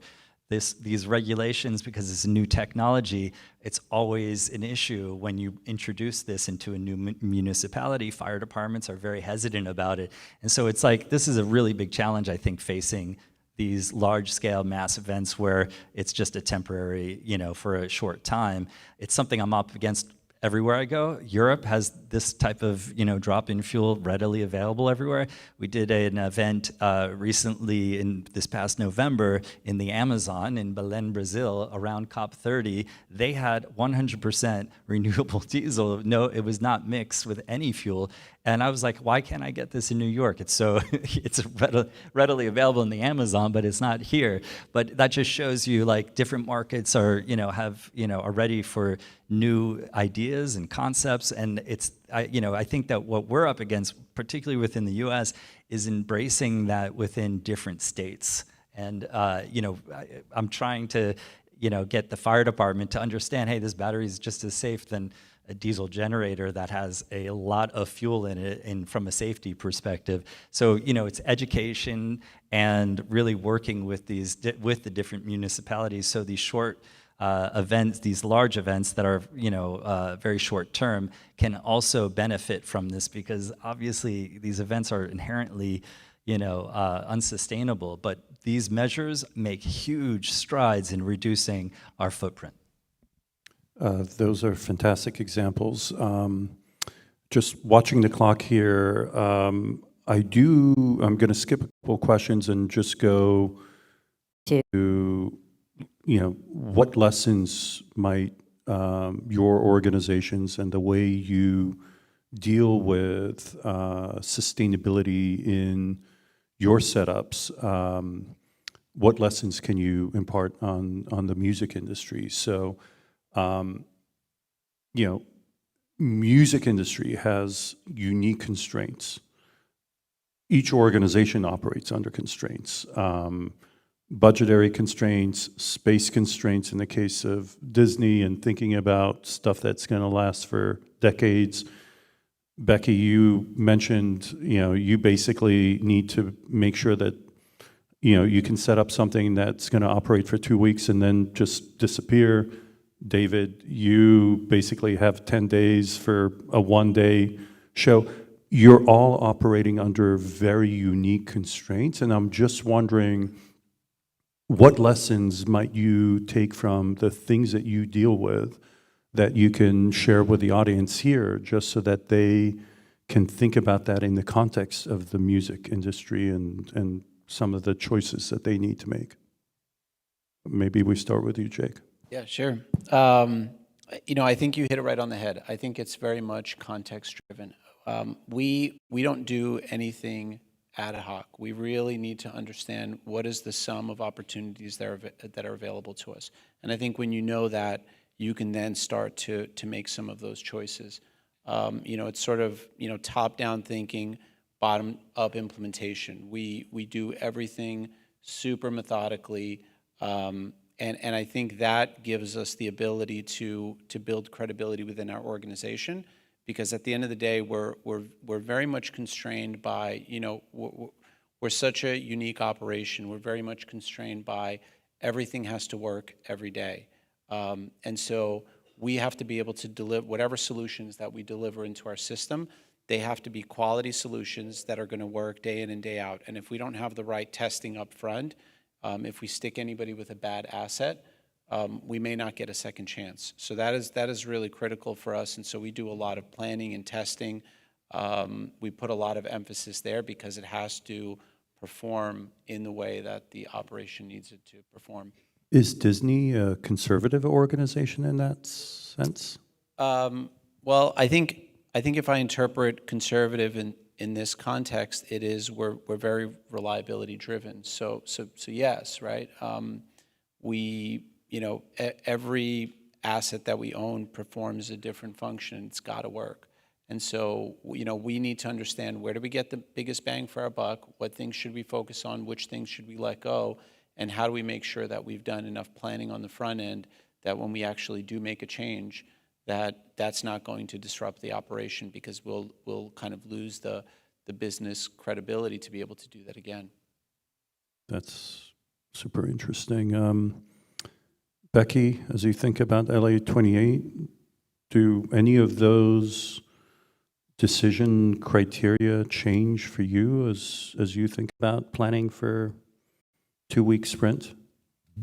Yeah, we're also very reliability focused. In no way is it possible for the lights to go out when Simone Biles is on the beam, or for the broadcast to cut out to billions of worldwide viewers. So we also have that same extreme focus on reliability. We have something in common. I think what I would say for us, or what my advice would be for this group, just based on what we've seen with LA 28, is I think what we've learned, and this was one of the big learnings from Paris 2024, is be proactive, not reactive, and ask for what you want. And where we see that come up a lot is in our procurement process, which we're not operating yet, but we are procuring. Ask your suppliers to plan for the second life of everything you're buying up front. Because if you ask them to do it after the event, they're going to be like, see ya. And then you're stuck with, all of this stuff that you have no idea what you're going to do with. If you put it into your, I don't know if everyone has an RFP process, but if you put it into your procurement process, if you ask those questions up front, you find out what they can do, you build it into the contract, and then you hold them to that contract. The size of the problem you have to deal with after the event goes from this to this. Unfortunately for us, this at the Olympic scale is still quite large. But it helps a lot, and once you have your contract signed, you just don't have a lot of leverage, and so you wanna do this while you still have leverage. And is procurement then a partner to you in this process, or do you feel like you're fighting two battles, one with procurement, one with the suppliers, and it's just? Oh no, I think it's gonna be different in every organization. In our organization, procurement is a great partner to us. And we've also gone around kind of singing the gospel of this. We're all starting to plan for what we call dissolution now, which is when we all go away. And our logistics team also understands that they don't want to be left holding the bag after the games when they have, a very short period to clean up. So there are real operational and financial benefits to planning ahead. Again, getting rid of stuff is not free. And so even if a contract costs a little bit more, but it has that built in, that can save you money on the back end, and finance gets that. So I think if you make the case, you can build your allies internally for this. That's fantastic. David? Sure. Challenges and, are just an opportunity. And that's how we always feel, especially at Global Citizen. we're tackling the world's biggest problems, and there's 700 million people living in extreme poverty.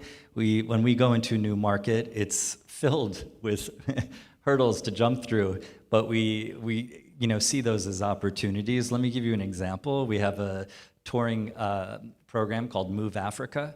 We started this a few years ago, with the support of amazing artists like Kendrick Lamar and others who do 2 to 3 touring events throughout Africa. So we're trying to scale up and train people, because in terms of sustainability, equipment, labor you create a huge impact on sustainability. So what did we do in order to build that up? We started training people. We started encouraging the purchase of production so that international artists can start touring in this new continent, this new market throughout, and have a real business model. As a result of that, that was almost insurmountable. But as a result of that, this past year, it just happened. We did 3 dates with Doja Cat. We went from bringing in 40% of the production down to 100% of production being in market.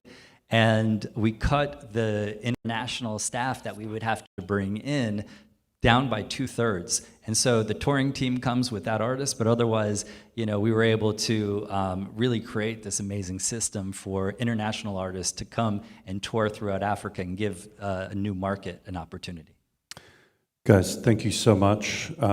David, Becky, Jake, really appreciate this rich discussion and just sharing your insights with the team here. I think that this was fantastic. Really, really appreciate this, and thank you very much for this venue to host. And thank you, Shay. We're now going to, in a minute, get back to some of our, sorry, I'm off my game here. Some of our innovation sparks. But first, I've got a few thank yous to do first of all, for this amazing venue, Solitech. I want to thank Mickey Kirbishley, Joe Little, and Kevin Sanford for letting us use this space. Please join me in thanking them.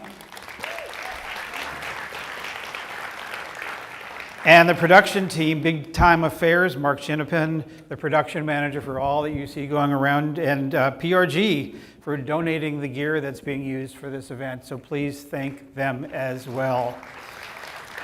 As I said, we're going to do 3 more of these 90-second innovation sparks. I'm just going to introduce the 3 of them at once, and they're going to come up one at a time. Paige, are you ready? First is Paige Whitehead from Lux Bio. Second is Jorge Richardson from Hope Hydration. And third is Gabe Tavis from Symmetry Wood. So here's Paige.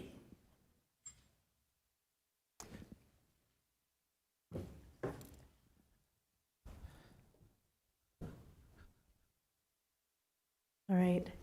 Hi, everyone. My name is Paige Whitehead. I am the co-founder and CEO of Lux Bio. We have developed non-electric bioluminescent lighting that is safe, sustainable, and non-toxic. So why do all this? So hands up if you've ever used a glow stick before.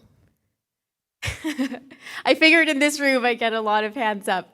So, many years ago, I was volunteering at a music festival on the environment crew, picking up hundreds, if not thousands, of glow sticks. And as a microbiology student, I began to wonder, can we make these with bioluminescence instead? They're single-use plastic, they're very toxic, and many festivals, including Coachella, have actually started to ban their use. But they're really fun, and so I wanted to see what we could do. And after years of R&D, I'm so happy to share that we are now ready to start scaling up the production of a marine-certified, biodegradable, non-toxic glow stick that's powered with bioluminescence. Oh. Thank you. We've had interest from many industries. Glow sticks were originally invented for the US Navy, so we're working in defense and oil and gas and other industries where non-electric lighting is absolutely mission critical. But everything was truly started thanks to the events industry. So I'm excited to hear from you and your teams, what else we can do with our bioluminescence, whether it's biotechnics instead of pyrotechnics. We're working on LED replacements and even going for FDA approval, as it's so safe you can actually eat or drink it. And I have some to share with you here and some samples after. So please come and talk to me if you're interested. And if I get the lights off, I'll light some up. Thank you.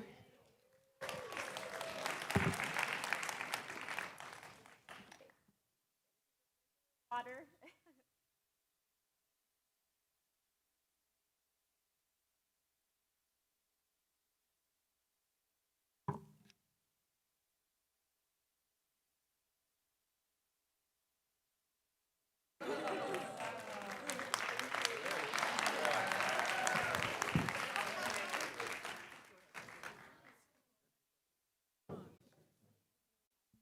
Testing. All right, give it up for Paige. Come on, that's sick.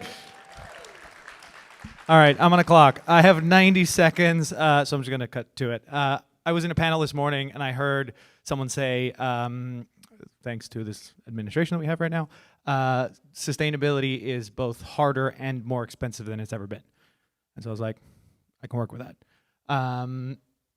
If you are a owner-operator of a venue, stadium, arena, music festival, if you run a live event, music festival, sporting events, if you are a tour manager, I want to give you a beautiful water fountain that makes you money. Thank you. I'm Jorge Richardson. I'm the founder CEO of Hope Hydration. Hope Hydration is the largest advertiser-funded refill network in the country. We've worked with a number of you in this room, and I don't have to tell you all, water fountains are a cost. They're a headache. They break. Does the filter need to be swapped? Is it dirty? Is it cold? Like, operationally, it's a lot for you all. But you also need it, right? Not only do you need it, it works. Like, there's studies that are being published that the water fountains at music festivals can be the highest brand ROI or the biggest brand lift moment of the entire festival, right? So they work, and they work really well. And that's why we started Hope. We started Hope because not only do they work well, but we want to make them like really freaking awesome. So again, like what we can offer for you, if you are someone who runs live events, someone who runs a stadium, someone who runs a venue, we want to upgrade your infrastructure. We want to give you data first, real-time data. And we want to turn water fountains from a cost center into a revenue center for you through an ecosystem of brands that either we can bring or that you can bring. So if the one takeaway that you have from my 90 seconds up here is the following, we want to bring you hope, and we want your water fountains to make you money. So I'm wearing a green jacket that says hope. Come find me and we'll talk. Thank you.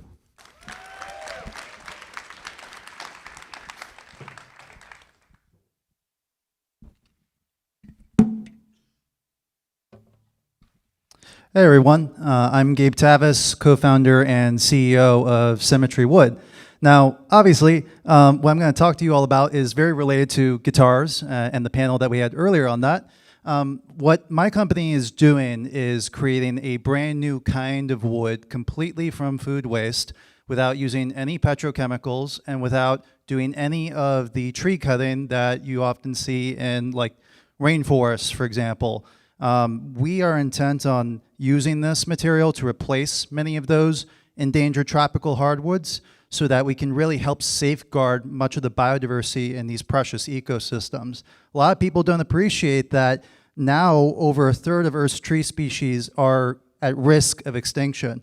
So we need to start looking at alternative materials more closely that can, fulfill roles in instruments like guitars and many others. Our material can be made at really low pressures, low heat, without needing any kind of complicated equipment.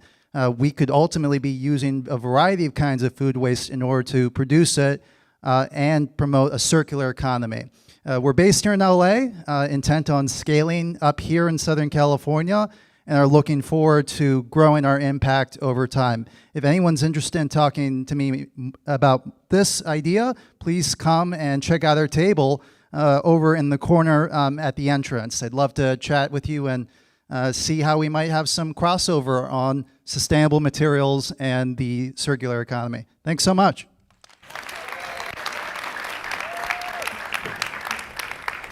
Thank you, Paige, Jorge, and Gabe. Moving right along, we're going to get an update on an industry initiative in the vinyl music arena. And here to give us that is from Beggars Group and Murmur, it's Ian Stanton. Come on, Ian.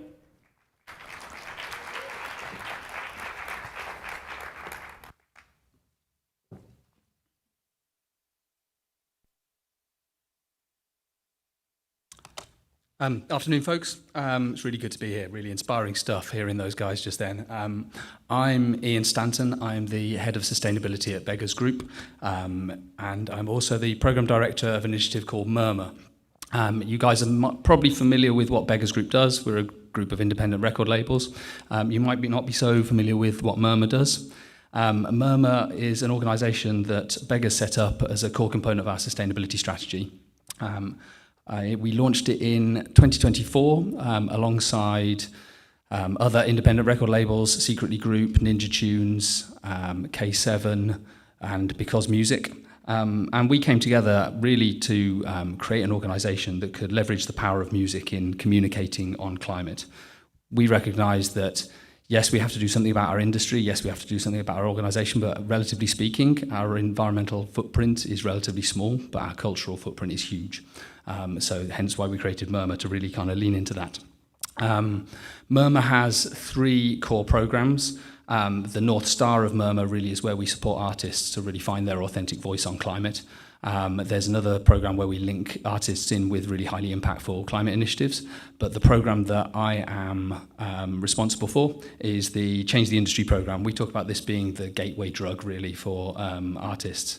We need to get our industry in order so that it doesn't detract from the messaging of what artists may want to say on this topic. So I've got 5 minutes to talk to you about a program that we ran last year. I could talk about this for 5 hours, so it's going to be a challenge going in 5 minutes. But the program looked at the impact of record manufacturing and was a partnership between the Music Climate Pact and the Vinyl Alliance, and worked within the supply chain.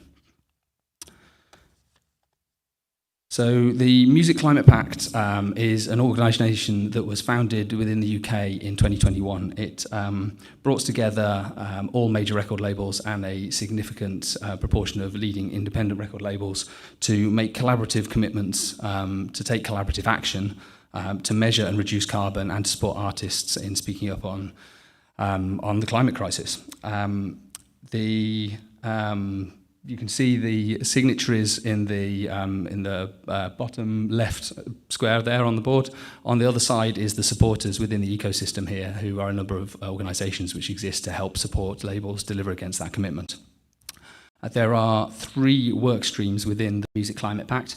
One work stream which is focused on digital products, understanding how we can collaborate with DSPs, etc., to reduce the impact of our digital products. One work stream which is focused on increasing climate literacy within the recorded music industry, upskilling key roles to really deliver against the core commitments of the Pact. And one work stream which is focused on physical products. Specifically, the focus on that has been vinyl. The Vinyl Alliance is an organisation that was established a few years back, which represents physical products in a digital world, primarily records. The Vinyl Alliance has representatives across the full value chain of record manufacturing and supply, from labels through to manufacturers, through to compounders and equipment manufacturers. They have a shared commitment to sustainability. So I have roles both within the Vinyl Alliance through their sustainability steering group, and I also have roles within the Music Climate Pact, chairing their vinyl working group. So in 2025, the Music Climate Pact Working Group partnered with the Vinyl Alliance to really take a science-based approach to understanding and quantifying the impact of record manufacturing. What we knew at the start of this program was that record manufacturing, vinyl particularly, was a significant proportion of a record label. It was, from a Beggars perspective, we were estimating it was around about 60% of our footprint. When you add on distribution and shipping into that, that figure can climb up to 85% some years. But what we didn't really know was what the next level down of data was. We didn't have any up-to-date verified data that could really enable us to drill into that and identify what the hotspots were within the supply chain. So hence why we created this program. The key participating suppliers in this program are shown up here on the in the white box. These guys represent over 50% of the global manufacturing capacity within the record manufacturing supply chain. They're based in North America, Europe, UK.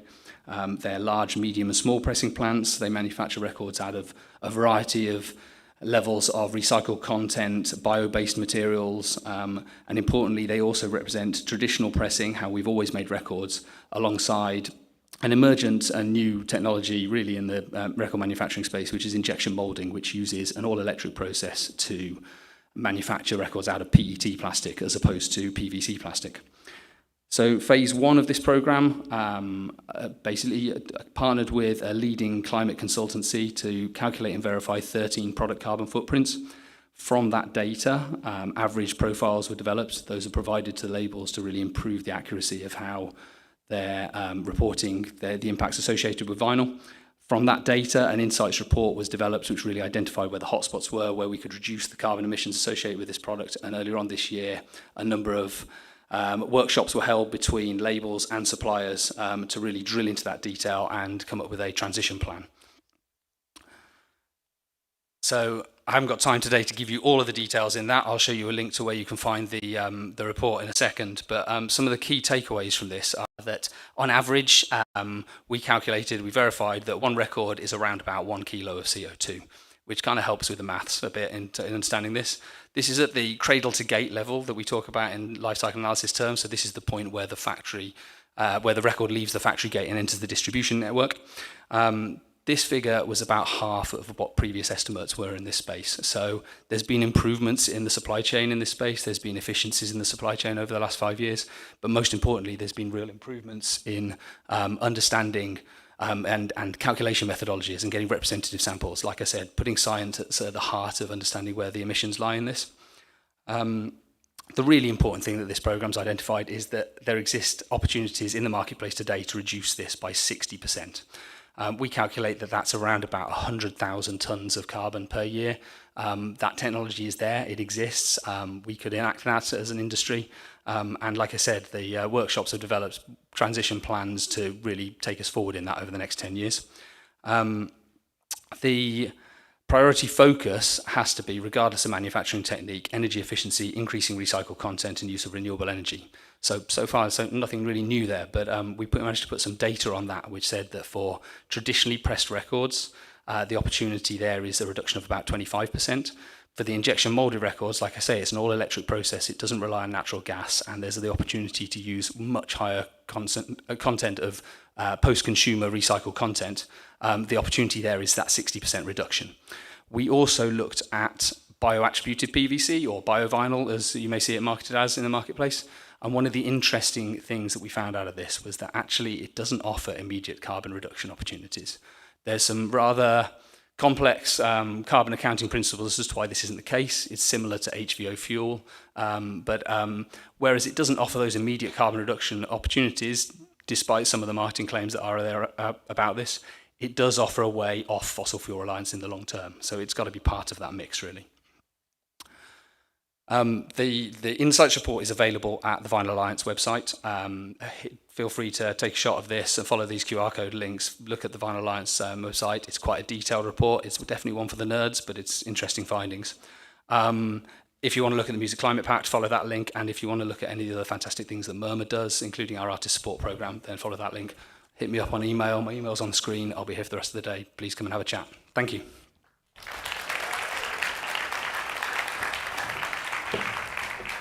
Thanks, Ian.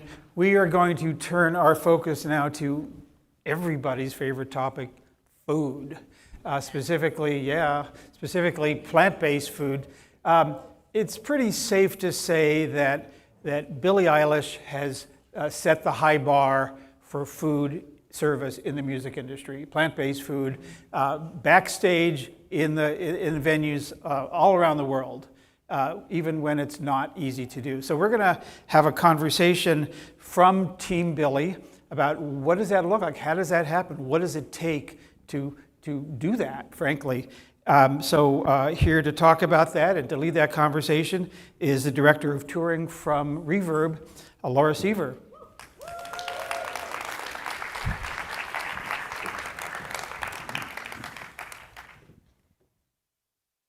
Hi, everybody. Last time we had this conversation, we had to go right before lunch, and I felt like it was cruel, so this is good. We already ate well. I want to start by welcoming you all and telling you a little bit about why we're here. We are the team that worked on Hit Me Hard and Soft, the last just completed Billie Eilish World Tour, for all of the sustainability measures.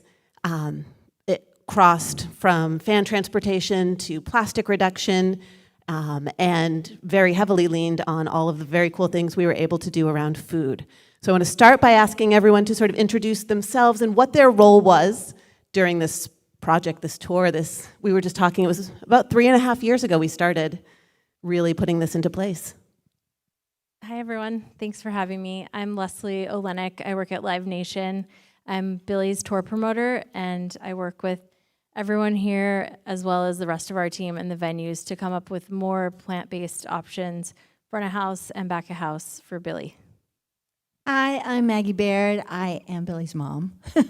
And I also am the founder of Support and Feed. Support and Feed has been very heavily involved in the touring since we started in 2020, although the story we're going to tell about Billie's touring goes way before that as well.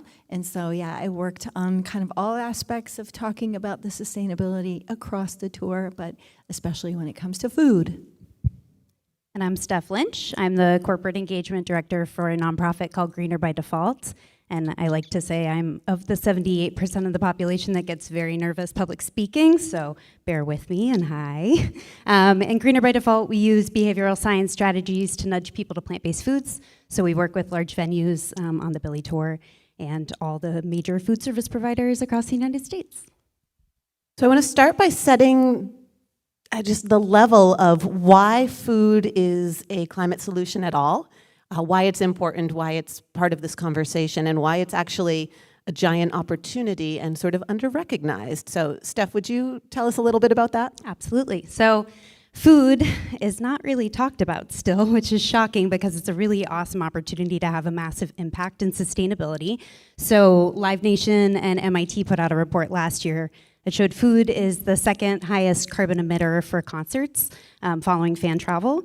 And another example I like to give is if you were to put plant-based foods against something like banning single-use plastics at a 100-person event, for example, you ban single-use plastics, you're getting like 2 kilograms of carbon emissions reductions.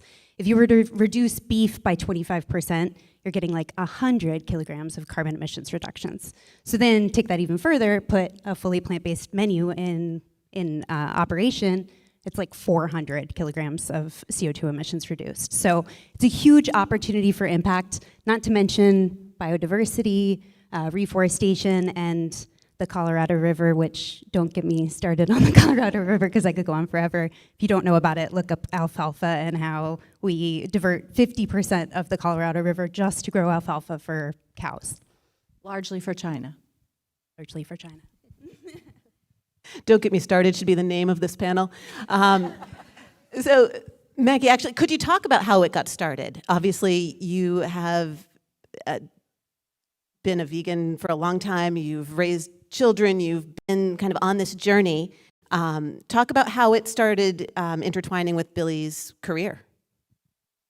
Wow, I just am referencing earlier, we talked about like what is the low-hanging fruit, and I think food is the low-hanging fruit, amazingly. It actually is the single most largest impact an individual can make, so magnify that by an arena or a stadium. And really what happened was I've always been in the space of caring about climate change and the environment, biodiversity, and then I found myself, you know, Billie and Phineas's mom and stepped into the music industry and was rudely awakened. Fortunately, I met the nice people at Reverb, and we started a journey of trying to make everything in the touring more sustainable, not just the touring, but everything from the vinyl to the merch to every single aspect. And food was kind of one of the frustrating things. You know, I was on the road with Billie, you know, making like vegan quesadillas with an iron on the bus, you know, scrounging airports for little packs of oatmeal. And, you know, food was just a constant sort of nightmare. And then we started Billy moved into the larger venues. And so then the lovely Leslie, I was very frustrated with the food situations, and we were complaining about it. And here Billy was headlining all these things, and we were like scrounging for food. And so then the lovely Leslie told us we had an option. Yeah, I may have told this story last year, but I saw Maggie eating a baked potato, and there was no real vegan options in the catering area backstage. And I'm like, you can do this. You have choices. I know Paul McCartney does it. I know Erykah Badu does it. Do you want to take a vegan caterer out on the road with you so that you can enjoy the food just like everyone else on the crew and backstage is enjoying the food? So that's where we kind of opened up this bigger opportunity for her and for their family. And there's a lot of people on the crew that are also vegan. And it was just an important opportunity to really try out. And so Maggie, of course, was on board with it, spoke to Billy, and going into the 2020 tour, Where Do We Go World Tour, that's when we decided to travel with a vegan caterer, which surprisingly, there are not that many. I think Eat Your Heart Out is really the predominant one. So we jumped into a relationship with them and figured out what would be the best options for Billy so that she could take a caterer on the road for her. Can I just clarify one thing? I think the first option that someone on our team provided to us was like a vegan caterer for your family. And we said, oh, no. It's Billy's money. It's for everybody, right? And we have to have the best food we can possibly have. So go on, Laura. I was going to say, I don't know if everyone caught this, but she talked about the Where Do We Go tour that kicked off March 9th of 2020. We got 3 shows into that. And then, Maggie, what happened during COVID when we had this triumph of that kickoff? I remember being at the first show and working with the caterer, and everyone was just astounded to walk into catering, and those who were vegan had all of the options instead of a baked potato for the first time at a live event. So there was a lot of positivity and momentum, and then... Yes, and then we came home. We took the bus home, which was kind of fun, actually. I think I'm the only one that thought it was fun, but I thought it was fun. And then we came home, and, within a week, we were just so worried about people needing food, and of course we were like, we need to get people food, but of course the food has to be planet-friendly and healthy, and this very, very quickly, I'll skip the story, but it very quickly led to the creation of Support and Feed, which is a nonprofit addressing food equity and climate crisis by providing nourishing plant-based meals to community organizations, primarily in food apartheids, which is now in 11 cities in the country, and also working internationally with other organizations to increase awareness, access, and demand of plant-based food, including free farmers markets, meals from local businesses, education, cooking classes. So it really expanded. So then that led to being a part of the next tours. Right. So in 2022, we got our second chance with Happier Than Ever tour catering. We learned a lot. And I don't want to skip over that story because it's worthy itself, but I do want to really talk about Hit Me Hard and Soft, which started September of 2024, though the work started a year before, and just concluded at the end of last year. So I don't know if Maggie or Leslie wants to start, but I guess, Leslie, when you're talking to the venues about this tour is coming up and trying to book it and finding that, how does that process go to find the hosts for a tour that has a specific interest or even requirement like this? So I think in 2022, we kind of had the venues in mind that we wanted to play, the cities, the routing, what was ideal for Billy. And we had to then chase, the venues to come up with plant-based options for concessions. We increased it from 2020. Instead of having, a few plant-based options, we needed a minimum of 3. We didn't really cross-check what those were. So we learned in the process that people were trying to throw in popcorn and chips and, like a side salad, and those are fine. They just don't count as an entree. Yeah, those are additives, but they're not the primary. So then, going into Hit Me Hard and Soft, that's when we really dug deep and said to all the venues, hey, we need you to be more creative. We need you to come up with options. You can't just, even to the extent of, you can't just give us a veggie burger or, we wanted to come up with more creative solutions. And in doing so, going into Hit Me Hard and Soft, instead of routing it, picking the venues, we used this process as part of the venue, picking process. So, Tulsa came to the table with a lot of really great menu options. They were super creative.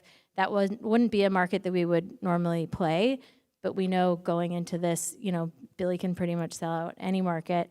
If they're willing to make their menus fully plant-based, that's more important to us than going and playing in Dallas, for instance. So That's so cool.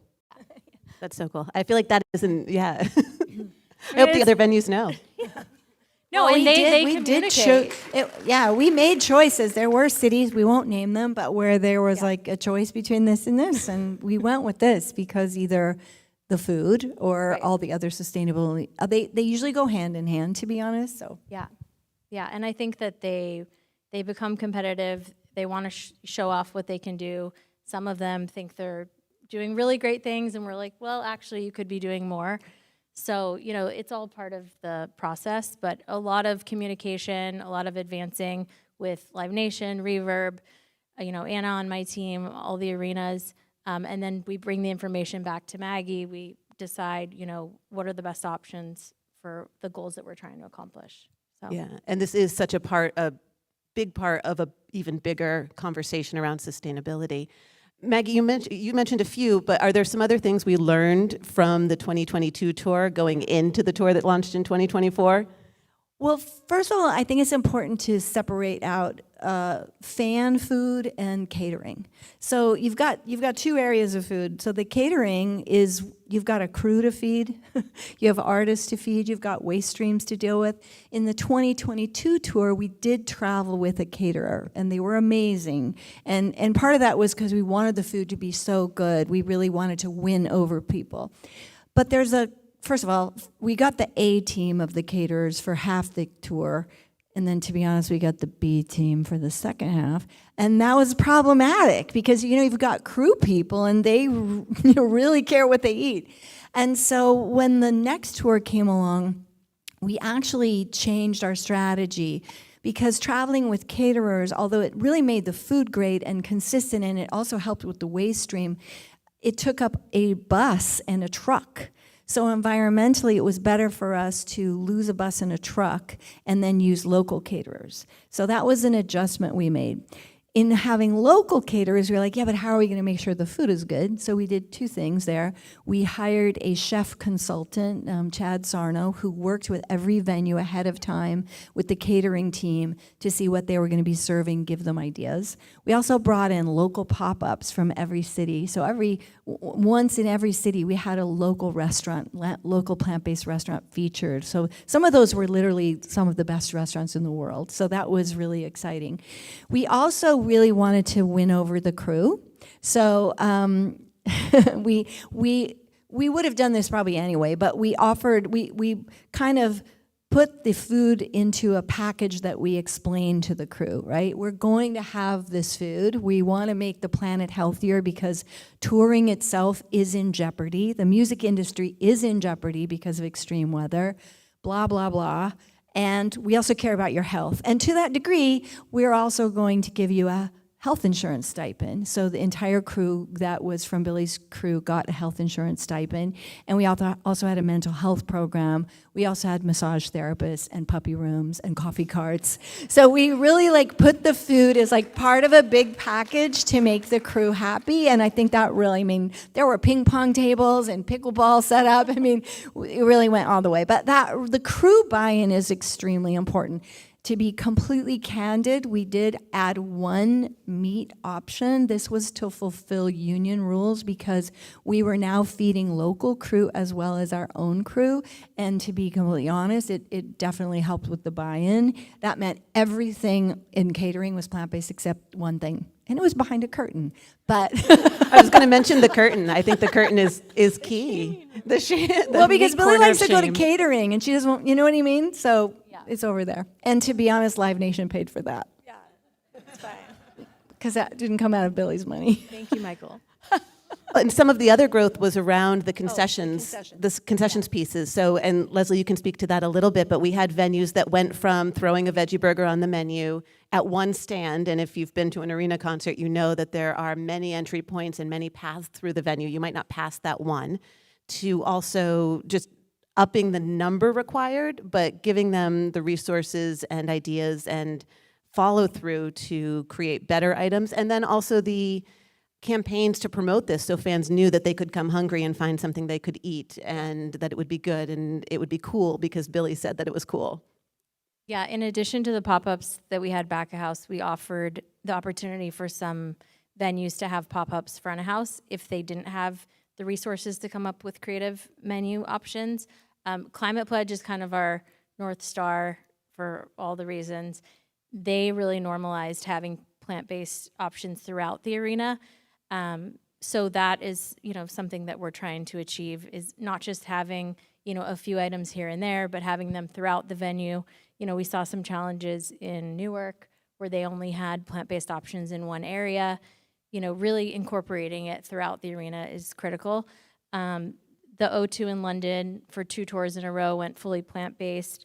Manchester Co-op and UBS Arena went really far and came up with the Billy Burrito and, tapped into a lot of her songs and different themes, which obviously we cross-checked with management and Maggie to make sure they were comfortable. But, they really leaned into it, which was amazing. That gets the fans excited. They're buying, the Billy Burrito, something that she loves. So I think, those were exciting step-ups that we saw. And, we want to see more. And we don't want it to just be, on Billy to make these things happen. We want the venues to take these initiatives and keep them happening moving forward. Are there success stories about venues keeping plant-based menu items? Yeah, there's a lot. And I'll just throw in like a couple of them, which we'll talk about in a second, but a couple of them were like, they found out that the pretzels had dairy powder in them, and they just literally took the dairy powder out and nobody could tell the difference. Many cities, Manchester Co-op has left things on the menus, O2, but that leads pretty well into how we promoted it all. So in Billy's touring in general, there's a Reverb Eco Action Village. So at that Action Village, we had Support and Feed. So now Support and Feed has been established during COVID and sort of became an integral part of both tours. So encouraging fans to be a part of the vision of the sustainability of this tour was really a big part of the mission. So Support and Feed not only tabled at the Action Village, but we presented many plant-based food drives around the world, encouraging fans to bring food that we then delivered to local community organizations and just helping people understand what is plant-based food. We also had table signs, not only at catering, but around the venues, on the screens. We did plant maps, which showed you where you could find. So Support and Feed would put out the plant maps and target those to the Billy fan pages and on Billy's site and show people, this is where you can buy the amazing food that's been offered for you. So there was a lot of outreach on digital and social media, et cetera. We had a film that played before the show twice to talk about all the sustainability measures, send people to the catering. So that was a large part of why it was more successful. I think the O2, I don't know what the stat is this time, but the previous year, I know they had an 8% increase in sales of their food. So that's pretty spectacular considering that it was all plant-based. Yes, and so the tour, for everyone who didn't live it as closely as we did, started September of 2024 with a North American run, and then went overseas, everywhere from Australia to throughout Europe. Tokyo shows, which was a very new conversation for them to have plant-based concessions, and their concessions are very different, so it was learning on both sides, but incredibly successful, fully sold out of all the food. And then we were coming back to the United States and thinking about how to give the venues more tools, and that's where Stephanie comes in with Greener by Default. So we were able to talk to the venues and say, hey, we need to talk to the chefs. We need to talk to the people who are making these concessions menus, and we have resources for them. And then we threw it over, just like I will right now, to Stephanie to talk to those teams. Yeah, coming in at the tail end of the amazing work that you guys have done. So we were part of the last leg of the tour, so it was 11 venues across North America. We worked with 80 culinarians on all 11 of those venue culinary teams to train them on behavioral science strategies. So not just like putting good menu items on, or putting good food items on the menu, but also how do you market them? How do you talk about them? How do you get people excited about them? Use them as a special, call them a Billy burrito, right? That gets people wanting to buy into these things. And it was 21 nights, I want to say. And the carbon emissions reductions just from the plant-based foods that we sold was 40.8 metric tons of carbon emissions. So, and that's just on that last, and just in 21 last days. leg. Yeah. So tremendous impact. And like, I think beyond even the carbon emissions, the benefits from it, like that we heard, I hear you talking about the buy-in from the crew. It was true for the culinary teams too, right? Kaseya Center is one of my favorite examples. They were really skeptical when we met with them first and did the training. And then cut to a month later, they were so excited to show us what they had menued, that they said their staff was really excited, but like they're used to doing the same thing over and over every day, dropping the fries, putting the burgers on the grill. And like this allowed them an opportunity to be excited about the food and get involved in a new challenge and a new experience. So we saw it really benefit everyone across the board. And in those culinary trainings, we did explain to them that we would have these plant maps and we could offer this support, because I think a lot of them they're so scared on the food front and they're trying to sell it to a lot of different people. So, they all kind of buy in a slightly different way. I think But also a lot of them buy in on the financial cost. So showing them in the trainings that it's even more, can be more financially rewarding. Yeah, I was gonna say, I think it can be intimidating. That's what we really learned, is the different, point of contacts at the arenas. They get intimidated by this process. And I think what we've learned too is that they lean into people at the arena that are excited about it. It could be a coordinator, it could be, somebody who works in a different department, marketing, what have you. And if they're excited about sustainability and making change, then they're gonna help bring this to action, which is really great. The other thing I wanted to talk about, something that Laura and I worked on together, was getting price matching at concessions. It's very expensive to eat plant-based, and we want to normalize it and make it more affordable and attainable. So really ensuring that if you're offering the Billy burrito and the beef burrito, that they're the same price and one isn't significantly higher. So, and I will say, like, given beef prices right now, there is no reason to have price parity. Like, there's no reason not to have price parity, right? And when we look at the avian flu or any of these other things that are coming up because of climate change, plant-based options can be the cheaper option if you go back to the roots of what it actually is. Yeah, which there's a little negative side there. We did find on the catering that it was more expensive. And the reason is we're just paying for people's lack of knowledge. It's not the food that's costlier, it's the fact that around the country, caterers just don't have the experience. So we're kind of paying for that experience as well. And I think it's worth acknowledging that so many of us working in this industry at the venue level, on artist level, we're on a treadmill that's like a not too fast. Like there's always another show, there's always another event the next day, there's always, well, this artist wants this, but this artist wants something different. And finding ways that we can use this opportunity to disrupt a little bit without making it contentious. Like while making it sort of, we're on your team, we're providing resources, we're willing to pay a little bit more. Is so crucial. And I think that's something that can apply across sustainability as well. Where we only have a couple minutes left, I wanted to ask, so as we're talking about plant-based food, all the opportunity, all the climate opportunity, what are the ways that this work and this project and these successes can translate to other people in the room who are working either, I think we have people from small venues, we have people from large and small festivals, we have people who might be exploring eating plant-based themselves or trying to get their families to change. What's like one tidbit from each of you that they could take and run with? I'll start with Stephanie, she's primed. Well, that everything matters. I don't know, start somewhere. I was having this conversation earlier of like and I think to your change management piece of this, like the reason I think we've had such great success with these large venues is because they're used to swapping all the time. They're used to like setting up for a rodeo one night and then a Billie Eilish show the next night. They're open to that kind of change and excitement. They just need someone to push them in that direction or challenge them to that direction. So I would say that applies to every industry, no matter where you are. Just be that little push for someone to make a different choice. So be challenging to people. In a Yeah. good way. And especially in the competitive thing, we saw that work too. Yeah, that's what I was going to say, is just not being afraid to push back, find other solutions, explain, what the reason is behind this and, why we want to do this. I'm sort of grappling with this on the entire subject because there's such a push in the climate space of the last several years to be hopeful and optimistic. And that's important. We have to be inclusive. We have to win people over. We have to say every step you take is good. We have to have that.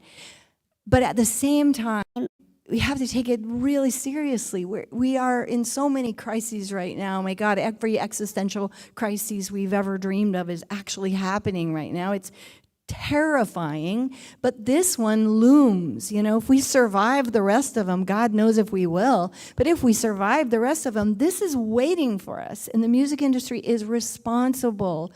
Our touring industry is in jeopardy. It really, really is. And so I would just say, leading with this kind of, we can do it, and thank you for everything you're doing, and these small changes is great, but don't think you cannot do it. You really have to talk about food. And I can't tell you how many times I talk to people who are in very deep forms of sustainability in this world, and they're just not talking about food. It's that important. And so please just make sure, no matter what event you're talking about, whether it's a meeting at lunch, a party, whatever it is, food is the single most impactful thing you can personally do. And we just have to put it, I'm so grateful that you put on the main stage today. So thank you, MSA, for that. Thank you all. Thank you.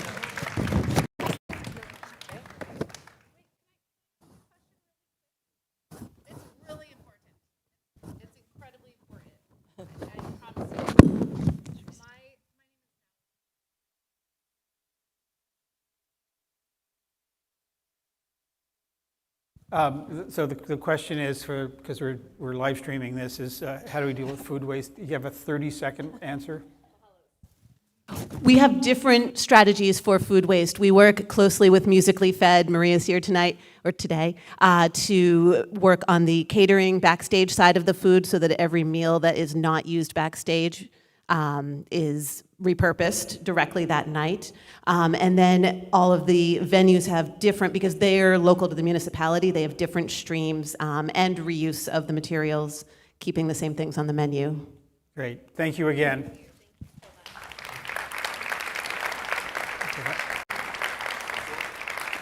Well, that was fascinating. That was indeed quite a meaty conversation, I just have to say. Can you still say that? I don't know, maybe not. This slow roll of laughter, I like it. I did learn that, interesting, who knew that popcorn was not an entree? Again, still so much to learn. We're going to stick with food, and with our last two innovation sparks. We're going to, first is Samantha Derrick from Plant Futures, and then followed by Andy Levitt from Brightly. And then bonus, after that, we're going to hear an update about Goal from Kristen Fulmer, the Global Head of Sustainability at Oakview Group and the Executive Director of Goal. So, Samantha.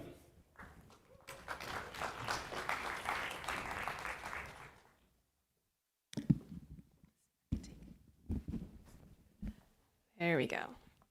Awesome. Well, after coming out of that incredible talk, I think we can all agree here that music and food aren't just part of the festival, they are the festival. They are what people experience, what they remember, and what they come back for. And together, they present one of the biggest opportunities we have to make climate action feel tangible, real, and unforgettable. When I was 12 years old, I made the single most important decision of my entire life. I adopted a plant-based diet overnight, and it changed everything. My health, my values, my career, and my purpose. When I was 20 years old, I made the second best decision of my life. I went to my first electronic music festival, and it was absolutely incredible. I stood in the crowd at Ultra Miami and experienced something unforgettable. Thousands of strangers becoming one. Okay. For that. Has anyone here been to an electronic festival before? Hands up. Oh, a lot of you. Wonderful. So you know what I'm talking about. Amazing. And then when I was 28 years old, I went to graduate school at UC Berkeley, and my love for a plant-based lifestyle and for electronic music collided, and Plant Futures was born out of a graduate school project. Today, Plant Futures is a global sustainability nonprofit with programming at 115 universities across the world, and we focus on the 4 C's: curriculum, careers, community, and culture change. And we're mobilizing the next generation of leaders who will shape the future of food and climate. But here's the thing. We know that education and information alone do not change people and don't shift culture. Experiences change people. We need joy, we need shared space, we need good music, we need good food. And that's why Plant Futures partners with some of the biggest music festivals to leverage those opportunities and shape the narrative around music, joy, and sustainability. We, through high impact media, we elevate artists' voices. We bring visibility to behind the scenes sustainability initiatives that are driving sustainability in the music festival industry. And we work with teams to reduce carbon-related food emissions from menus with research-backed strategies. So if you're an organizer, an artist team, a media team, or a brand looking to elevate your sustainability impact or to tell a better story around what you're already doing, let's connect and build a plant-powered future in the music industry together. Thank you.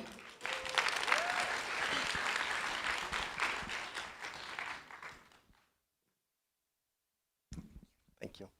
I was just backstage wondering if I could maybe pull off a comment to my kids back home in Boston that Billie Eilish's mother was the opening act for my 90-second speech here in LA. So see if I can get that to work. But anyhow, my name is Andy Levitt, thrilled to be here. And I love seeing live music. I saw my first show when I was 13. It was the Police on their Synchronicity tour in the early 80s. Probably seen the Grateful Dead and various iterations of the band probably 60 times over the last 4 decades.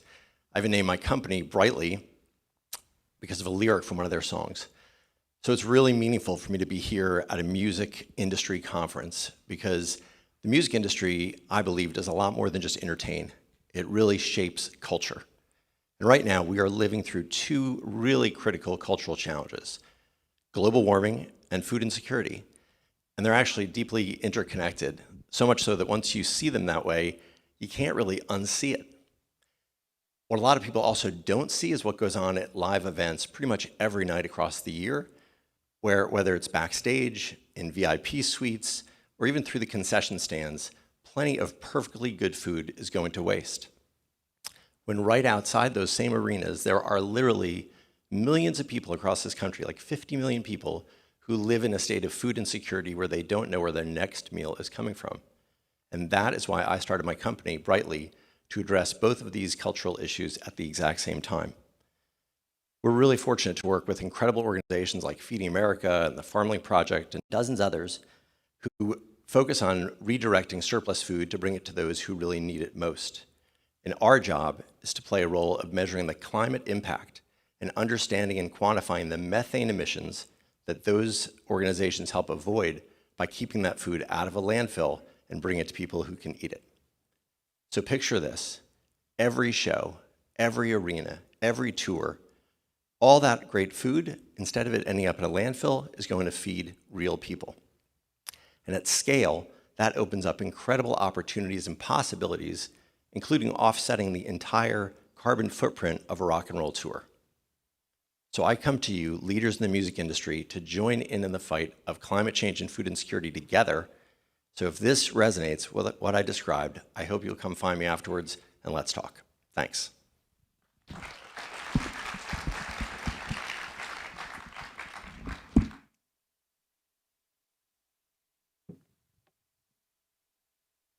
All right. Hi, everyone. My name is Kristen Fulmer. I spoke to you this morning wearing my Oakview Group hat, but I'm here just to talk to you a little bit about the GOAL program as well.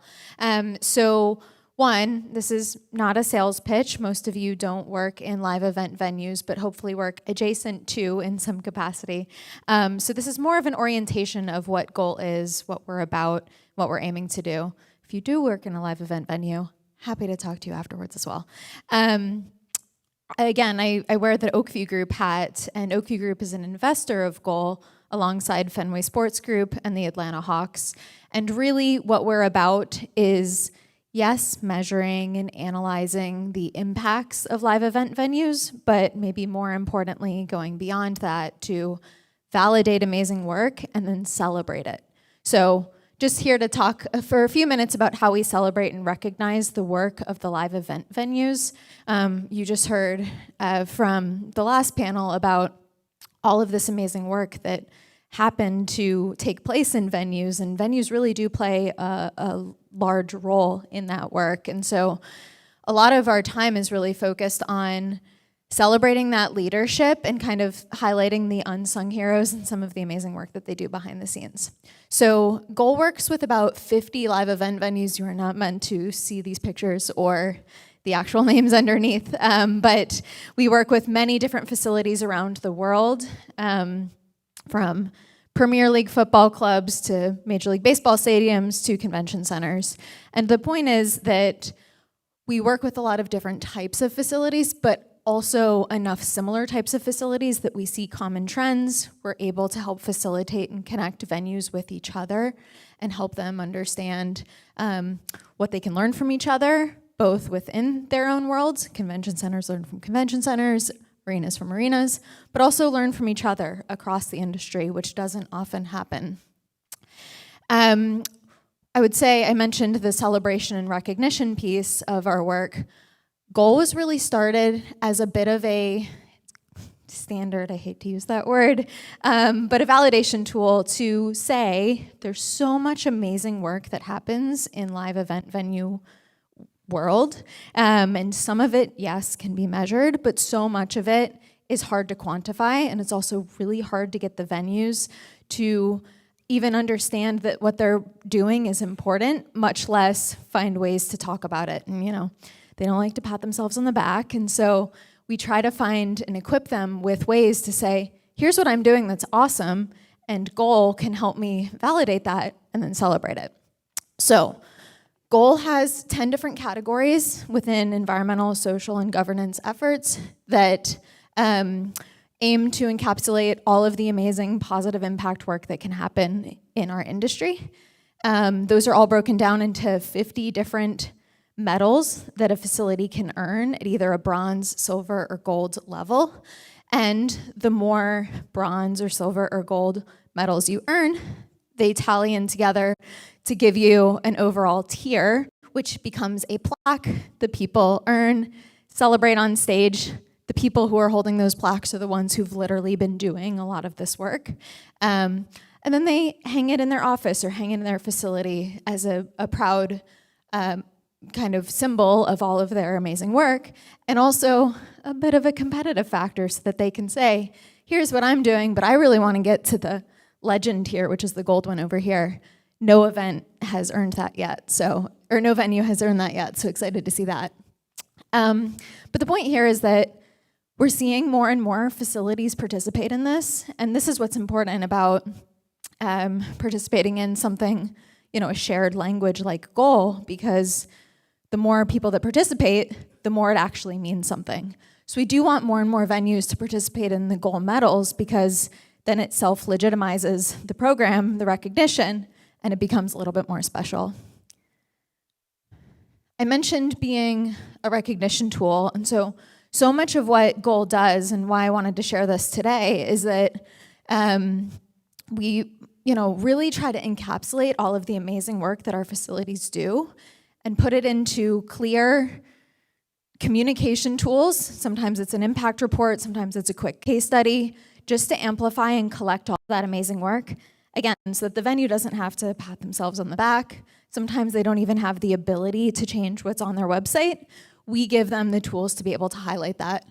And I mentioned on the last panel, we highlighted a number of venues that hosted Billie Eilish and all of the amazing work that they did to help do that including transitioning to plant-based food.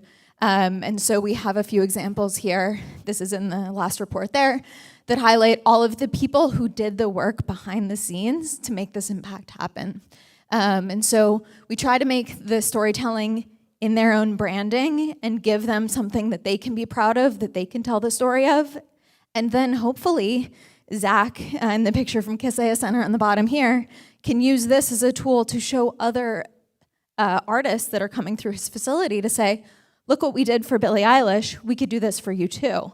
And so it's meant to be a tool to help kind of grow that work and really spread that impact. Yes, highlight what they did. Yes, give a storytelling tool, but then also say, here's a driver to do more and more and more. So my only call to action is to please follow our work, not as a way for us to make more money, but as a way for you to understand what venues are doing. We try to highlight all of the stories that they're working on, try to really highlight the work that happens behind those efforts, and post all about it often on LinkedIn. Our new impact report comes out in just a few weeks, so excited to share that as well. Thank you.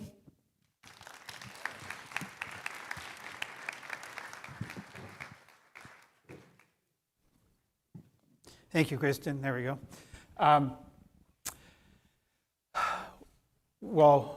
Sean is striking one of the chairs here. Not literally striking it, but that's taking it off the stage. One more thank you. If you found out about this event, and obviously you all did, there's a good chance you heard about it through our PR team, Jennifer Gross and Perry Serpa.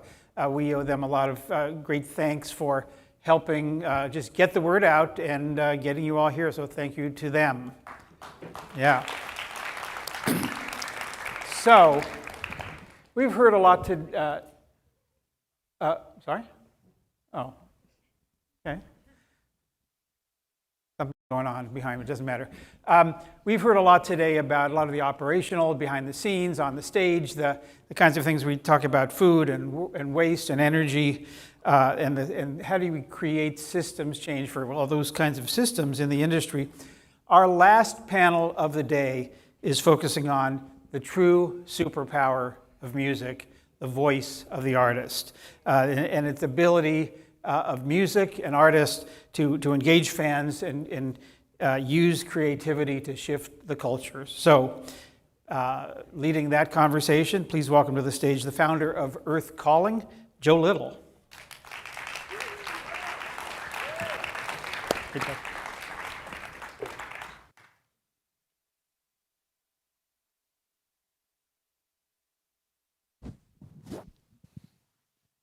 Hello. Hey everyone. I'm so excited to be leading this panel when I was asked to come on with these two incredible ladies here to really talk about the superpower of music, which is, you know, our ability to be able to bring emotion into being. And so my name is Jo Little. I'm the founder of Earth Calling. And we see ourselves as an arts foundation that focuses on mental and environmental health. We offer resources, tools, mentorship, and production support to artists to be able to bring these messages, these meaningful messages to life. And so I'm so excited to have the two of you here today. Thank you so much for joining me. So I'd just like to say, we have Madame Gandhi, is an award-winning artist and activist known for your uplifting and percussive electronic music and messages of personal power. The former drummer for Grammy-nominated artist MIA and has been recognized as a TED Fellow, Forbes Under 30 in music and BBC 100 Women. Thank you for coming here.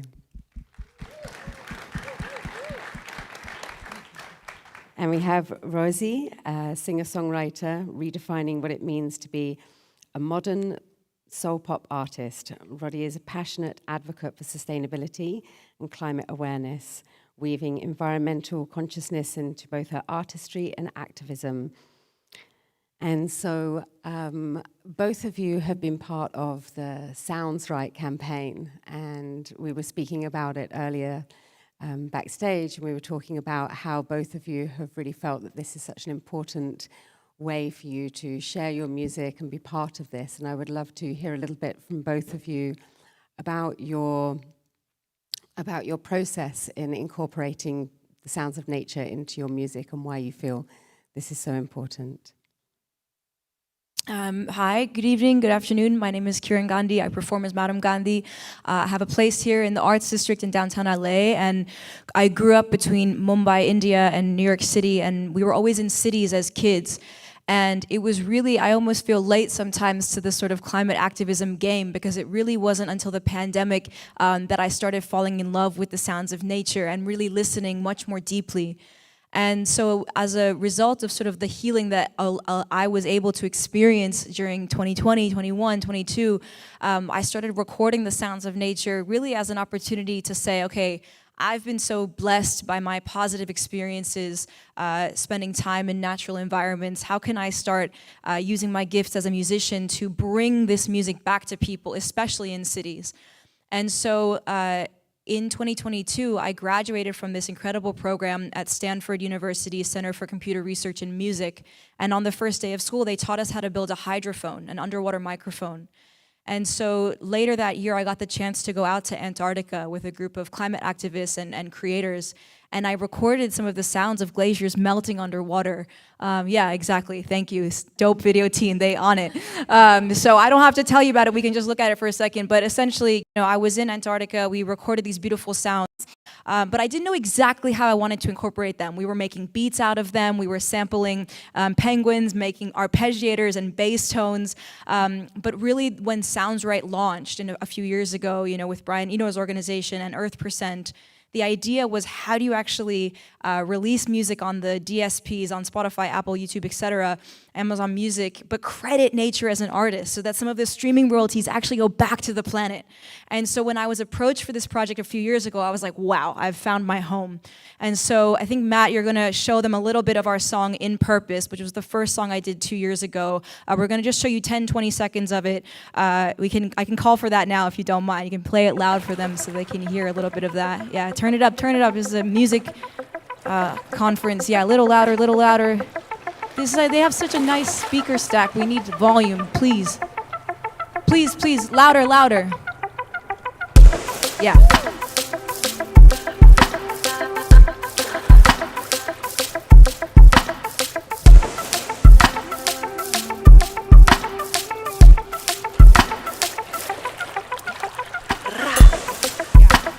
That's perfect. Just give them a little taste. They can find the track afterwards. And so this was the first sort of beautiful piece of work that we put out with Sounds Right. It's on Spotify now. It's Madam Gandhi featuring nature. And in that particular song, In Purpose, 100% of the music is sampled from my time in Antarctica. And so that was a really beloved project to me. And now anytime you listen to it, you're crediting nature as an artist. So that was, I'm glad to share that. And thank you for that being the first question. And I pass it to Rosie. Thank you. So cool. My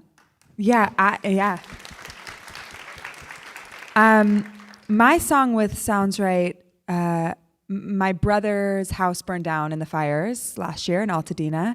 And so when they approached me about doing this collaboration with nature, I knew that recording nature was kind of the center of the whole concept. So I went to the plot of land where my brother's house had been, and I recorded. I was nervous that there wouldn't be nature. I didn't know what to expect. I'm sure a lot of you have been very close to the fires like it was for me. And I have to say there was a little bit of hope in, obviously it was devastating to drive through Altadena, to go to this plot of land that suddenly was nothing, but there were birds and there was wind in the trees, and it was hopeful, and it surprised me, which was really a really beautiful part of the creative process, to kind of be caught off guard by something.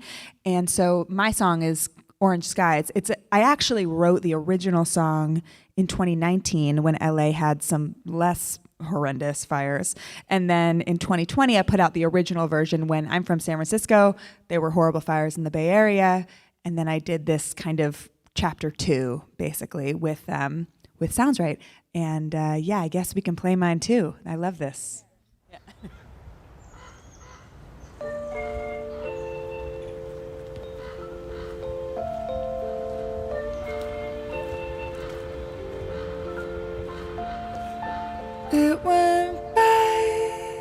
Never felt the seasons and we didn't mind. Summer of gardenias, Laurel Canyon nights, and every other moment too. Ocean drive. That's probably fine. Thank you. Yeah. Voice of an angel. Thank you so much for both sharing your music with us. And I think that so many people have looked like historically around sort of activist music as being this way to kind of deliver this message that has this very hard-hitting, dominating factor. And I think that both of your messages have like this much more inviting way of bringing us into nature and helping us to really fall in love and feel. And it has like yours has very nostalgic energy to it. And I love that yours has like this uplifting like beats element to it. So I'd really love to talk about how this like other dynamic of the way that music can ignite things in people. We spoke a little bit about the role of the artist really being able to feel things that maybe the modern day person doesn't have time to feel. And so by writing music that invokes feelings, how we can actually like hold that space for others. So I'd love to hear a little bit from both of you. Yeah, I'm always so honored to speak at things like this and be a part of this movement. And I'm also honored because I look up to the scientists and to the full-time activists and the lawyers and everyone and people like you who are using like specific tools to make specific changes. And I always think of my role as an artist is to, reflect this soul of everyone, like the societal emotions, and to do my best to articulate something that I'm feeling with the assumption that if I'm feeling it, I'm sure a lot of people are feeling it. And so when I wrote Orange Skies, I wasn't trying to write a big, song to be an activist at all. I was trying to write a song about my fears and my grief about climate change. And it's extremely personal. And my hope is, we were saying backstage, I was like, sometimes I feel like artists are like the liver for society. It's like the processing thing, there's a lot of emotion in the world and our nervous systems are overloaded all day, every day. And my biggest dream is to be a part of helping people feel those things. And climate change is not some distant thing. It's just life. It's everything. And so it felt just like I might write about like my like mean ex-boyfriend, I would write about climate change. It's like part of my life, So it's just personal, basically. Thank you. Yeah. I really appreciate what you're saying, and building off the earlier question about Sounds Right and this whole program that we've been part of with Earth Percent. I was drawn to it because we're featuring nature as an artist. So we are already reverential and falling in love with the planet, which is not polarizing, and that's not political, and that's not bipartisan. And, recently, can I steal the next question about the Amazon? Can I build on that? Am I allowed to do that? You want to ask me the question, I can answer it. But, I also got to go to COP30 this year. And again, it's very UN, it's very heady. But why is it important to send us artists over to a place like that? Because we filmed music videos, we immersed in the Amazon, we were both in the space learning about what's happening and taking in some of the information to then apply it lyrically, but I was creating art tangentially to what I was learning by actually being present at a conference like that. And I think we have a little bit of a sample of Heart Wide Open. You can just kind of run it while I'm talking to them, but we created a really beautiful music video that we haven't launched yet. Maybe we'll play it later today as the festival closes. But the idea is, can we deliver beauty? Can we deliver joy? Can we deliver inspiration? And I think our industry, our music industry, knows this better than anyone, that, we bring love to the front lines. I love that. And I also love both of the way that you move is by leading with like who you are. You really like show vulnerably, both of you really sort of like, I feel, show vulnerably like your true selves with your artistry and with the way that you communicate with your audience. And I think that's such an important thing. I think that oftentimes with sort of artist activism. It has been, can be historically about telling the person what to do and asking the public to do this certain thing. But both of you embody that. Both of you share with your community like ways of, okay, let's come together, let's meditate, let's like read books, let's like do things that artists wouldn't like historically be doing. And I think that this building of community is how we build movements. And so I'd love for you both to share a little bit about the work that you do in building community with your audience. I know that you have your book club, which is when I first saw it, I was like, that's amazing. Like, yes. Nerds around the world, follow what Rosie reads. Somebody just got a photo of me backstage reading, and I sent it to my boyfriend. He was like, oh, you're just the cutest loser. I love it about you so much. But it's true. It is authentic, I'll be honest. Yeah, like I started a book club because I love to read, and I also really, like, in the same way whenever my friends are going through something hard, they always hate me because I'm like, you know what you should do? You should sing. It feels amazing. And they're like, fuck you. Like, I'm not a singer. That's not the same experience. And I kind of put the same, I feel the same way about reading. I'm like, it's the only way to be completely present for me sometimes.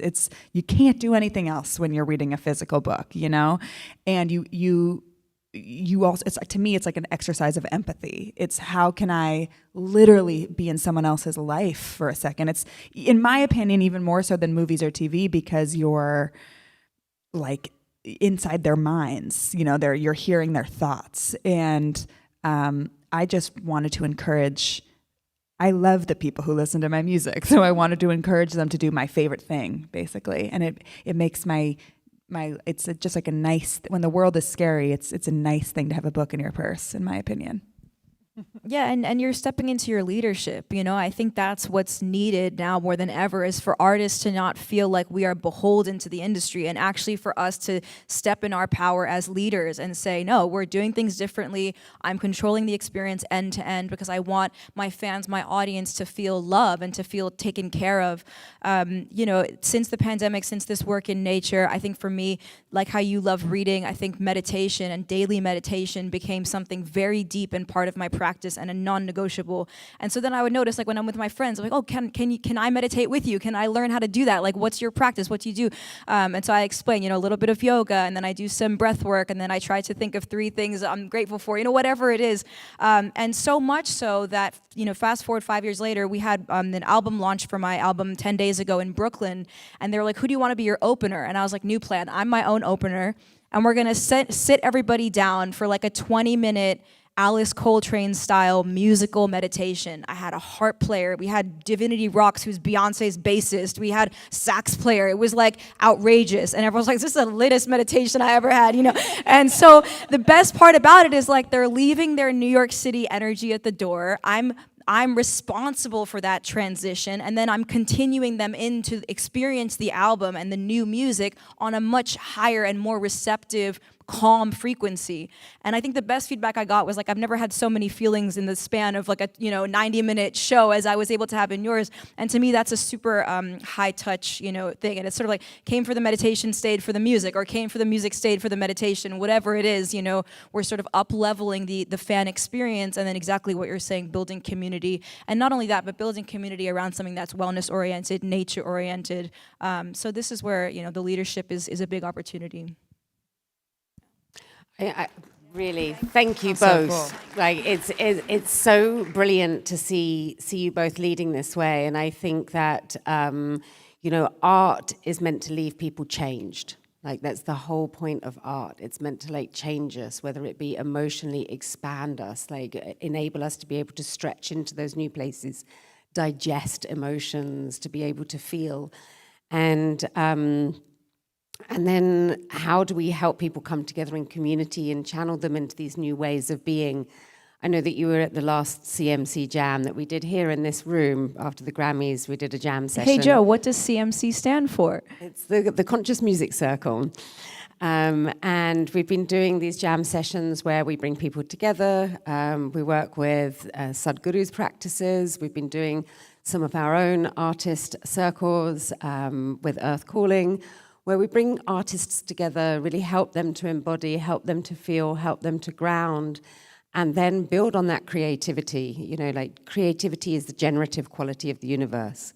If we can tap into that, if we can start to feel that, and if we can ignite that in others, you know, we cannot do anything. We cannot, you know, we cannot build a stage without creativity. We cannot get dressed without creativity. We cannot have food without creativity. So if we can install that and inspire that in our audience, then we can bring them along with us on the journey.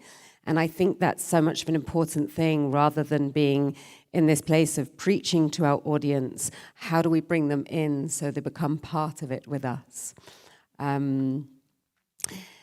And so I'd love to actually just extend a little bit more on your trip to the Amazon, because you know that Amazon is a place that's very dear to my heart. Can we flash them a little bit of Heart Wide Open? Thank you. We can chat while it's going. Don't worry, it's okay. Yeah. So Music Matters, which is the 501c3 that launched Earth Calling, was born from the Amazon, born from an invitation to work with Indigenous communities down there and help them to build their cultural centers, supply guitars, help them to do cultural preservation and cultural exchange. And I love this sort of like interplay between like culture in music. And I would love you to speak to a little bit about what you learned on some of your journeys and what you're bringing and what you hope to actually share with some of the audience through the work that you're doing. Yeah, I really appreciate this. So the first time I was invited to the Amazon was 3 years ago, and it was part of a really beautiful group called the Wild Symphony. And I'm a New Yorker, so I came with big energy. I was drumming and jamming and flexing. This is what we grew up with. But they taught me that's not what we're doing here. We're sitting in a circle, we're listening to nature, and we're making contributions to the natural soundscape that already exists. And it was such a profound shift in the way that I think about music and play music. And so, for example, birds in the morning each have their own unique call, and it's maybe once every 6 to 8 minutes. Or you can stop the video now. You just give it, because I can tell that they're not listening. So I want to tell them some stuff. So pause the video. We're going to show it. Kurt said we can show you the video later, so we'll show it with sound on, and we'll premiere it properly because it's not out yet. So it'll be a special thing for you. When I was in the Wild Symphony, they taught us, listen to what's around you and play your music as if you were contributing like a member of the Wildlife Symphony. So imagine a bird, they've evolved over thousands of years to understand where in the frequency spectrum of the entire collective natural soundscape they can make their contribution. My friend from Costa Phonics is here. He'll tell you all about biophony and the biosymphonies. You should definitely check him out. He has an installation here as well. So they were teaching me how to listen to nature, both in terms of one bird call is every 6 to 8 minutes. So that means that us as the musicians, we were making one sound every 6 to 8 minutes, which is like profound, to sit there with 100 shakers in front of me and have to be so meticulous as to what was my essential contribution. So this was the first thing that I went to the Amazon for, and it was an incredible organization called Kalanoa Amazonas, and we recorded this sort of musicians being inspired by nature and recreating the natural soundscape with acoustic instruments. And that was a really important shift in my own sort of career as a musician, which is intentional, adds value to the other insects and frogs and birds, and is not ego-driven. And then the second thing, of course, has always been recording sounds in the Amazon and being able to recreate them in an electronic music sensibility. And my dear friend Kathy is here. You'll have to go and say hi to her. She runs Earth Percent, and we have another song coming out called Amazon Awakening, which takes some of those beautiful frogs at night, and we've created like a really cool sort of frog BPM song called Amazon Awakening coming out very shortly on Earth Percent. And then the final project was, as I was sharing earlier, when we went to COP30, I teamed up with a local Colombian group of creators, and we made the music video for Heart Wide Open, which really recreates the sort of Amazon setting that I was in, so that visually, emotionally, lyrically, sonically, we can bring this kind of natural sensibility back to people in cities. And I think that context is really important. Of course, we want all of us to go off and be in nature, but there has to be a touch point of inspiration first. Thank you. Thank you. And I know that you just launched your album just recently, And you have a couple of shows coming up this week. Can you tell us a little bit about? Yes, so that maybe thank the you, East thank Side you. and West Side crew can Yeah, come and join you? exactly. So in true LA fashion, I've designed it such that you have two options. Okay, tomorrow, if you're more of like a West LA person, we have a really beautiful spatial audio listening experience, and so that's going to be at the L Acoustics headquarters, which is in Westlake. So that's for like my Topanga, Malibu people. It's a beautiful. You just sip your wine and you listen to the album in spatial, and it's very bougie and fabulous. So that's tomorrow, April 15th, here in LA. And then Thursday, we have the live band, and that's in the Arts District in downtown LA in a warehouse. And we're doing a vinyl signing and a live show playing the album. And so it's called Love Letters from Brooklyn. It's on my website, and we'd love to have you join for either. So thank you. Hope to see you all there. And I'm really interested, I know you've got your album coming out soon too, but I would really love you to tell a little bit about the installation that you're doing. Yes. Because this is like super curious. So we did this, I did this collaboration in September in New York with a gallery called Keysmith Gallery, where 26 visual artists each made a piece in response to one of the songs off my forthcoming record. So you could like walk around the gallery and on these cute little MP3s, listen to each song and look at the piece. And then I performed in the space once a week. And we're bringing it to LA. My album comes out May 8th. It's called Fig Tree. It's a Taurus, as we were talking about backstage, just like I am. Having your birthday and an album come out in the same time is like the worst idea I've ever had in my life. I'm having a complete mental breakdown. But we're going to have fun anyway. And the gallery shows start May 14th at a space here that's called LAX, not to be confused with the more famous LAX. And it's downtown, and you can get tickets to that at thisisrozzy.com. It's going to be really fun. We're going to do, it's like I'll sing the album top to bottom in the space, surrounded by the artwork first, and then there's like a little secret second stage where every week I'm going to have a different guest and do different stuff and be as creative as humanly possible for about 6 weeks. Yeah. Thank you, and thank you both so much for taking the time to be here. For sharing your words, sharing your heart, and really sort of like honoring this space. It's so important for us to have these collaborations with artists, and I know that it's important to us and also to your fan base of what you bring to the world. So thank you so much for having me. It's an honor to be here. Yeah. Thank you all. Thank you, Madam Gandhi, Rizzo, Joe.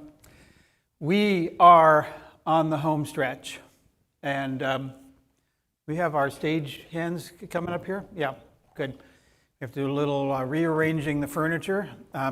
It said on the thing that I'm supposed to be vamping here. I thought it said vaping, but I wasn't quite sure. So either way, it's all good. Before we get into this, the final finale here, which I'm really excited about, I'm excited to share with you one last round of acknowledgments. Now, you met several members of the core of the small but mighty MSA team. You met Amy and Mike up here a little while ago. You may have met, I'll just tiptoe around here, Kurt, up in ran one of the breakouts. You may have met David Koenig, who has been filming people and doing some great video work inside. And you also may have met Yara Pisani. The 6 of us, I have this great good fortune to work with the 5 of them, and we are just having a great time doing all of this work. But there's also an extended team. And I just want to give them a shout out. Trent Wolby, Cindy Lynott, Eleanor Anderson, Kathleen Lineham, and our returning champion, Morgan Sigismonti, and her amazing cast of volunteers. So give it up for all of them. Oh, there she is. Morgan is always working hard. We are, I think, ready for the grand finale here. So with that, my friends, here comes the first ever MSA Bobby Weir Sustainability Awards. Picture a bright blue ball just spinning free. dizzy with eternity. Painted with the skin of sky, brushes and clouds and sea. Call it home for you and me. A peaceful place, so it looks from space. A closer look reveals the human race.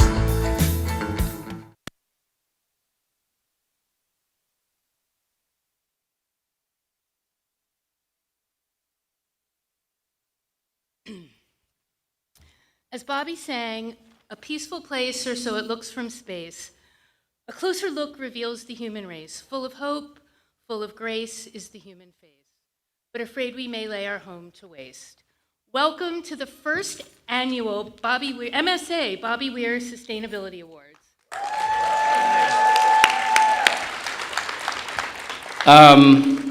So before we get started, we want to thank Chloe Weir for that beautiful photo of her dad that you saw in the video. And we also want to now just share some words that the Weir family shared with us that just so perfectly articulate the spirit of what this award represents to MSA. When the Music Sustainability Alliance decided to create the award, it wasn't just about recognition, it was about reflecting something deeper. It was about the responsibility that we carry as an industry, how we tour, how we produce, how we gather, and the impact that that has on the world around us. From reducing the emissions of fan travel, to building greener tours and more sustainable venues, from rethinking supply chains, materials, and food systems, to engaging fans as part of the solution. MSA exists to help move this entire ecosystem forward. And the question became, who represents that spirit? Who just didn't talk about it, but who actually lived it?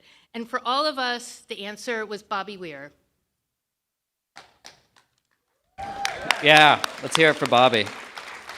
Bobby understood that music doesn't exist in a vacuum. It lives in communities. It's in the air that we all share. And he understood the responsibility that comes with bringing people together.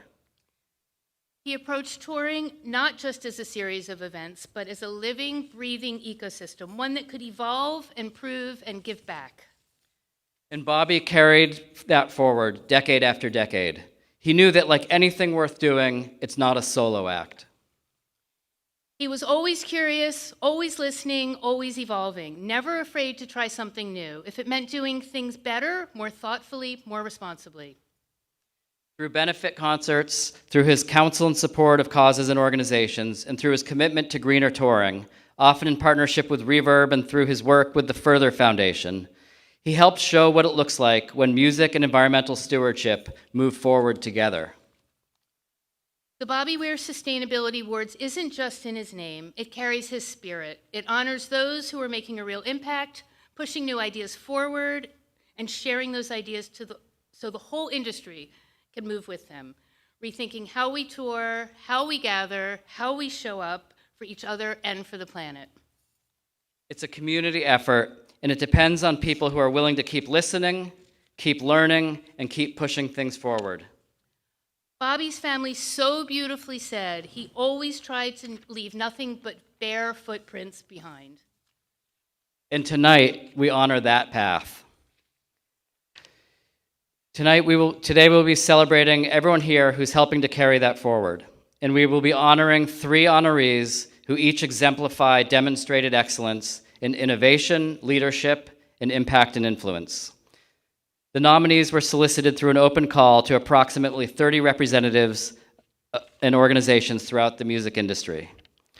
The nominees were then verified by the MSA, and a group of finalists were submitted to a panel of 5 independent judges, including members of the Weir family, the music industry, the climate movement, and corporate responsibility or sustainability more broadly. And now, without further ado, we are thrilled to announce our 2026 MSA Bobby Weir Award honorees, which includes a venue, a nonprofit organization, and an individual. I'm going to turn it over to Mike to get the first one going. Thank you. Yes. Well, someone else. All right, so since opening in May of 2024, our first honoree, Manchester's Co-op Live, has rapidly emerged as a leader in climate-forward infrastructure, operating on 100% renewable electricity and incorporating solar energy, rainwater harvesting, and a zero waste to landfill model.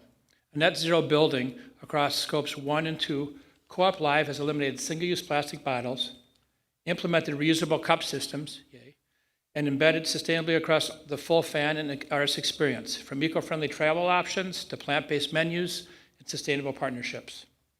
The venue also prioritizes community impact, committing to donate at least £1 million annually to the Co-op Foundation and raising more than £2.4 million to date for charitable initiatives. Co-op Live represents a blueprint for how large-scale venues can lead on both climate and community engagement. To receive the award on behalf of Co-op Live, please welcome Sustainability and Community Director Sarah Tompkins.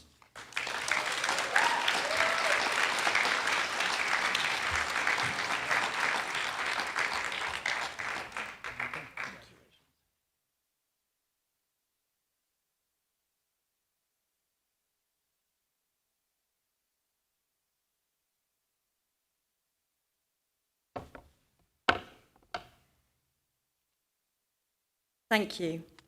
We are truly honoured to be a recipient of this inaugural award. Co-op Live is a new music venue on a journey, but we are committed to the planet.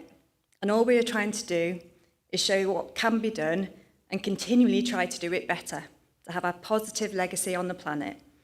So to be honoured and celebrated within the same breath as Bobby Weir and his incredible legacy is an inspiration for me and all of the team back in Manchester, from our cleaners to our chefs, to our stewards, to our fans, and to our artists who grace us. So thank you for recognising the hard work we all do, the hard work all of us do in this room. For every venue, this is for you too. We were here to make the world a better place. So it's a really lovely honour, and we'll take Bobby's spirit with us. And thank you very much.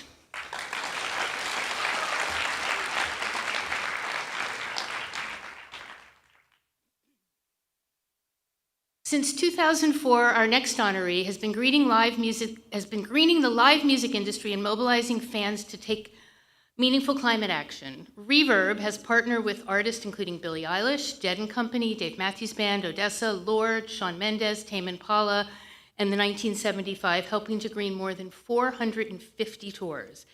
Its programs have delivered over 8.6 million fan actions, prevented use of 4.6 million single-use plastic water bottles, and supported more than 6,300 nonprofit organizations through its action villages. Through its unique combination of artist partnerships, on-site activation, and nonprofit support, Reverb has helped transform sustainability from a niche concern into a central pillar of modern touring. To receive the award and honor on behalf of Reverb, please welcome co-founder and co-executive director, as well as guster guitarist and vocalist, Adam Gardner. I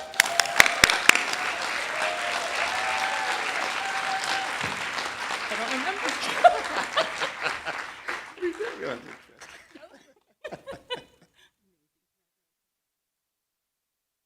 Wow, this is very cool. Hello, everybody. Well, first of all, thank you so much to Amy, Mike, and Kurt, and everybody at MSA. As well as activist artists, management, and the Weir family. This is a very cool award, and I'm going to lose my microphone right now.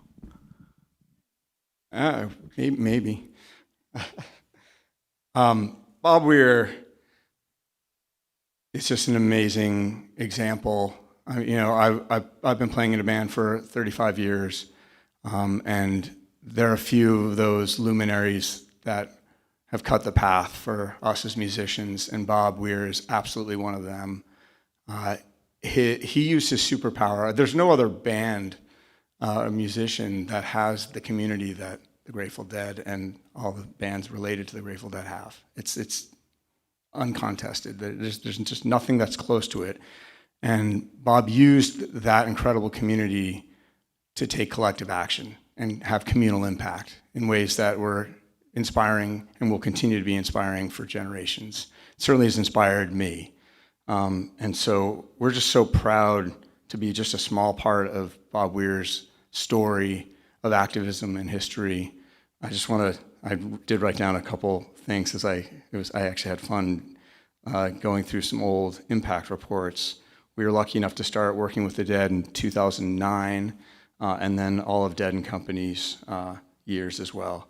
And just some quick stats, because everyone loves stats, but it's just proof that collective action, especially when you have a central figure like Bob driving it, fans follow, and it has real impacts. So during just the small window that Reverb had working with Bob, over 300,000 fan actions at concerts, over 150,000 single-use water bottles were avoided, $17 million were raised for social environmental causes, supporting, 300 nonprofit organizations were hosted at concerts and were also given funding, and volunteers gave over 16,000 hours of their time to engage their own community in taking climate and environmental action. So just really amazing work. Again, just a small fraction. That is not everything Bob did. Bob did way beyond that, but that was just a small window that we were fortunate enough to be involved in. I also wanted to just thank the entire Reverb team. I'm just here to represent them. Everyone's worked so hard and continues to, and they're so dedicated. I want to thank my wife, Lauren, who opened my eyes to environmentalism in the first place and opened my heart and my actions. I take her example, how she converted this guy into doing what I do, and see how if I can be converted into this world, anyone can. I also want to just thank some of the artists that got us started. Bonnie Raitt and her manager, Kathy Kane, were huge mentors to us in the very beginning. So we owe that model that we use on tours now really to her and her team. Also want to thank Dave Matthews Band, Jack Johnson, Bare Naked Ladies, and my bandmates in Guster, because they were willing to humor me in the beginning. But then, of course, the next wave leaders, like Billie Eilish, of course, and Lorde, and Tame Impala, and Tyler Childers, and 1975, Odessa, Young the Giant, and the list goes on, which is great. And it's just another example of how Bob's example has taken root and is really working in a significant way. I also want to thank everybody who's here. I started this conversation with community, and we are a community, and it's incredible to see this community grow, and the MSA gets a big shout out for bringing us all together. We all need it. We need this community. In 2004, and I know Mike can attest to this, it was pretty lonely in the music environmental world. There weren't a lot of us. This was basically just Mike and I. And so it's just incredible to see so many faces, so much energy, so many people interested in making change from their corner of this industry. So I just want to sincerely thank all of you for being here in your time and your energy, and I hope that we all get to work together more. There's a lot of conversation about hope today, and there is in our movement in general, because we all need it more than ever. And there's this beautiful feedback loop between hope and action. The more hope you have, the more action you take, the more action you take, the more hope you have, and you see results. So that's why I do like to rattle off stats, because it shows that our actions actually do mean something and actually add up to something. But community is just so important. I mean, that's the reason for us to exist at all. So when we come together in hope and in action and in community, it just feels incredible. So thank you for this recognition, and thank you to MSA.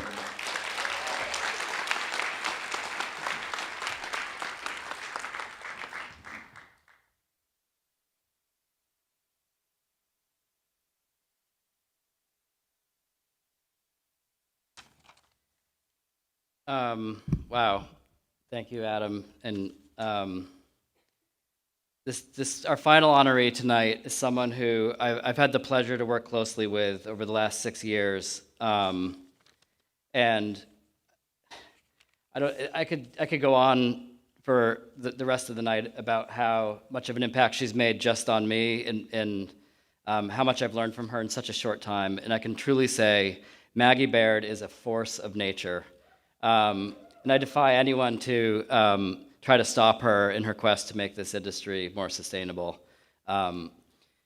She works tirelessly to bring climate-positive practices not only to every aspect of the industry, but to everything she does. And as the founder of Support and Feed and a longtime advocate for plant-based solutions, Maggie has helped reshape sustainability across major global tours alongside her children, Billie Eilish and Phineas. Her work has driven measurable and lasting change, from plant-forward initiatives to reduce plastic waste, as well as more sustainable transportation, water use, merchandise strategies. She's doing it all. And expanding the scope of sustainability beyond emissions to the intersection of climate and community well-being. Maggie's leadership demonstrates how artists and their teams can embed impact and sustainability into every layer of the music experience.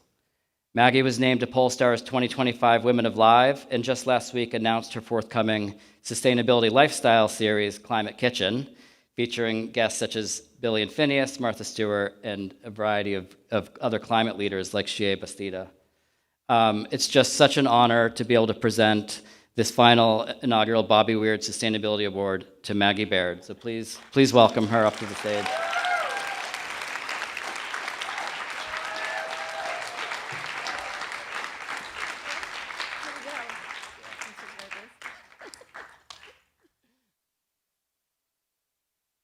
Hi, thank you so much. Thank you to the MSA. Thank you guys so much. So nice of you. And thank you to the Weir family. This is such an honor, and everyone said all the amazing things that are so true. I can't top it. It's just an amazing family.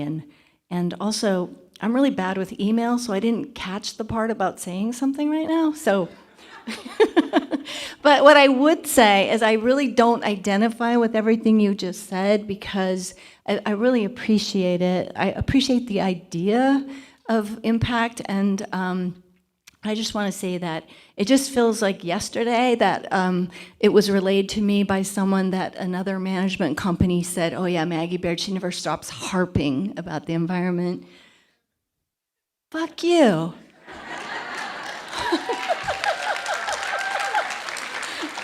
Yeah, I'm never going to stop harping about it. And so I just want to thank, well, first of all, thank my children, because, I've always cared about the planet desperately my whole life. And it's crazy to me that I found myself in this industry that I had always loved so much just by the nature of my children being here and everything they achieved, and that they amazingly gave me a platform, and they let me share their incredible platform to do what they believed in and do the thing that I had always wanted to do the most, which was try to make environmental change. And so I'm just grateful to my children for what they do and for how they stick their necks out and how they say things in public and take risks, and I'm very proud of them. And I just want to thank all of the people and their team. Their management team is amazing, and their label is incredible, and their promoters, and all their touring team, and everybody who has, again, listened to me say things until they're sick of me. But they've made these amazing changes, and I just want to thank all the support and feed team who has jumped in, not just for Billy's tours, but for so many musicians, so many amazing tours. I want to thank Reverb, because Reverb was like the first people I got connected to when I was beating my head against the wall. Someone said, you have to meet Reverb, and they made such a huge difference for me. So thank you all, thank you. I don't deserve this, but just for anyone who has ever been accused of not shutting up, don't shut up.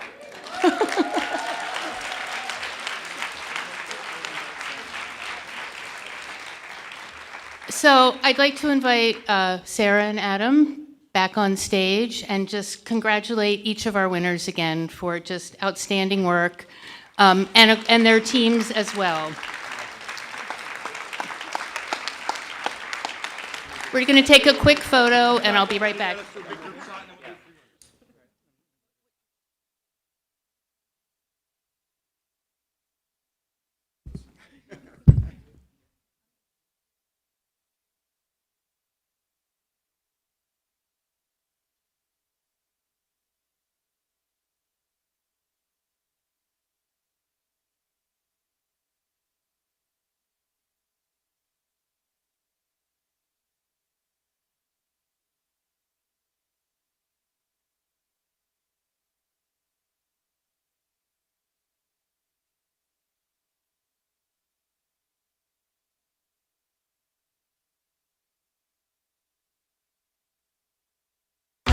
Picture a bright blue ball just spinning free. It's dizzy, possibilities. Ashes, ashes all fall down. Ashes, ashes all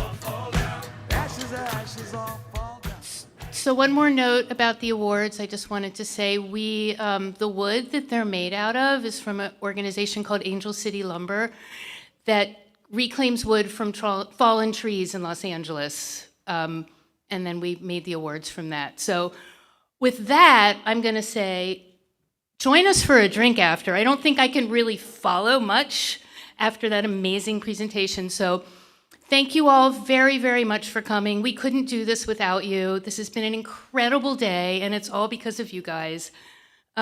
So come join us for a drink. If you need to split, will you drop your lanyard off on the way out? Otherwise, keep it, and we have a box at the end of the reception for you guys to do that. So yay for you.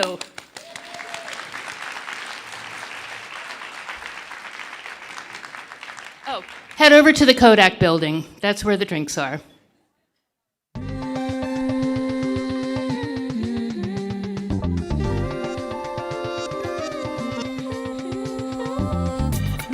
Wide as the ocean, and I live deep in emotion, and I'm not trying to force it, and just like 3 plates I course it, and I take pride in devotion. When I play drums I'm in motion, and you know I stay supportive, and good love's hard to ignore it.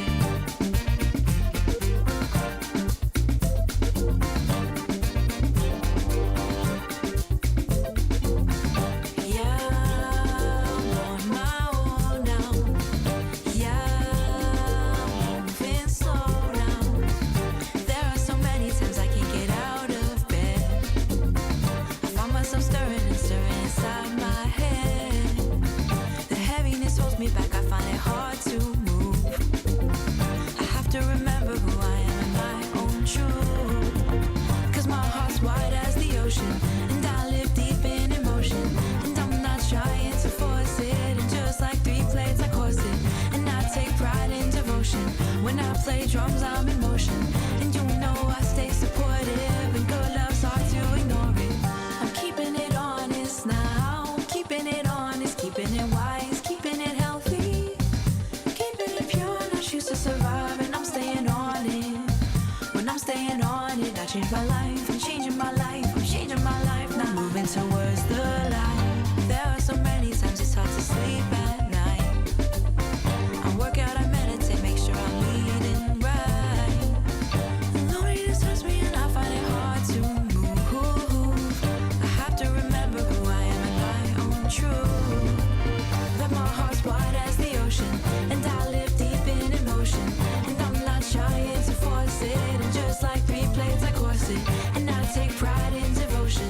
When I play drums I'm in motion, and you know I stay supportive, and good love's hard to ignore it. I'm keeping it honest now, I'm keeping it honest, keeping it wise, keeping it healthy, keeping it pure, not choose to survive, and I'm staying on it.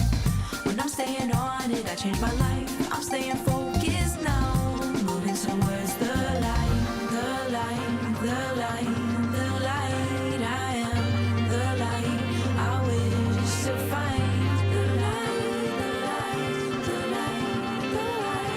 I am the light, I wish to find drums.